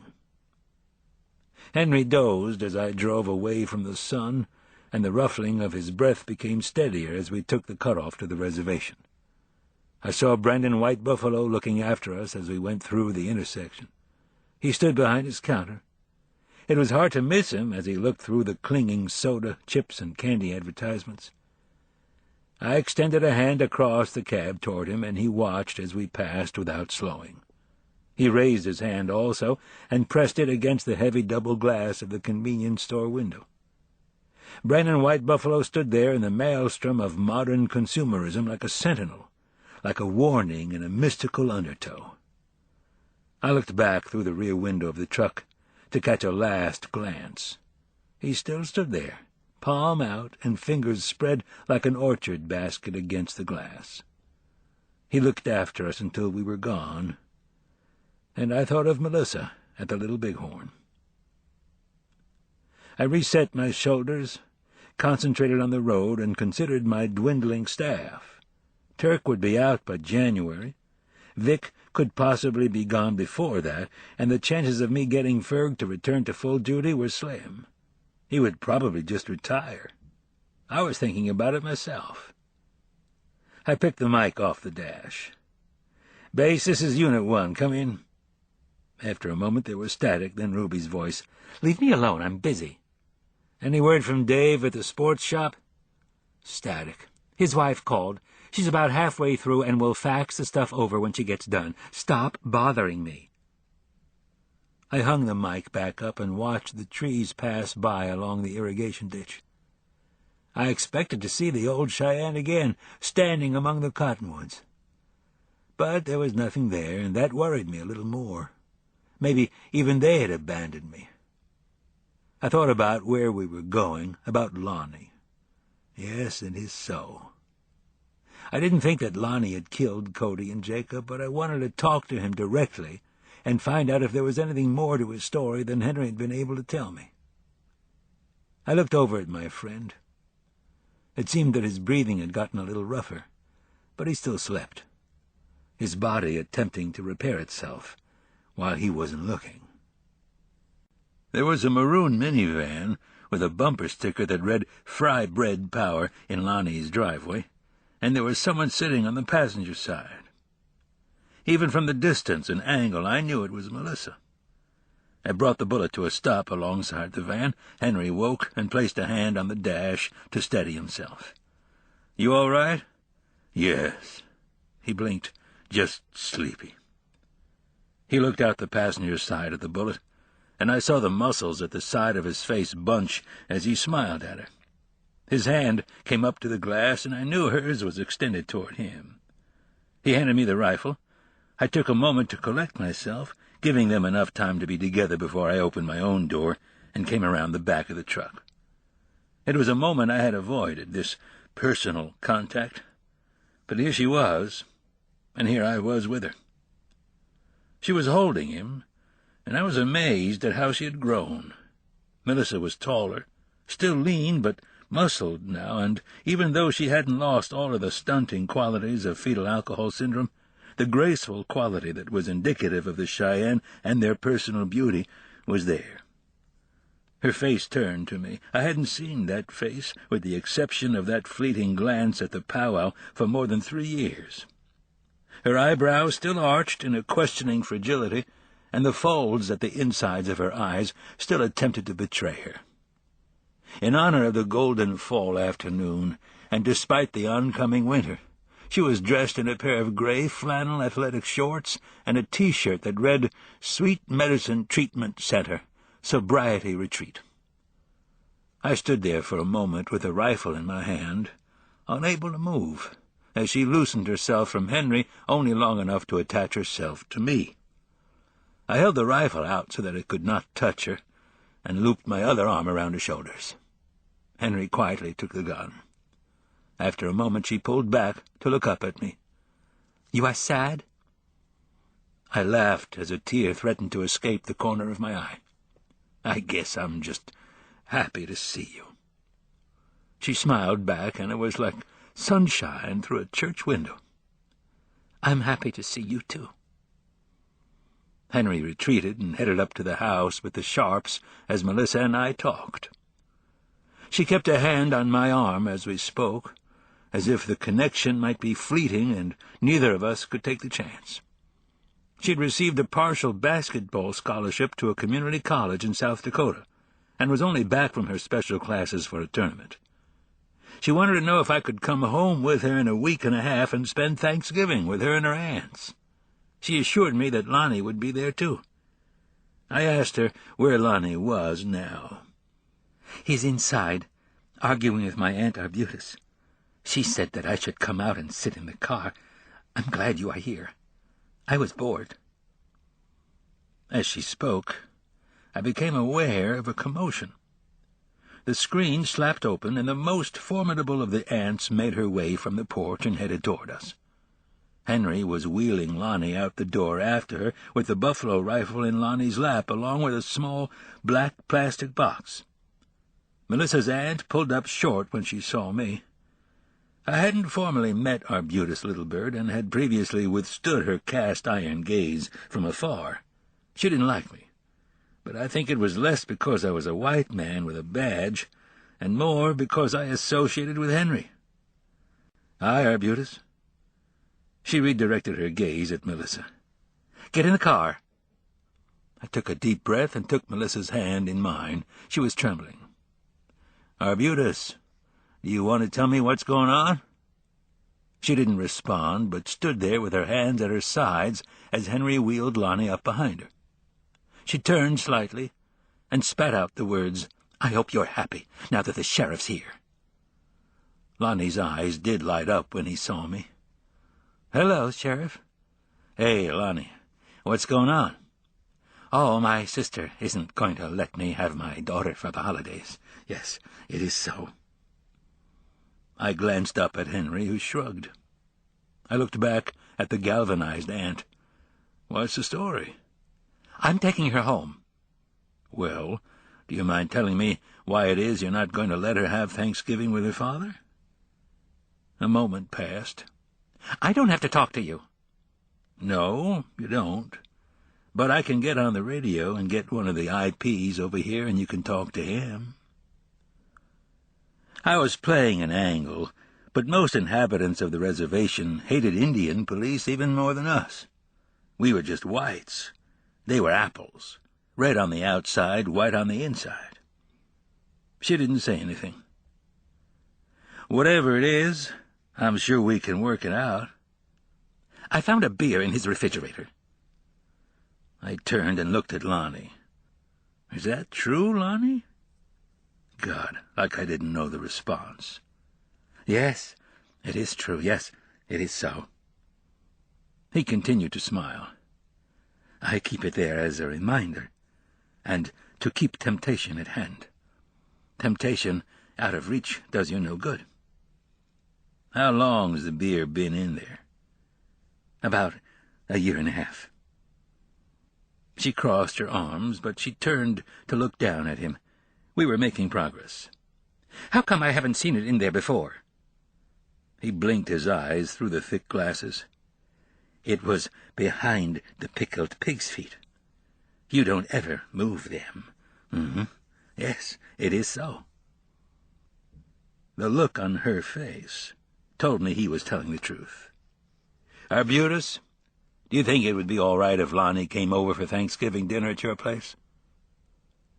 I waited a moment myself for the next one. "And do you think it would be all right if Melissa came over here and spent the night with Lonnie, maybe on the Friday after Thanksgiving?" She didn't say anything, but turned to look at me. "Friday night, then?" "Get in the car, Melissa." She started to open the door, but Melissa's voice stopped her. "Would it be okay if the sheriff came over for Thanksgiving dinner, too?" Arbutus stopped and turned to look at her, then at me. She was a hard old gunboat, but I saw the steely eyes soften a little. "Walter is always welcome at our table." She started to open the door, but her eyes steered clear of mine. "You know where I live. Melissa, will you get in the car?" The hand loosened in mine, and she leaned in to give a slight peck on my lowered cheek. "I'll see you in a couple of weeks." "I'll do my best." She stopped. "I'll be there."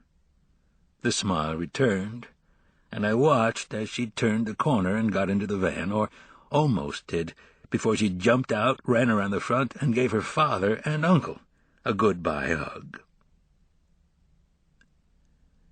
I leaned against the bed of my truck, crossed my arms, and looked down. "How you doing, Lonnie?" "I'm good. And how are you?" "I'm all right. Did you leave me a little present?" He looked up at Henry through the split lenses, and the mid-afternoon sun glinted off his metal-framed glasses. Then he turned back to me and smiled. Yes, I did." I nodded. "How did you get in my truck?" "Oh, those new ones are easy to break into. That and the keys by the door of your office. Yes." It is so. I had to relocate the key rack. Why did you leave the ammo for me? You're gonna think I'm crazy if I tell you.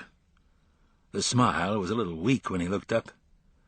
Lonnie, I've seen an awful lot of crazy stuff lately. So why don't you try me? The old ones told me you would need them. He nodded. Yes. When I lost my legs, they began talking to me. I think it is because my legs are with them now. They tell me half things.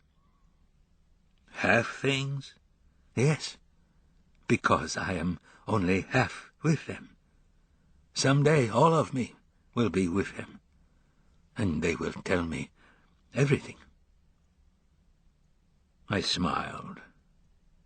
I hope you don't get the whole story too soon, Lonnie. I looked down at the rifle in his lap. Lonnie, did you take the gun out and shoot it a bunch of times? He looked genuinely ashamed. I was angry. So I shot one of the fence posts out back. I thought of the things I might shoot if somebody had done to my daughter what had been done to his. The image of Lonnie out on his back porch late one night, shooting at a singular fence post, hung there just out of range. I'm pretty sure I jumped a little when the radio crackled in the truck. I could hear Ruby's voice through the glass and the transceived miles. "Come in, Unit 1. It was probably word from the sports shop or on the espers, but when I looked up at the clock on the dash, it was only 2:30. Maybe it was Jim Keller. I opened the door and keyed the mic. "Base, this is Unit 1. Go ahead." Static. "Walt? George Esper is gone again." I slumped against the door jamb of the truck and rested my head on the mic in my hand. "You've got to be kidding." Static. "He stole Ferg's truck. Vic's in pursuit." "Where?" Static. "Out 16. Probably on the highway. He already ran into somebody near the co-op. Turk's out there now." "Did anybody notify the HPs?" Static. "Yes." I waited a moment. Chances are Vic was still in range. Static, then a fainter signal broke through. "I'm at mile marker 113, and if the little fucker was up here, I would have caught him by now." "Vic, leave the highway to the HPs. I got a sneaking suspicion that he's headed out this way."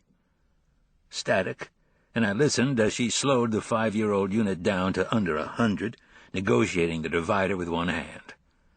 "I'm on my way back, but if that's the case, he's got a hell of a lead on me." "We'll get in from the other direction. Unit 1 out." I hung the mic back up and leaned out to look at Henry. "You coming?" He nodded and started pulling Lonnie back up to the house. Lonnie grabbed the wheel rails of his chair and slid himself to a stop. "You go ahead. I can get back in the house myself." "Yes, it is so." Then he reached down and handed the rifle up to me. "Take this." I took the rifle as he handed the black plastic box to Henry. Henry looked at him, nodded, and came around to the passenger door. As I crossed in front of the truck, I stopped. "Lonnie, you know that cartridge box?" He continued to smile. "Yes." "It has writing on it, next to the bullet hole?" He nodded and smiled. "Whose handwriting is that?" "You should know that handwriting." "Lonnie, I don't have a lot of time." "Nedonestigo. He who sheds his leg." "Lucian. He used to shoot with us out at the Buffalo Wallows back in the day. One time my father challenged him to try to hit a target as small as the cartridge box at 400 yards, and he did it." "Yes, it is so." It took me a minute to get myself going. "Thanks, Lonnie." I climbed in the truck and, reaching for my seatbelt, motioned Henry to do the same. He placed the small black plastic case at his feet and held the rifle as easily in his hands as he had held the one in Omar's helicopter. By the time we got to the end of the state route that joined with the main drag, we were doing about 100, with the sirens and lights at full tilt. It was still going to take us more than 20 minutes to get back to the other side of the reservation, and my knuckles tightened around the wheel. I concentrated on the road as we passed the cutoff down to the Powder River. I think he's headed toward us, because of what he said at the hospital about living on the res. It's as good a guess as any. He braced a hand against the dash as the gravitational pull of a sweeping turn almost slid us into the barrow ditch. What did Lonnie say about the writing on the box? He said it was Lucian's. You never heard that? I never asked. I guess it was done a long time ago when Lucian was shooting with Lonnie's father. At the next straightaway he opened what looked like a cleaning kit and pulled out 2 long stems and began threading them together. What are you doing? I am cleaning his rifle. That's evidence. No, it is a weapon. It took a while, even at our speed, but we finally made it to the northern end of the Powder, when another vehicle popped over the horizon that was traveling at a pretty good speed of its own. From the distance, it was hard to tell who it was, but after a moment, I could see the lights. I grabbed the mic. Vic, is that you? Static. Fuck yes, it's me. Where in the hell did that little shit go? I slowed and stopped. By the time I had, she was pulling up alongside us and was rolling down her window. She had to crank. I cut the siren, and she leaned an elbow on the sill. What now? I thought, well, if he didn't take 14 back toward Sheridan, the only other main road is Powder River back here.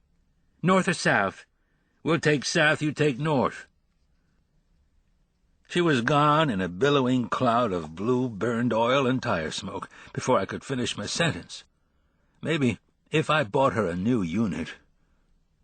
I turned the bullet around and laid a little strip of my own, accelerating back to the Powder. When we got to the cutoff, the only thing headed north was a drifting cloud of dirt that hazed the gravel road into the distance. We made the turn and headed south as the back end of the bullet attempted to get ahead of us. I counter-steered and hit the gas again as we slid around the first turn just about sideways and clipped a few mailboxes. I noticed Henry struggling to hold on to the sharps and find his seatbelt with one hand. What's the matter? Just buckling up. It's the law. This was the first time I had taken the big beast up to speed for any length of time. There hadn't been any reason before. It was heavy, but I was surprised by the agility it had. All right, you can crash now. He had gotten his seatbelt on and was studying the road farther ahead as I dealt with the ground at hand. I see dust.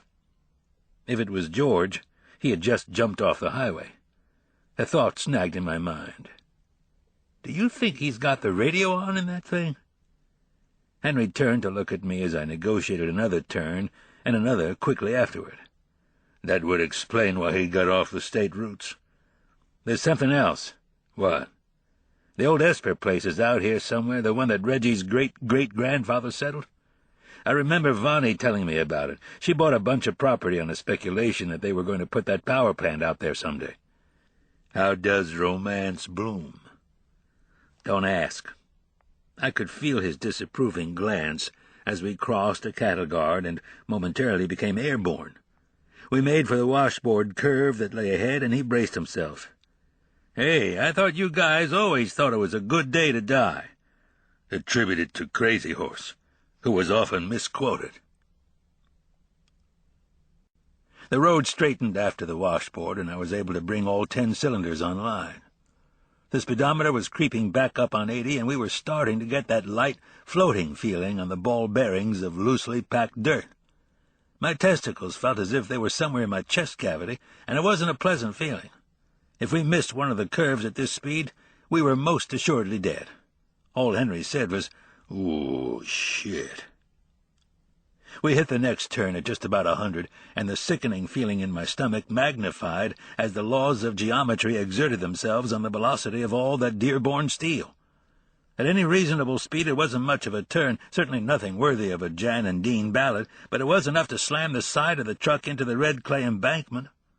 When we bounced off the wall, I overcorrected, and the bullet shot for the river. I turned ever so slightly, trying to urge our velocity forward, and only the left rear wheel slipped off the road. The truck tipped slightly back to center, where we gained purchase and shot into the next straightaway. He looked over at me, the passenger side mirror beating against his door. "You want to wreck? Do your side, okay?" George had obviously had a little trouble getting around that one, too. His side view mirror bounced and clattered under the bullet. We had gained a good amount on him. When we saw him next, he had topped a hill and was bouncing immediately through another cattle guard that was on his right. The road continued a steady climb until we got to where he had been, and I slowed just a little because there might be a slope on the other side. It was a good thing I had, because the road did make a sharp cut to the right, and there was a reasonable drop-off. George had not made it. You could see where the Toyota had gone through the fence sideways, taking the majority of the barbed wire and aged posts with it. The little truck had most certainly gone over, but it had landed on its wheels, and George was still bumping his way across the bottomland where the pasture ended in a gate only about a quarter of a mile ahead. If we kept our speed up, we would get there before him and arrive in a large wash that opened to the east with a rise of about 8 feet in more than a mile.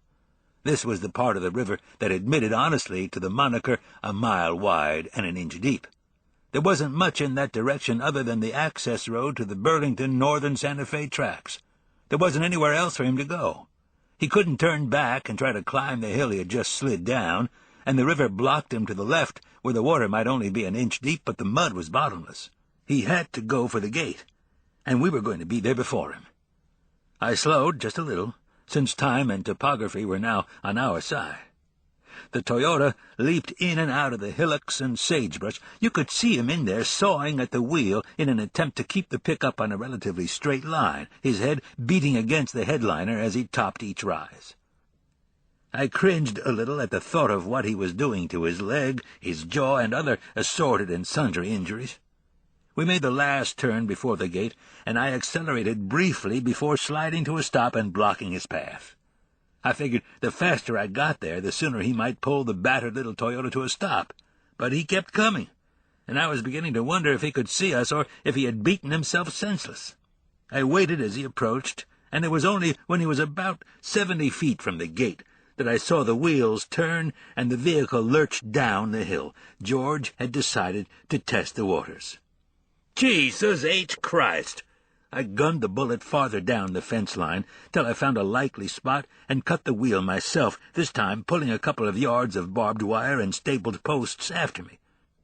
We followed him to the cut bank of the river and watched as the underside of his truck suddenly became visible. The jump didn't get very far, and, as anticipated, the wheels and most of the front of the Toyota sank into the soft mud of the Powder River, effectively ending the vehicular portion of George's getaway. I pulled up sideways and watched in absolute exhaustion as George climbed out of the window of his truck, fell into the water, rose up, and began quick slogging away from us as fast as his bandaged leg would carry him. I looked past Henry in disbelief as he turned to hand me the rifle. "If you do not shoot him, I will." "We don't have any bullets, or I would seriously consider it." He laughed and pulled a gleaming .45-70 from his shirt pocket and held it up. "Where did you get that?" "Off your desk. Where do you think?" I pulled the handle and opened my door. "We're trying to keep somebody from shooting him." He started out on the other side. "I am beginning to question the logic in that."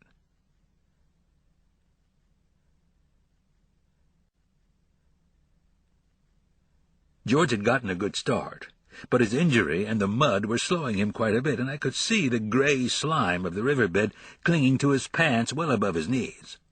I stopped at the cut and stood at the edge. He was about 50 yards out.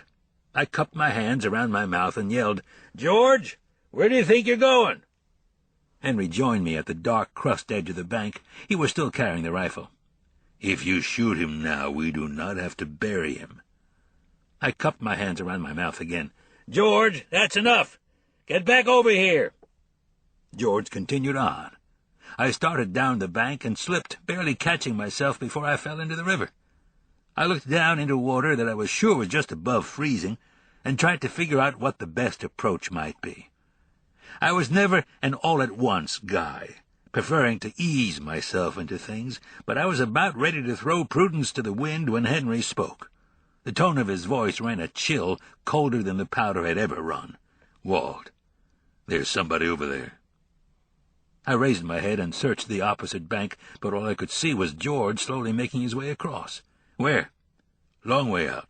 See that pointed clump of sage to George's right? Just to the right of that, all the way out at the horizon."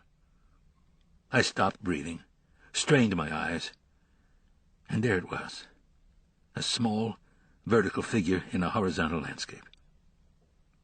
"You sure that's not a pronghorn or a mule deer?" "No. It is a man, and he is armed." As Henry spoke, a small burst of smoke erupted from the figure. Just over 2 seconds later, George was cartwheeled backward into the frigid water. I took an involuntary step forward and splashed into the river water as George hit the mud. He struggled to get up, rolling himself sideways as he attempted to sit. It was a slow, grinding motion before things slipped into the adrenaline-induced rate where the real world cannot keep pace. I yelled with everything I had, "Stay down!" He couldn't hear, or it didn't matter. I had seen it in Vietnam, and I had seen it here. When you are a standing animal and you suddenly discover that you are not, there is an overriding need to rise and prove to yourself that you are intact. "Reloading." When I turned, he had already thrown me the rifle. I caught it and quickly jacked the lever down and extended a hand up for the shell as he fished in his shirt pocket. At that point, all I could think of was the penny he had tossed to me at the bar that night. He threw me the round. It hit the side of my palm and started to ricochet off, but I caught it against my chest and quickly inserted it past the dropped block and brought the lever up. I squared myself for the shot, and my shoulder jarred as the stock came up and slammed against it. I had to calm down and bring it all together in a fluid motion. That's when it occurred to me to breathe. I filled my chest cavity and felt the burn of flooding oxygen as I flipped up the vernier sight. 675. 700 if it's an inch. Damn it! I readjusted as quickly as I could. "Where's Omar when you need him?" Henry laughed as I brought the rifle up again, and it was just what I needed. All the tension faded from me. I pulled the set trigger and paused for a moment to check my target. Even at this distance, there was something familiar, something I knew, someone I knew. I adjusted my figures to encompass the season, general elevation of the shooter, and mean temperature. An approximation of 1/2100ths of an inch was the starting point, but I would have to go higher with current conditions. I peered through the pinhole of the vernier's tiny disc, which was capable of measurements as small as 1/1000th of an inch, and through the knife-shaped German silver blade sight. He was waiting for me there, whoever he was. A mirror image at 700 yards with the same offhand positioning. It occurred to me that the first one of us to find something to rest against might be the one who would still be standing. But there was no time. I had an ace in the hole because I wasn't the one he was shooting at least as far as I knew. I considered how many unfortunate individuals had held that as a last thought. George was clearly in my peripheral vision as I closed my left eye and blocked out the sight of the suffering youth. He had struggled up into a sitting position and now cradled his right arm in his left. It was difficult to tell what was blood and what was darkened from the water. I could hear him sobbing and only hoped it would continue.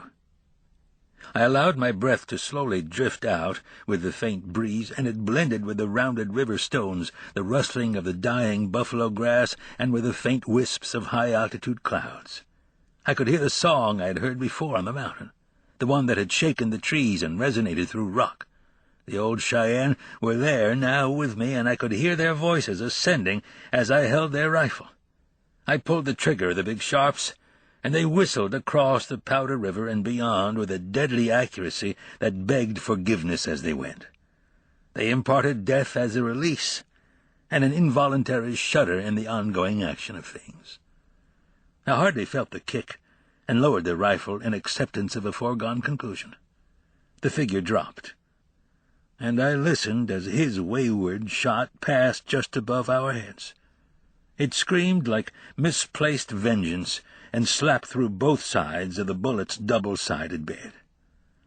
George continued to sob, and I was glad that he was alive. After a few moments I became vaguely aware of Henry as he took the rifle away from me and leaned it against the bank. He stood there for a moment, and I think he touched my arm. He continued on into the river. The voices of the powder would continue to tell the stories they had told before I was born and would tell long after I was gone. Henry carefully picked his way on the large, flat rocks that George had had no time to look for. I watched him for a moment, and then looked back in the direction of the shot. My jaw set, and sadness overwhelmed me. I knew who it was. Chapter 16. The bullet had shattered the clavicle, passed through the muscle and tendons of the shoulder, and had exited through the blade, taking most of it as it went. The tissue damage was tremendous, and it was unlikely that George's arm would ever operate properly again. His pulse was weak and rapid, his breathing was shallow, and it seemed as if he was doing everything possible to lower my odds below 50-50. We had wrapped him in the wool blanket that I kept behind the seat of my truck and had carried him back to the tailgate. He lay there, trembling from the cold of the water and the loss of blood. Shock had dulled his eyes, and the pupils were dilated as he stared into the late afternoon sky. He had lost a lot of blood in the river, and continued to ooze his life out onto the scratchy surface of the gray blanket. I folded my fleece jacket around his shoulder in an attempt to compress the wound and quell the blood flow. I leaned over him and smiled with my mouth, even though my eyes refused to join in. "You're going to be okay, George." Along with the difficulty in thinking clearly that accompanies shock, his jaw was still wired shut, and his lips shuddered along with the rest of him so that it was doubly difficult to understand what he was saying. "Shush me." "Yep, somebody shot you, but I shot them. You just relax. Everything's going to be okay." I pressed on the jacket at his shoulder and calculated the miles back to Durant. If you continued down the Powder River Road to Tipperary, you could cut back up 201 and get to town faster than doubling back to 16 in the paved roads. I couldn't help but think that time was more important than macadam. Henry returned from the front of the truck, where he had gone to raise Vic on the radio. "Henry's here. He was with me in the truck when we were trying to find you." "You out ahead, George." He put his hand down on the dying boy's chest and smiled with his whole face. "You really had us scared there for a moment." George was bleeding, and would continue to bleed until he got to an emergency room. The important thing now was to keep his mind working in a positive direction, to speak calmly and to reassure him so that he could counter the effects of the shock. We had to get him thinking about other things, and I truly believe I could have searched the world over and never found someone better at diversion than the man who now stood beside me. George's life hung on Henry's every word, and I watched as the dark eyes peered into the dilated pupils and scooped up a subject that would carry the young man to safety. "George, I need to talk to you about being an Indian." He glanced toward me and whispered, "She will be here any minute." He looked back down. "George, if you are going to live on the reservation with us, I have to teach you some things." We transferred hands, and he held the makeshift bandage against George's crushed shoulder. He continued to talk to him in a hypnotic rumble. "We need to talk about finding a harmony and a wholeness within yourself that you can share with all your relations, but I need you to listen carefully because the things I'm going to say to you are very important. You need to hear every word, yes?"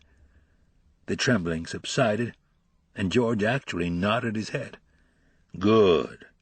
Henry continued to smile. "You are going to make a good Indian." I tried not to think of the rest of that old statement, and pulled away to look back up the road in time to see Vic's unit come over the hill.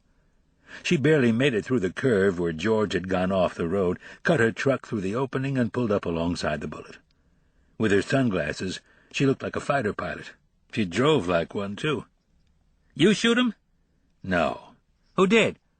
"I'll tell you later. We need to get him into Durant now." She followed me around her truck and opened the passenger side door, and we laid George across the back seat and trussed him up carefully with the seat belts. I looked at Henry as she rounded the truck and got in. I noticed he was holding something out to me. It was another .45-70. I stared at it for a moment, then back up to his face. His eyes were grim. We both knew the ending, and it was a bad one. "This land used to belong to the Espers." He didn't move. "Yes." "You know who it is?" He nodded, and then looked off into the distance of the shot. "Yes."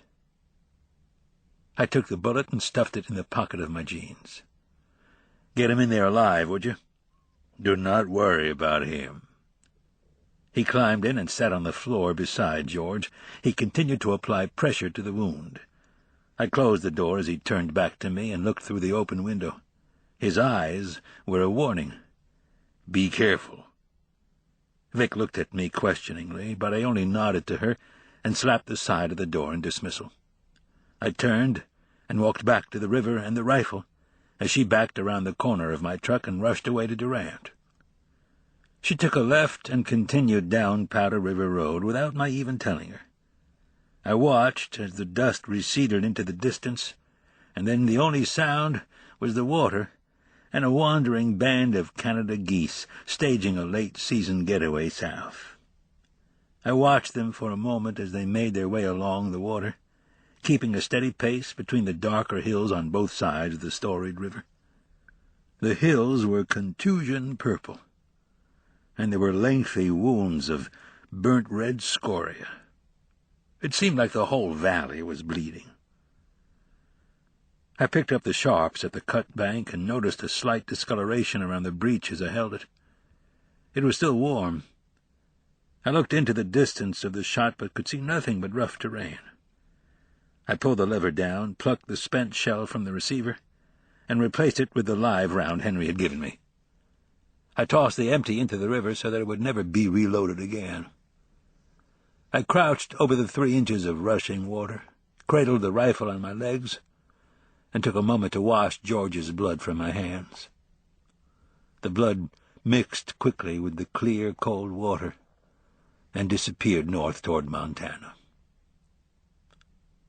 I crossed the river and kept a straight path, even as the current attempted to drift me northward in its direction.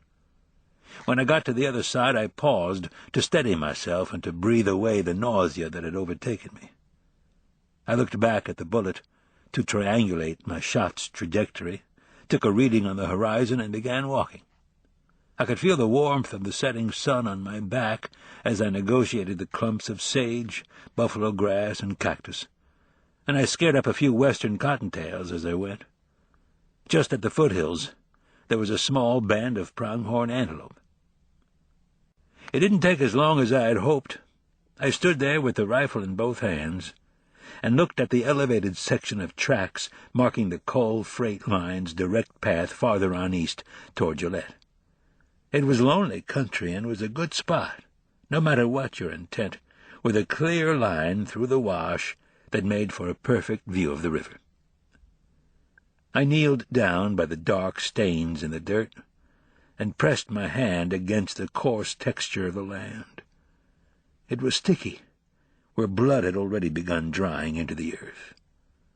The Powder River country would accept moisture from any source, no matter what the cost. There wasn't a lot, but there was enough.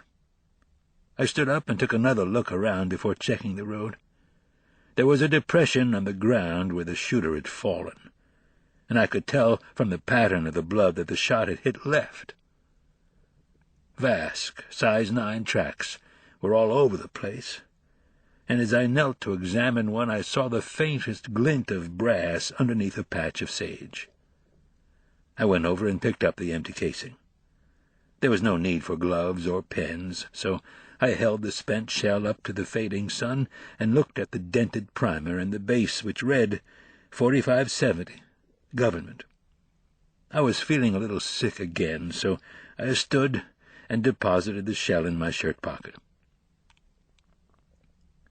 I followed the blood trail back to the access road and knelt by the last splatter.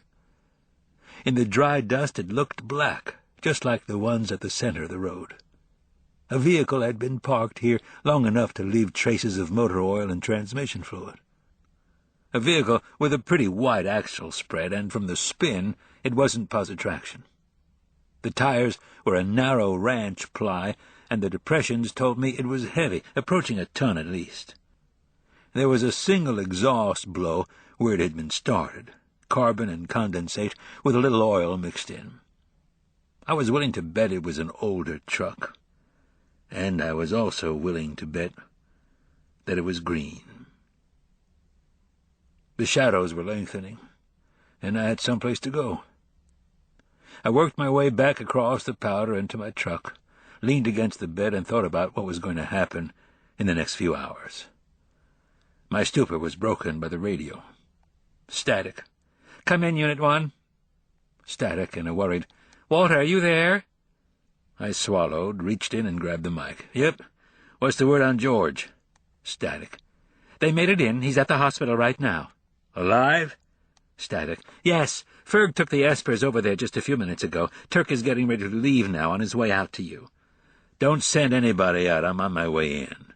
But I've got to take care of a few things." I waited for a moment. "Is Lucian there?" Static. "I think he's still in the back with Brian. Will you get him for me?" As I waited, I thought about how personal and ugly things had gotten over the last 40 minutes. A breeze picked up a little in an attempt to scour the countryside. I wished it all the luck in the world. Static. "What the hell do you mean, don't send anybody?" I smiled. "Good to hear your voice, old man. How you doing?" Static. "You woke me up to ask me that?" I took a deep breath and laid the Cheyenne rifle of the dead on the seat. "Lucian, do you remember back when Michael Hayes killed himself?" A long pause. Static. "What the hell does that have to do with the price of tea in China?" "What kind of gun did he use?" There was another long pause. Static. "Son of a bitch." There were clouds at the mountains, and the snowpack reflected the sour lemon sun into one of the most beautiful and perverse sunsets I had ever seen. The clouds were dappled like the hindquarters of an Appaloosa colt, and the beauty kicked just as hard. The headwind rattled the bare limbs of the cottonwoods as the longer branches swayed, and the remnants of grass and sage shuddered close to the ground. The buffeting of the wind against the truck reminded me that I had lost both of my jackets. I started at the beginning, working with the most innocent facts and making my way toward the most damning. I thought about the history first. No one knew exactly why Michael Hayes had killed himself. I was just a teenager when it happened, but I remember her saying that he had killed himself in the tack shed. Someone at the time had said he had done it with a large-caliber rifle, and anyone who knew Mr. Hayes would be happy to tell you he was not the type to take half measures. I remember someone making the statement that his brains had been scattered all over the walls. I thought about the night I had gone to her house for dinner, and how she had made me leave the rifle by the door. Could she have been responding to the weapon itself? I remembered how the dog had continually looked at the door that evening. Could he have seen the old Cheyenne? I thought about the Vasks, size 9s, and about holding those lengthy, supple feet in my hands. I thought about how she was only a head shorter than me, and how that sandy hair hung past her shoulders. It could have easily been she in the early morning light, a dull knife lake, and it would have been easy for her to carefully wind her way through the twisted branches at the second crime scene. I looked longingly at the bars I passed. The lights were on, and there were a few aged pickups parked in equal distance around the building. In Wyoming, even trucks have personal space. Dina was in there, fleecing the local cowboys out of their $163 a week. I guess with the current events, she had decided to bag the Las Vegas tournament and take care of some of the local talent. It was well past the end of the working season. For some of the cowboys, it would be the last check they would see until things picked back up in the spring. It would be a hard winter for them, too, but for now, they were having fun losing their money to Dina minicamps. I envied them the privilege. When I got to Portuguese Gulch at the Lower Piney, the gate to the house was open. I picked up the rifle and listened for drums, bells, or voices of any kind, but the only sound was the wind as it swept down, undulating along the foothills of the mountains. I stepped out of the truck, and the halogen spotlights of the courtyard tripped on. It took me a second to remember how they had done the same thing when I had brought her home a couple of nights ago. The red shale crunched under my feet as I approached the house. When I got to the door, it was unlocked. I pushed it all the way open and looked in at the empty living room. Things were a great deal as they were when I had made my hasty departure the other night.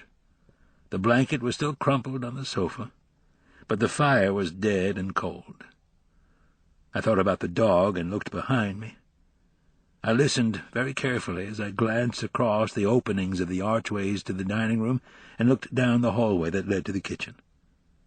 This was where I had seen him the first time, but the only sound was the wind in the courtyard and a soft whistling coming from the still open flue of the fireplace. I closed the door softly behind me and looked down at the Cheyenne rifle of the dead. It had taken on a much more articulate quality with the amount of handling it had endured in the last week.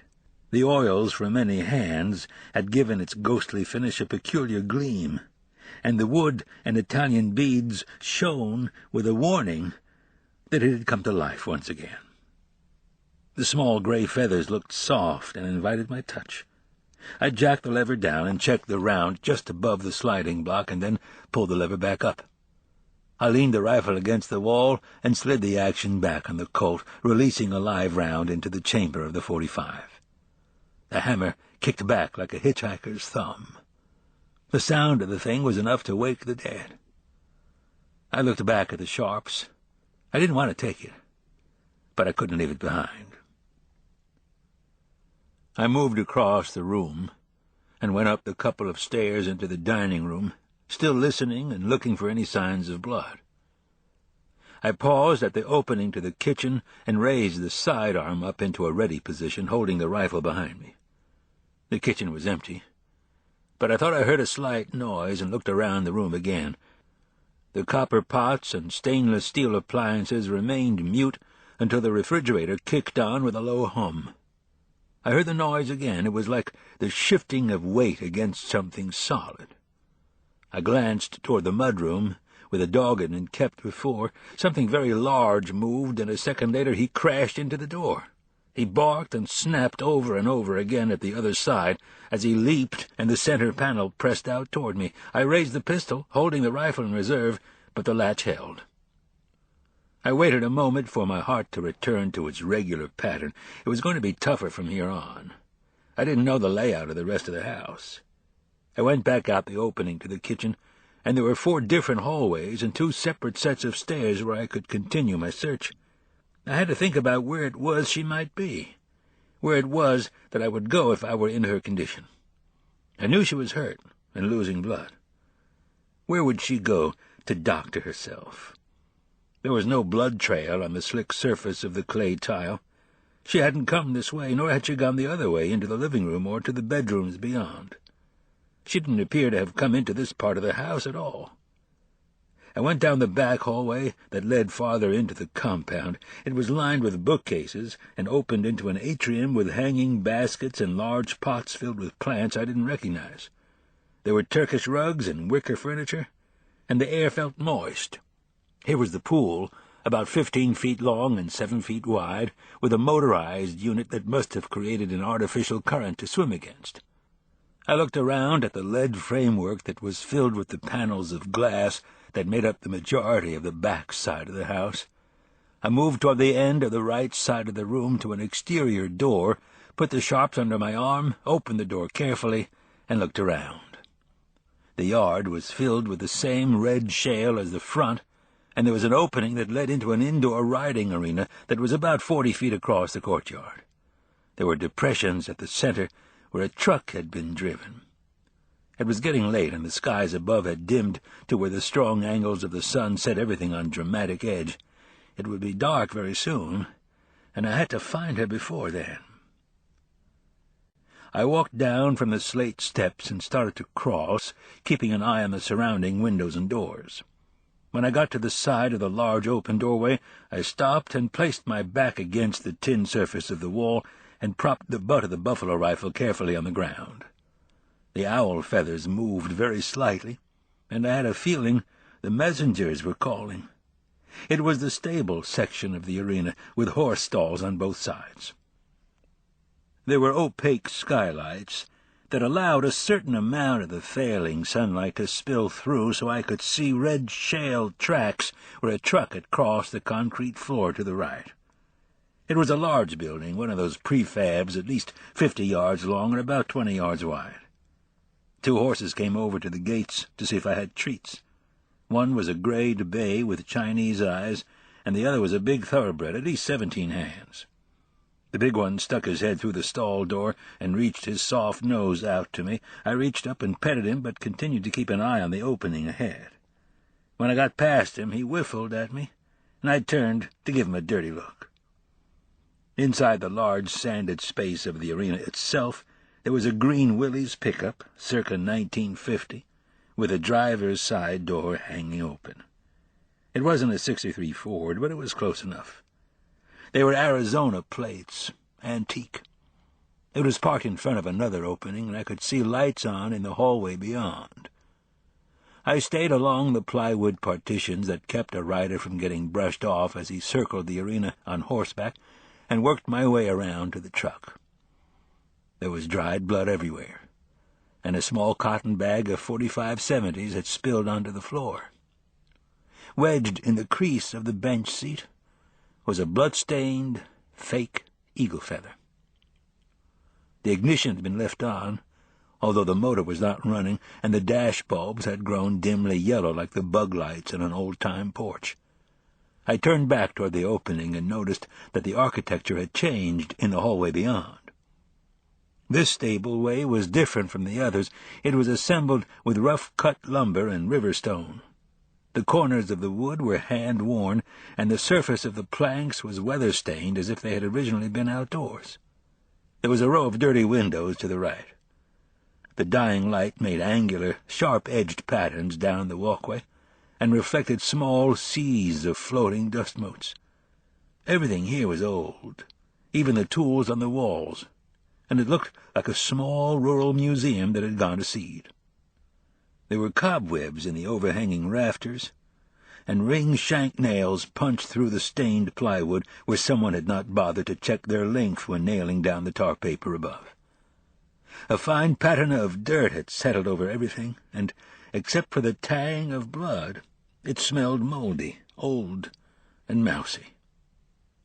There were dark stains in the sand, and a few on the stones that made up the walkway leading down the 40-foot hall. A Dutch door was open at the far end, and there was a light on. I stopped and listened. There was a brief crackle of what sounded like a radio frequency, but then it was gone. You could see a row of old saddles in there, but that was about all. I moved carefully past the abandoned stalls. Nothing had been in any of them for a long time, and I could just make out the scurrying movement of field mice as they busied themselves. I paused a little away from the door and noticed the blood on the galvanized handle. I started to speak. If I was going to be shot, it wasn't going to be by mistake. There wasn't any sound, so I inclined my head a little bit to see more of the room. "Avon calling?" She laughed. A wispy, hollow laugh like air escaping from a tire, and the sound went through me. I turned slightly to the right and leaned in a little more, and through the dim light of the dusty 40-watt bulb, I could see her. She was sitting on a series of wooden steps, the kind that grooms use to assist fox hunters in mounting their horses. They were a dark hunter green with gold trim, and looked as if they hadn't been used in a while.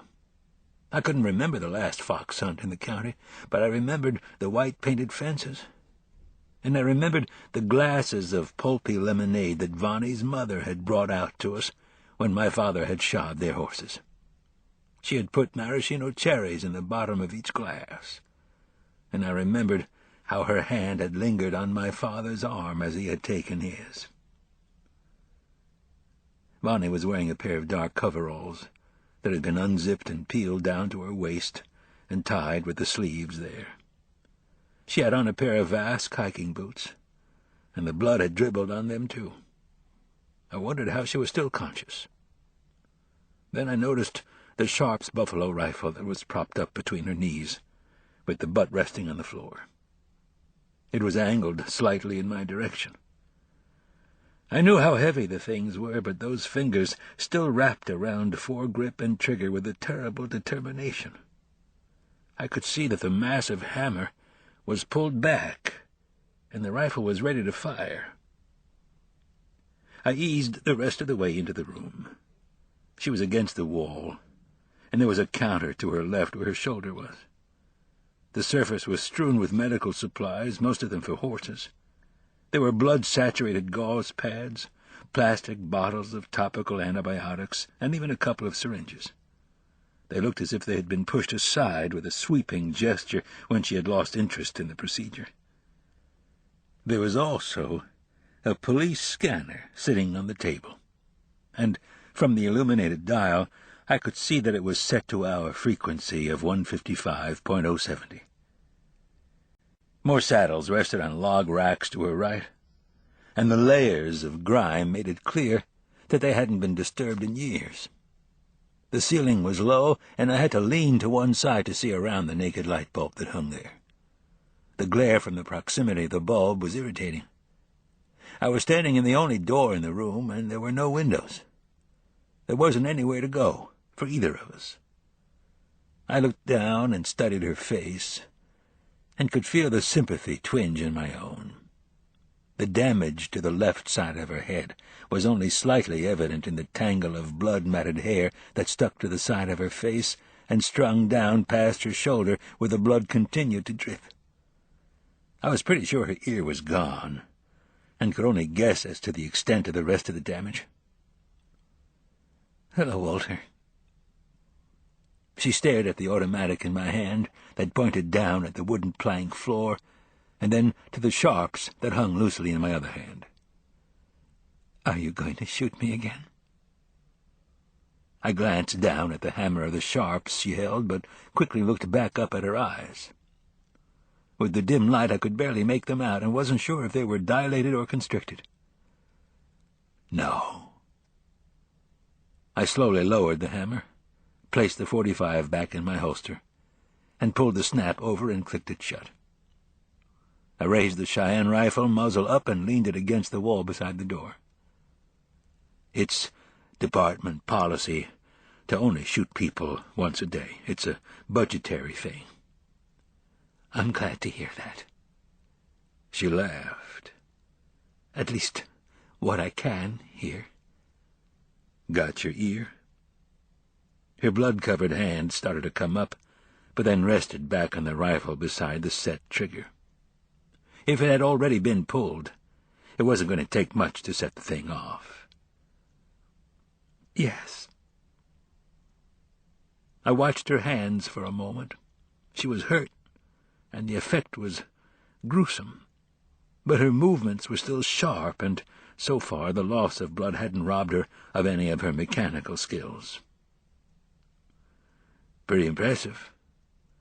Getting hit like that would knock most people down and out." "It did." Her eyes twitched in response to the wound, but she rolled her head back a little so that I could see more of her eyes.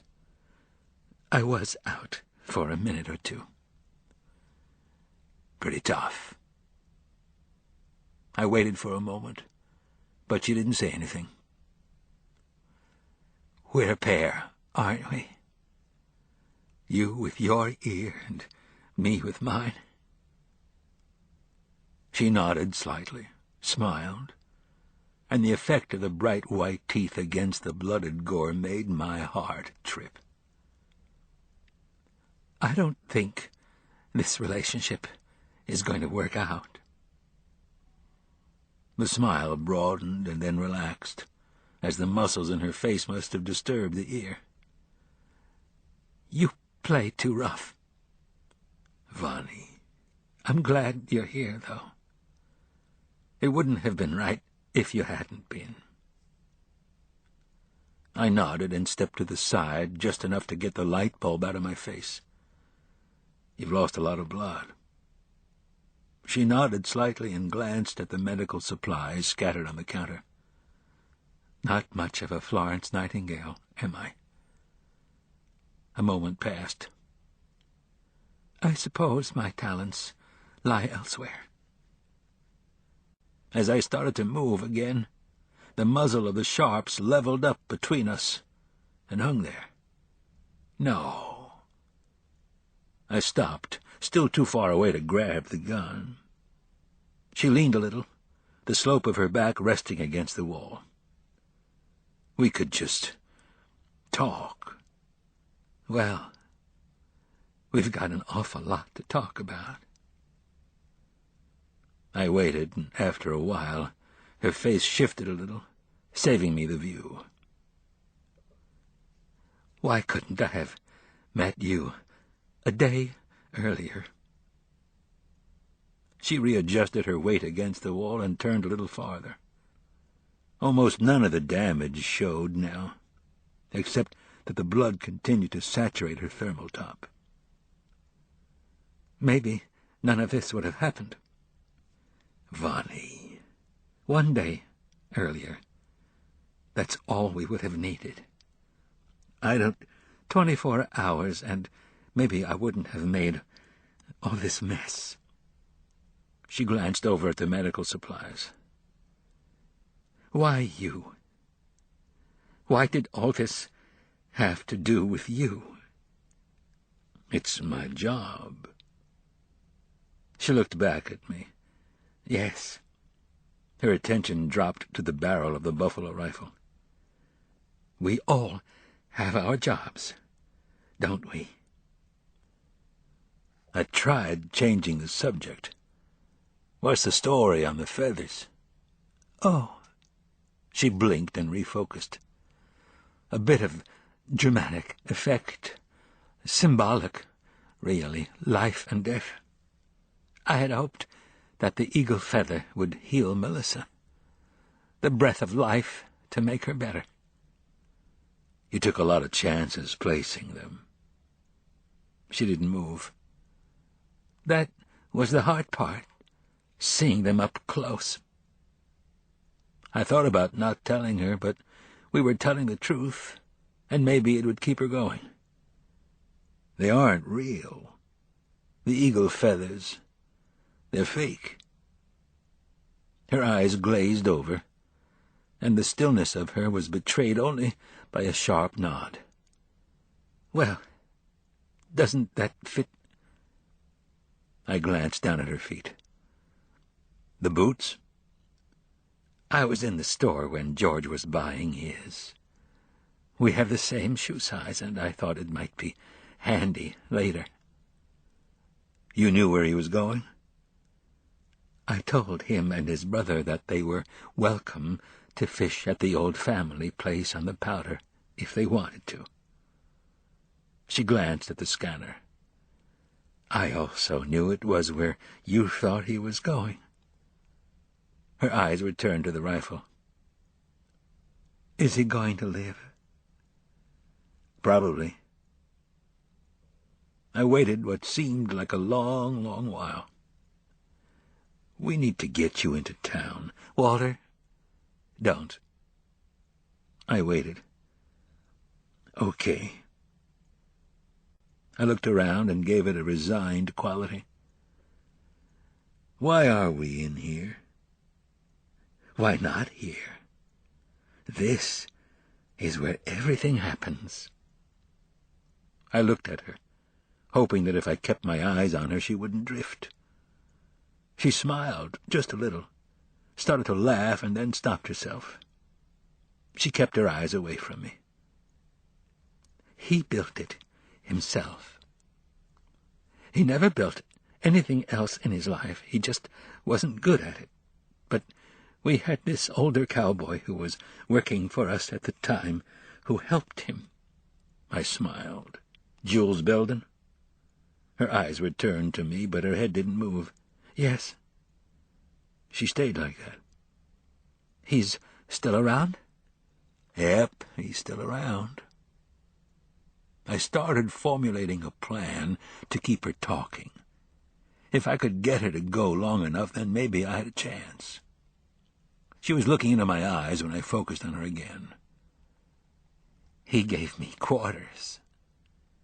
Me too. She laughed, the wispy laugh. He used to drink when he was here, and that's why Father finally fired him, but he was a good carpenter. I looked around. So he and your dad built this?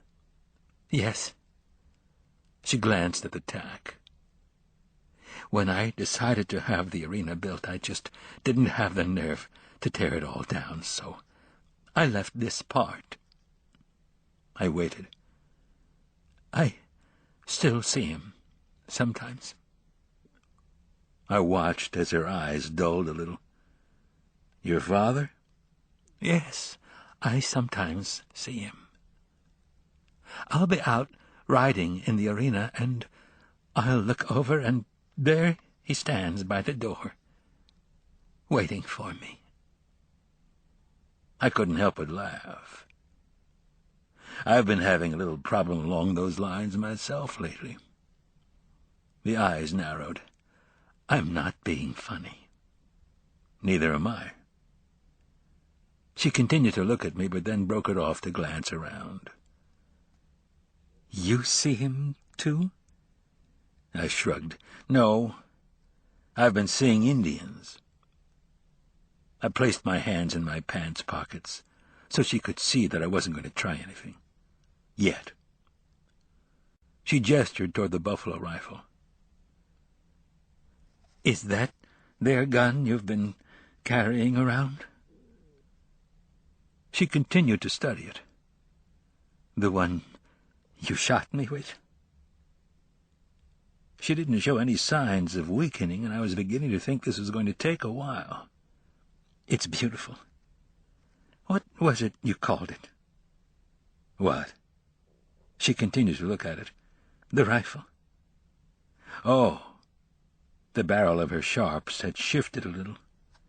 The Cheyenne rifle of the dead. She nodded, and I smiled back. It's haunted. By the Indians? The old Cheyenne. Why?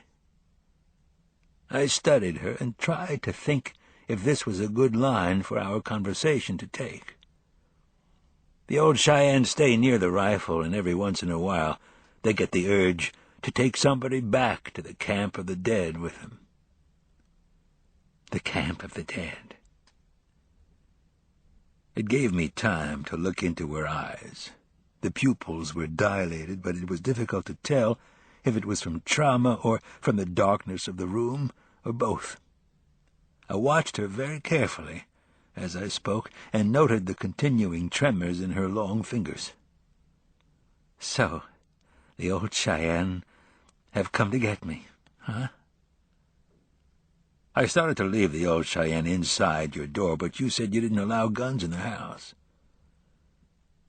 I wondered how long it would take for her to get to the fact that her father had killed himself, probably in here. I looked at the wood behind her head, but the planks had been replaced. It had to be here. But I didn't want to discuss her father's suicide with her as she sat there with the loaded and cocked buffalo rifle in her hands. I didn't say anything, and I didn't move. She gestured gently with the sharps. This is the one he did it with. I still remained silent. They really are exquisite guns, aren't they? It seemed safe enough. Well made. Yes, well made. She looked back up from the barrel. I was 13.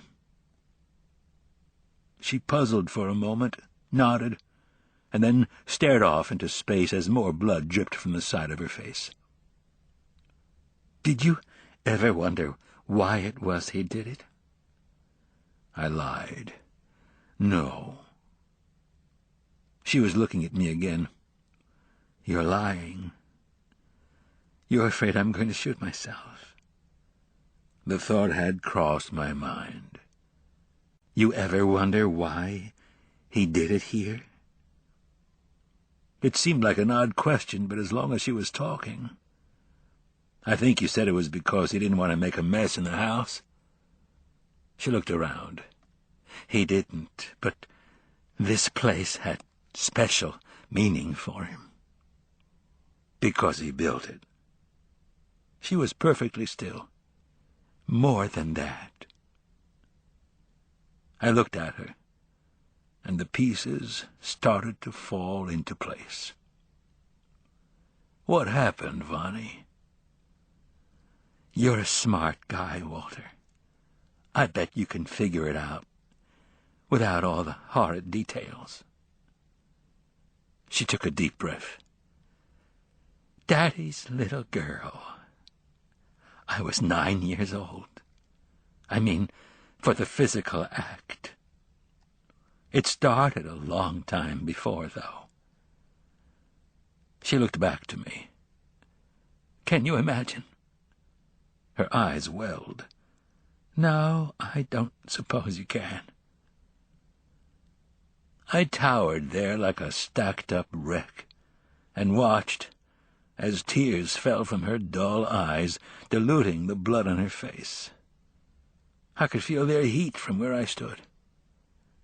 "I hated him."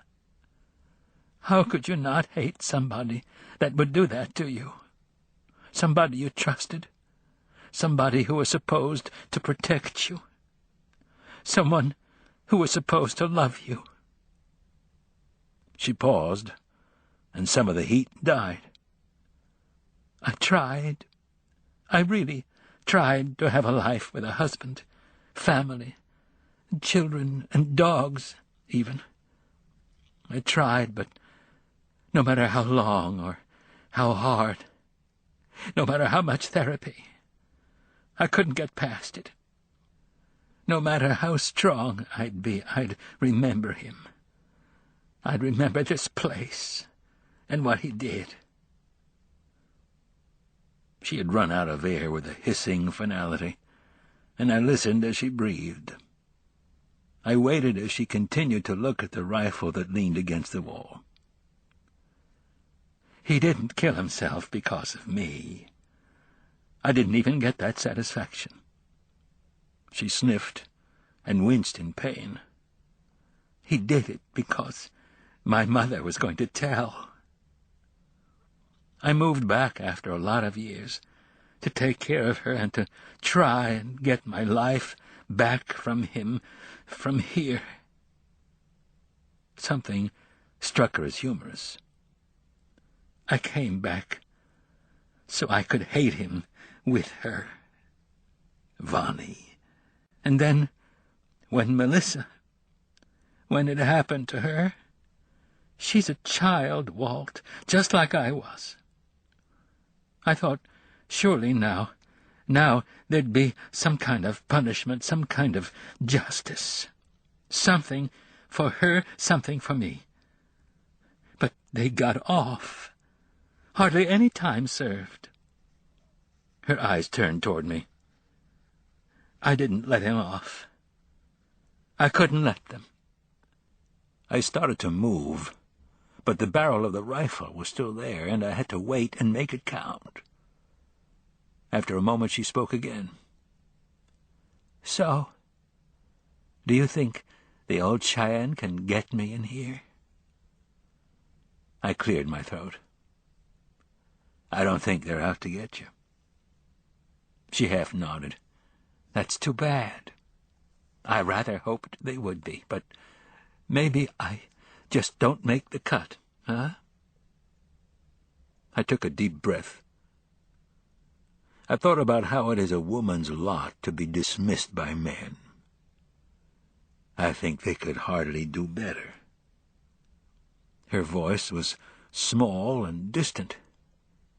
"Thank you." The little corner of her mouth kicked up again, and the barrel of the sharps shifted a little and came back closer to her chin. I took my hands from my pockets and gauged the distance to be about 8 feet.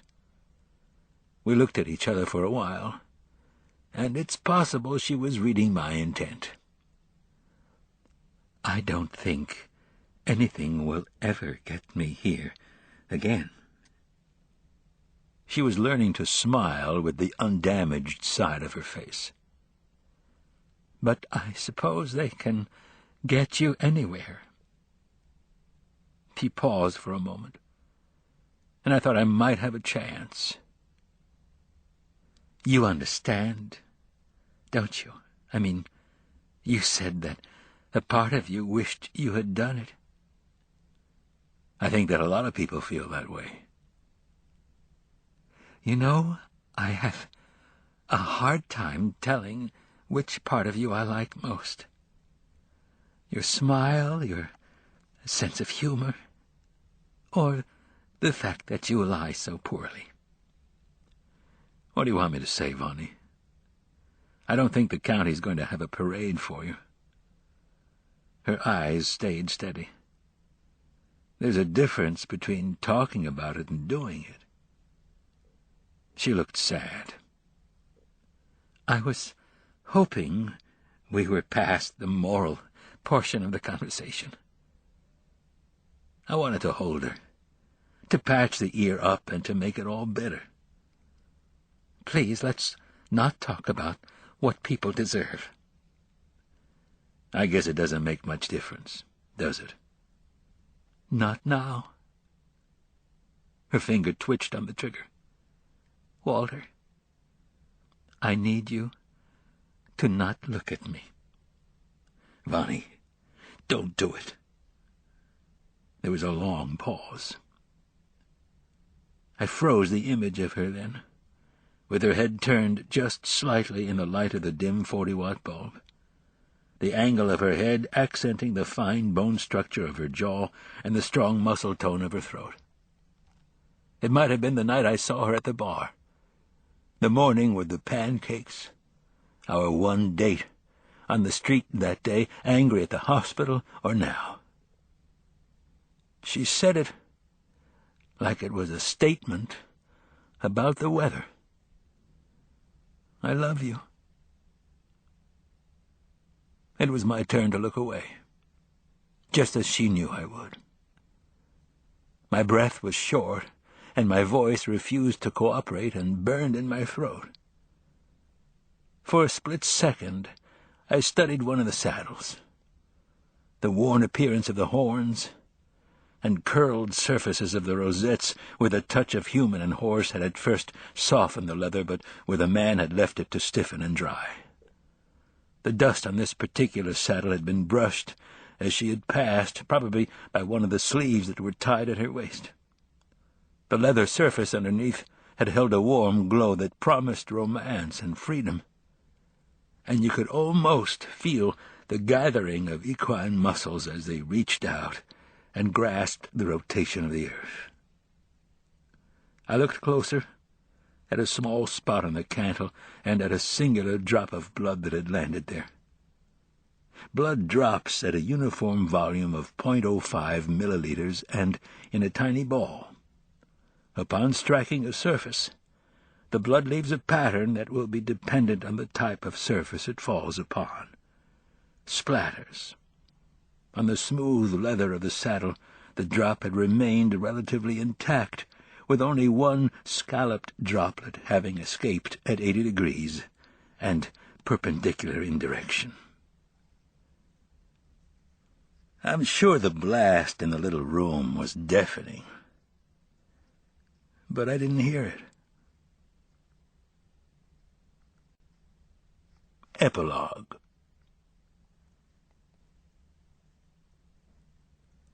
I didn't go into work the next day, or the day after that, or even the week after that. I've been drinking a lot, not with a conscious effort, but more as a pastime. It's a nicer place to drink since Red Road Contracting finished up. I don't think I drove them off, but maybe I did. There's still a lot to do in the cabin. I think I was making them nervous. The new deck is my favorite part. It's about as big as the house and goes out the back door toward the hills. There's an opening in the middle where they said I could plant a tree in the spring, but for now it's where I toss the empty beer cans. It's an easy shot from the lawn chair, which I placed against the log wall of the house, and my sheepskin coat keeps me warm enough. The cooler is right beside the chair, so I don't have to get up much. Sometimes at night the beer freezes, but I just wait for it to thaw the next morning. Periodically vehicles come up the driveway. Some of them are official and some of them aren't. The DCI Suburban was one of the official ones, and they brought the bullet back sans bullet holes. They left the keys on the counter, and she sits out there pawing the ground, waiting. I guess Ferg got a new truck. Vic came by once, but now she just calls and talks to the phone machine. I've developed a tactic for dealing with these drive-by visits. No matter what time of day it is or what I might be doing, whenever I hear somebody coming up the driveway, I just step off the deck and start walking toward the hills. In a couple of minutes I can be in those hills. Sometimes I walk, sometimes I just pick out a rock and sit. Nobody stays very long, but I lose track of time out there, and sometimes I remember coming out when it's still light, only to look around and find that it's dark. Sometimes it's the other way around, and I get to watch the sun come up. People leave food, but nobody ever leaves beer, so every once in a while I have to make the run into the outskirts of Durant to buy it at the Texaco station near the highway. I haven't shaved in a while, so the kid that works there doesn't know me, or pretends that he doesn't. I have a friend that showed up after a few days. One morning when I woke up in the lawn chair, he was lying out at the end of the back pasture, just at the sage. He didn't make any move to come in closer, but just sat out there all day, watching me. He would circle around the house, only to return to the sage after a while. I didn't think he meant any harm. Like me, he just didn't choose to go anywhere else. The next trip into the Texaco station, I bought dog food and left it in a bowl at the edge of the deck, along with water. Every morning it was gone, and after a few days he slept there, as long as I didn't move much, which was okay because I wasn't moving much these days. He had lost a little weight since escaping from Vonnie's mudroom, and Vic mentioned in one of her telephone reports that the game and fish guys had had quite a rodeo when he ran off. One day Henry's truck came up the drive, and as I started my usual retreat to the back 40, the dog ambled along after me. When I sat on one of my favorite rocks, he came over and sat down not too far away, and we waited for Henry to leave the house together. I reached over and rubbed my hand across the dog's big head, and he looked up at me. He had sad eyes, and it was as if he had had enough, too. As I petted him, he leaned on my leg. He really was a big brute, with a shoulder spread as wide as the trunk of my body. The hair was curly on his back, with all kinds of reddish swirls and swoops. It looked like a bad toupee. Katie called, but I knew her schedule and would call back and leave vague messages with her secretary while she was either in the law library taking depositions or doing whatever lawyers do when their secretaries answer the phone. It was odd to think of my daughter with a secretary, so I just kind of thought of Patty with an I as a babysitter who talked with a funny South Philadelphia accent. Vic called at about 5:30 at the end of each day, with a report of ongoing concerns. "Hello, shithead. This is the person who's doing your job for you as you lay out there and grow increasingly fat and stupid in your nest of depression and self-pity." The messages always started that way. We had a drive-by egging on the middle school, which leads me to believe there may have been an accomplice." I nodded. Sound detective work. "Vandalism was reported at the old stockyard. Reporting person said someone had moved his irrigation system twice in the last month, and this time the irrigation wheel line assembly was broken. The attending officer questioned reporting person as to what the fuck he was doing irrigating in November. Answer came there none." I nodded some more. "There was an official protest made as to the language used by said attending officer that was deemed profane and inconsiderate of the station and age of the reporting person shortly after the irrigation incident."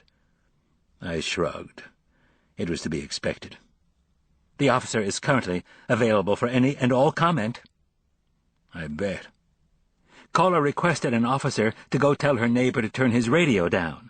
Caller would not give her name and said she did not know her neighbor's name.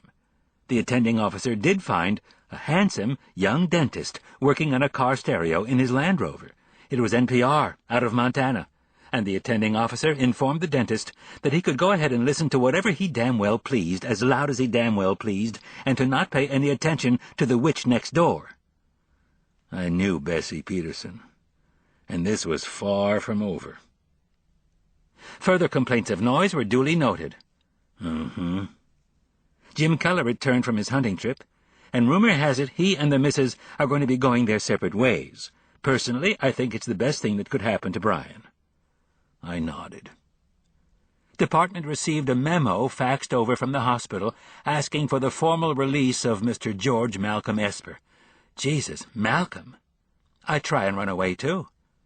I signed it and got Ruby to fax it back over before the little fucker escaped again. There was a long pause before the next one, and with a soft and melancholy quality that I had never heard from her before. Attending officer thought about filing a missing persons bulletin for a sad, overweight, self-deprecating, yet strangely charming sheriff today. The officer thought it might be of interest to the missing person that said officer had turned down not one but two high-paying, high-profile jobs because she guessed she'd just lost interest in being anywhere else. My eyes welled up a bit, and I waited. "Walt, you need to come back to work. You're not fit for anything else." Another pause. "Ruby misses you.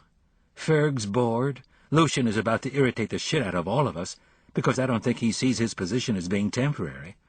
And Dorothy says she's ready to come out there and kick your ass, but doesn't know if she should bring coleslaw."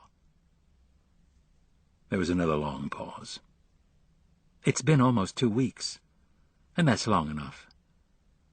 I just thought that I should tell you that this isn't my last call because I'm starting to feel like an enabler. If you want to know what's going on in the kingdom, you're going to have to come out and fight a few dragons." Another pause.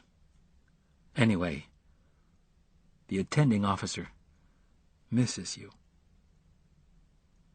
She hung up, and my last contact with the outside world went dead. Along with one of his food drops, Henry had left a message on the back of the manila envelope that contained the last photographs of Cody Pritchard. "There is lasagna in the refrigerator along with supplies to make sandwiches and a 6-pack of canned iced tea." Fingered in the dust on the smooth surface of the piano lid were the words, "Play me." I ate the lasagna. This morning, a maroon van bounced up the driveway, and it was only when I got back and discovered there was a frozen box of turkey Hot Pockets, 1 ceremonial beer, and the Cheyenne rifle of the dead that I remembered it was Thanksgiving. The rifle was lying across my recliner, looking much as it had when I had left it in the tack shed. I spent the rest of the morning trying not to look at it.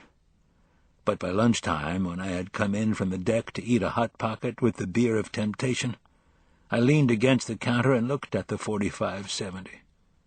A thought occurred to me, and I fished around in the pocket of my coat and pulled out one of Omar's cartridges. I walked over and picked up the rifle and lowered the falling block with the lever. Empty. I guess Lonnie didn't trust me either. I placed the round in the breech and then pulled the lever back up. I know it was my imagination, but the rifle felt much heavier. I took a moment to think about the old Cheyenne and how revenge doesn't ever fit when there aren't any bad guys. It wasn't that revenge was a dish best served cold. It was that it was a dish best not served at all. I thought about what it was the old Cheyenne really wanted. It wasn't hard to figure out. The dead just want the same thing as the living: understanding. I thought about how the two women's situations were alike, and how different the two cultures' reactions were.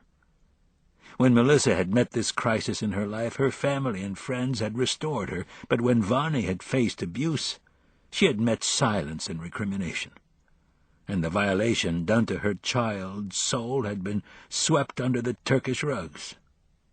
Granted, it could be said that it was the times and not the culture that had dictated these reactions, and I hoped that was true. I really did. I walked through the open door and onto the deck with the rifle in my hands. The sun was headed off to the west, and I could barely make out its faint glow through the heavy, ironclad bottoms of the clouds. I watched as the first flakes began drifting down. They would pile up against the hills, and the familiar landmarks of the ranch would gently disappear.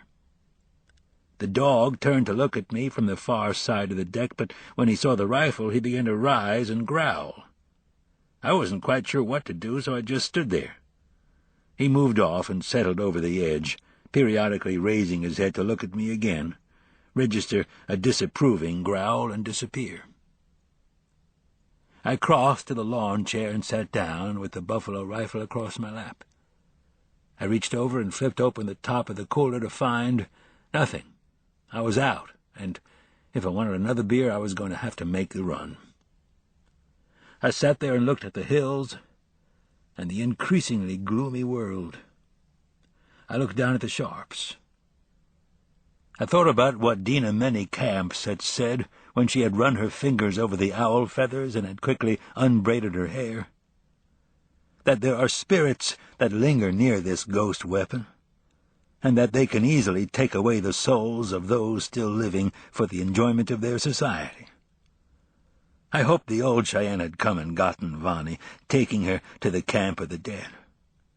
She was damn fine company, and she deserved better than she had gotten in this world. I strained my eyes into the distance and saw her there with him, and she was laughing and pulling a wayward slip of butterscotch back with 2 fingers. I saw her there, along with Lonnie's legs. Maybe half-truths were all you got in this life. When I looked back down, I saw that the dog was looking into the snow where I had been staring, and the wind narrowed his eyes until he looked back at me.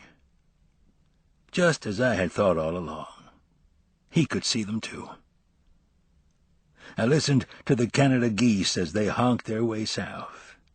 They only flew about 30 feet off the ground, and I could hear the whir of their wings as they passed overhead. Then the ceremonial Rainier I had drunk earlier overtook me, and I fell asleep. I awoke to the rattling sound of somebody slamming a hated yet familiar vehicle door, and he entered through the open front one of the cabin. It sounded like he was setting things on the counter and in the refrigerator. He made a number of trips, and through the open kitchen window the smell of turkey and dressing joined with the cold air of the late afternoon. There was a minuscule break in the clouds, and the thin sliver became a deep red as the sun started to drop over the mountains. I pulled my hat even farther down as the dog looked over the scattering angels of snow that had collected on the deck and on me.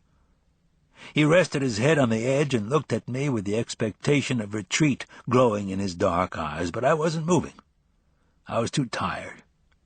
Chances were Henry would leave the food and go. But I have to say that I was growing irritated as he lingered in my kitchen and arranged things in preparation for the movable feast. I waited, but he didn't go away. After a while, he stepped onto the deck from the back of the cabin, and the beast growled a low and resonant warning, "Wahampi." Things got quiet again. Evidently, the dog had a strong Sioux streak. I didn't move, in hopes that he would leave. But that hope faded, and the lid on the cooler squealed as over 220 pounds sat on it. Damn Indians. You never could get rid of them on Thanksgiving. I could hear more geese flying over as he popped the tops on 2 of the canned iced teas and handed me one. I didn't take it at first, but he just held it there against my hand until I did. The honking continued, and with the beat of their downdraft, it sounded like every goose in the high plains was leaving. "You know, Lonnie told me something about those geese." I waited a while, but finally responded. "Yep. You know how they always fly in that V?" "Yeah. And one side of the V is always longer." He waited forever, and there was nothing else I could do. "Why is that?" "Because there are more geese on one side than the other." "Mm-hmm. Yes, it is so."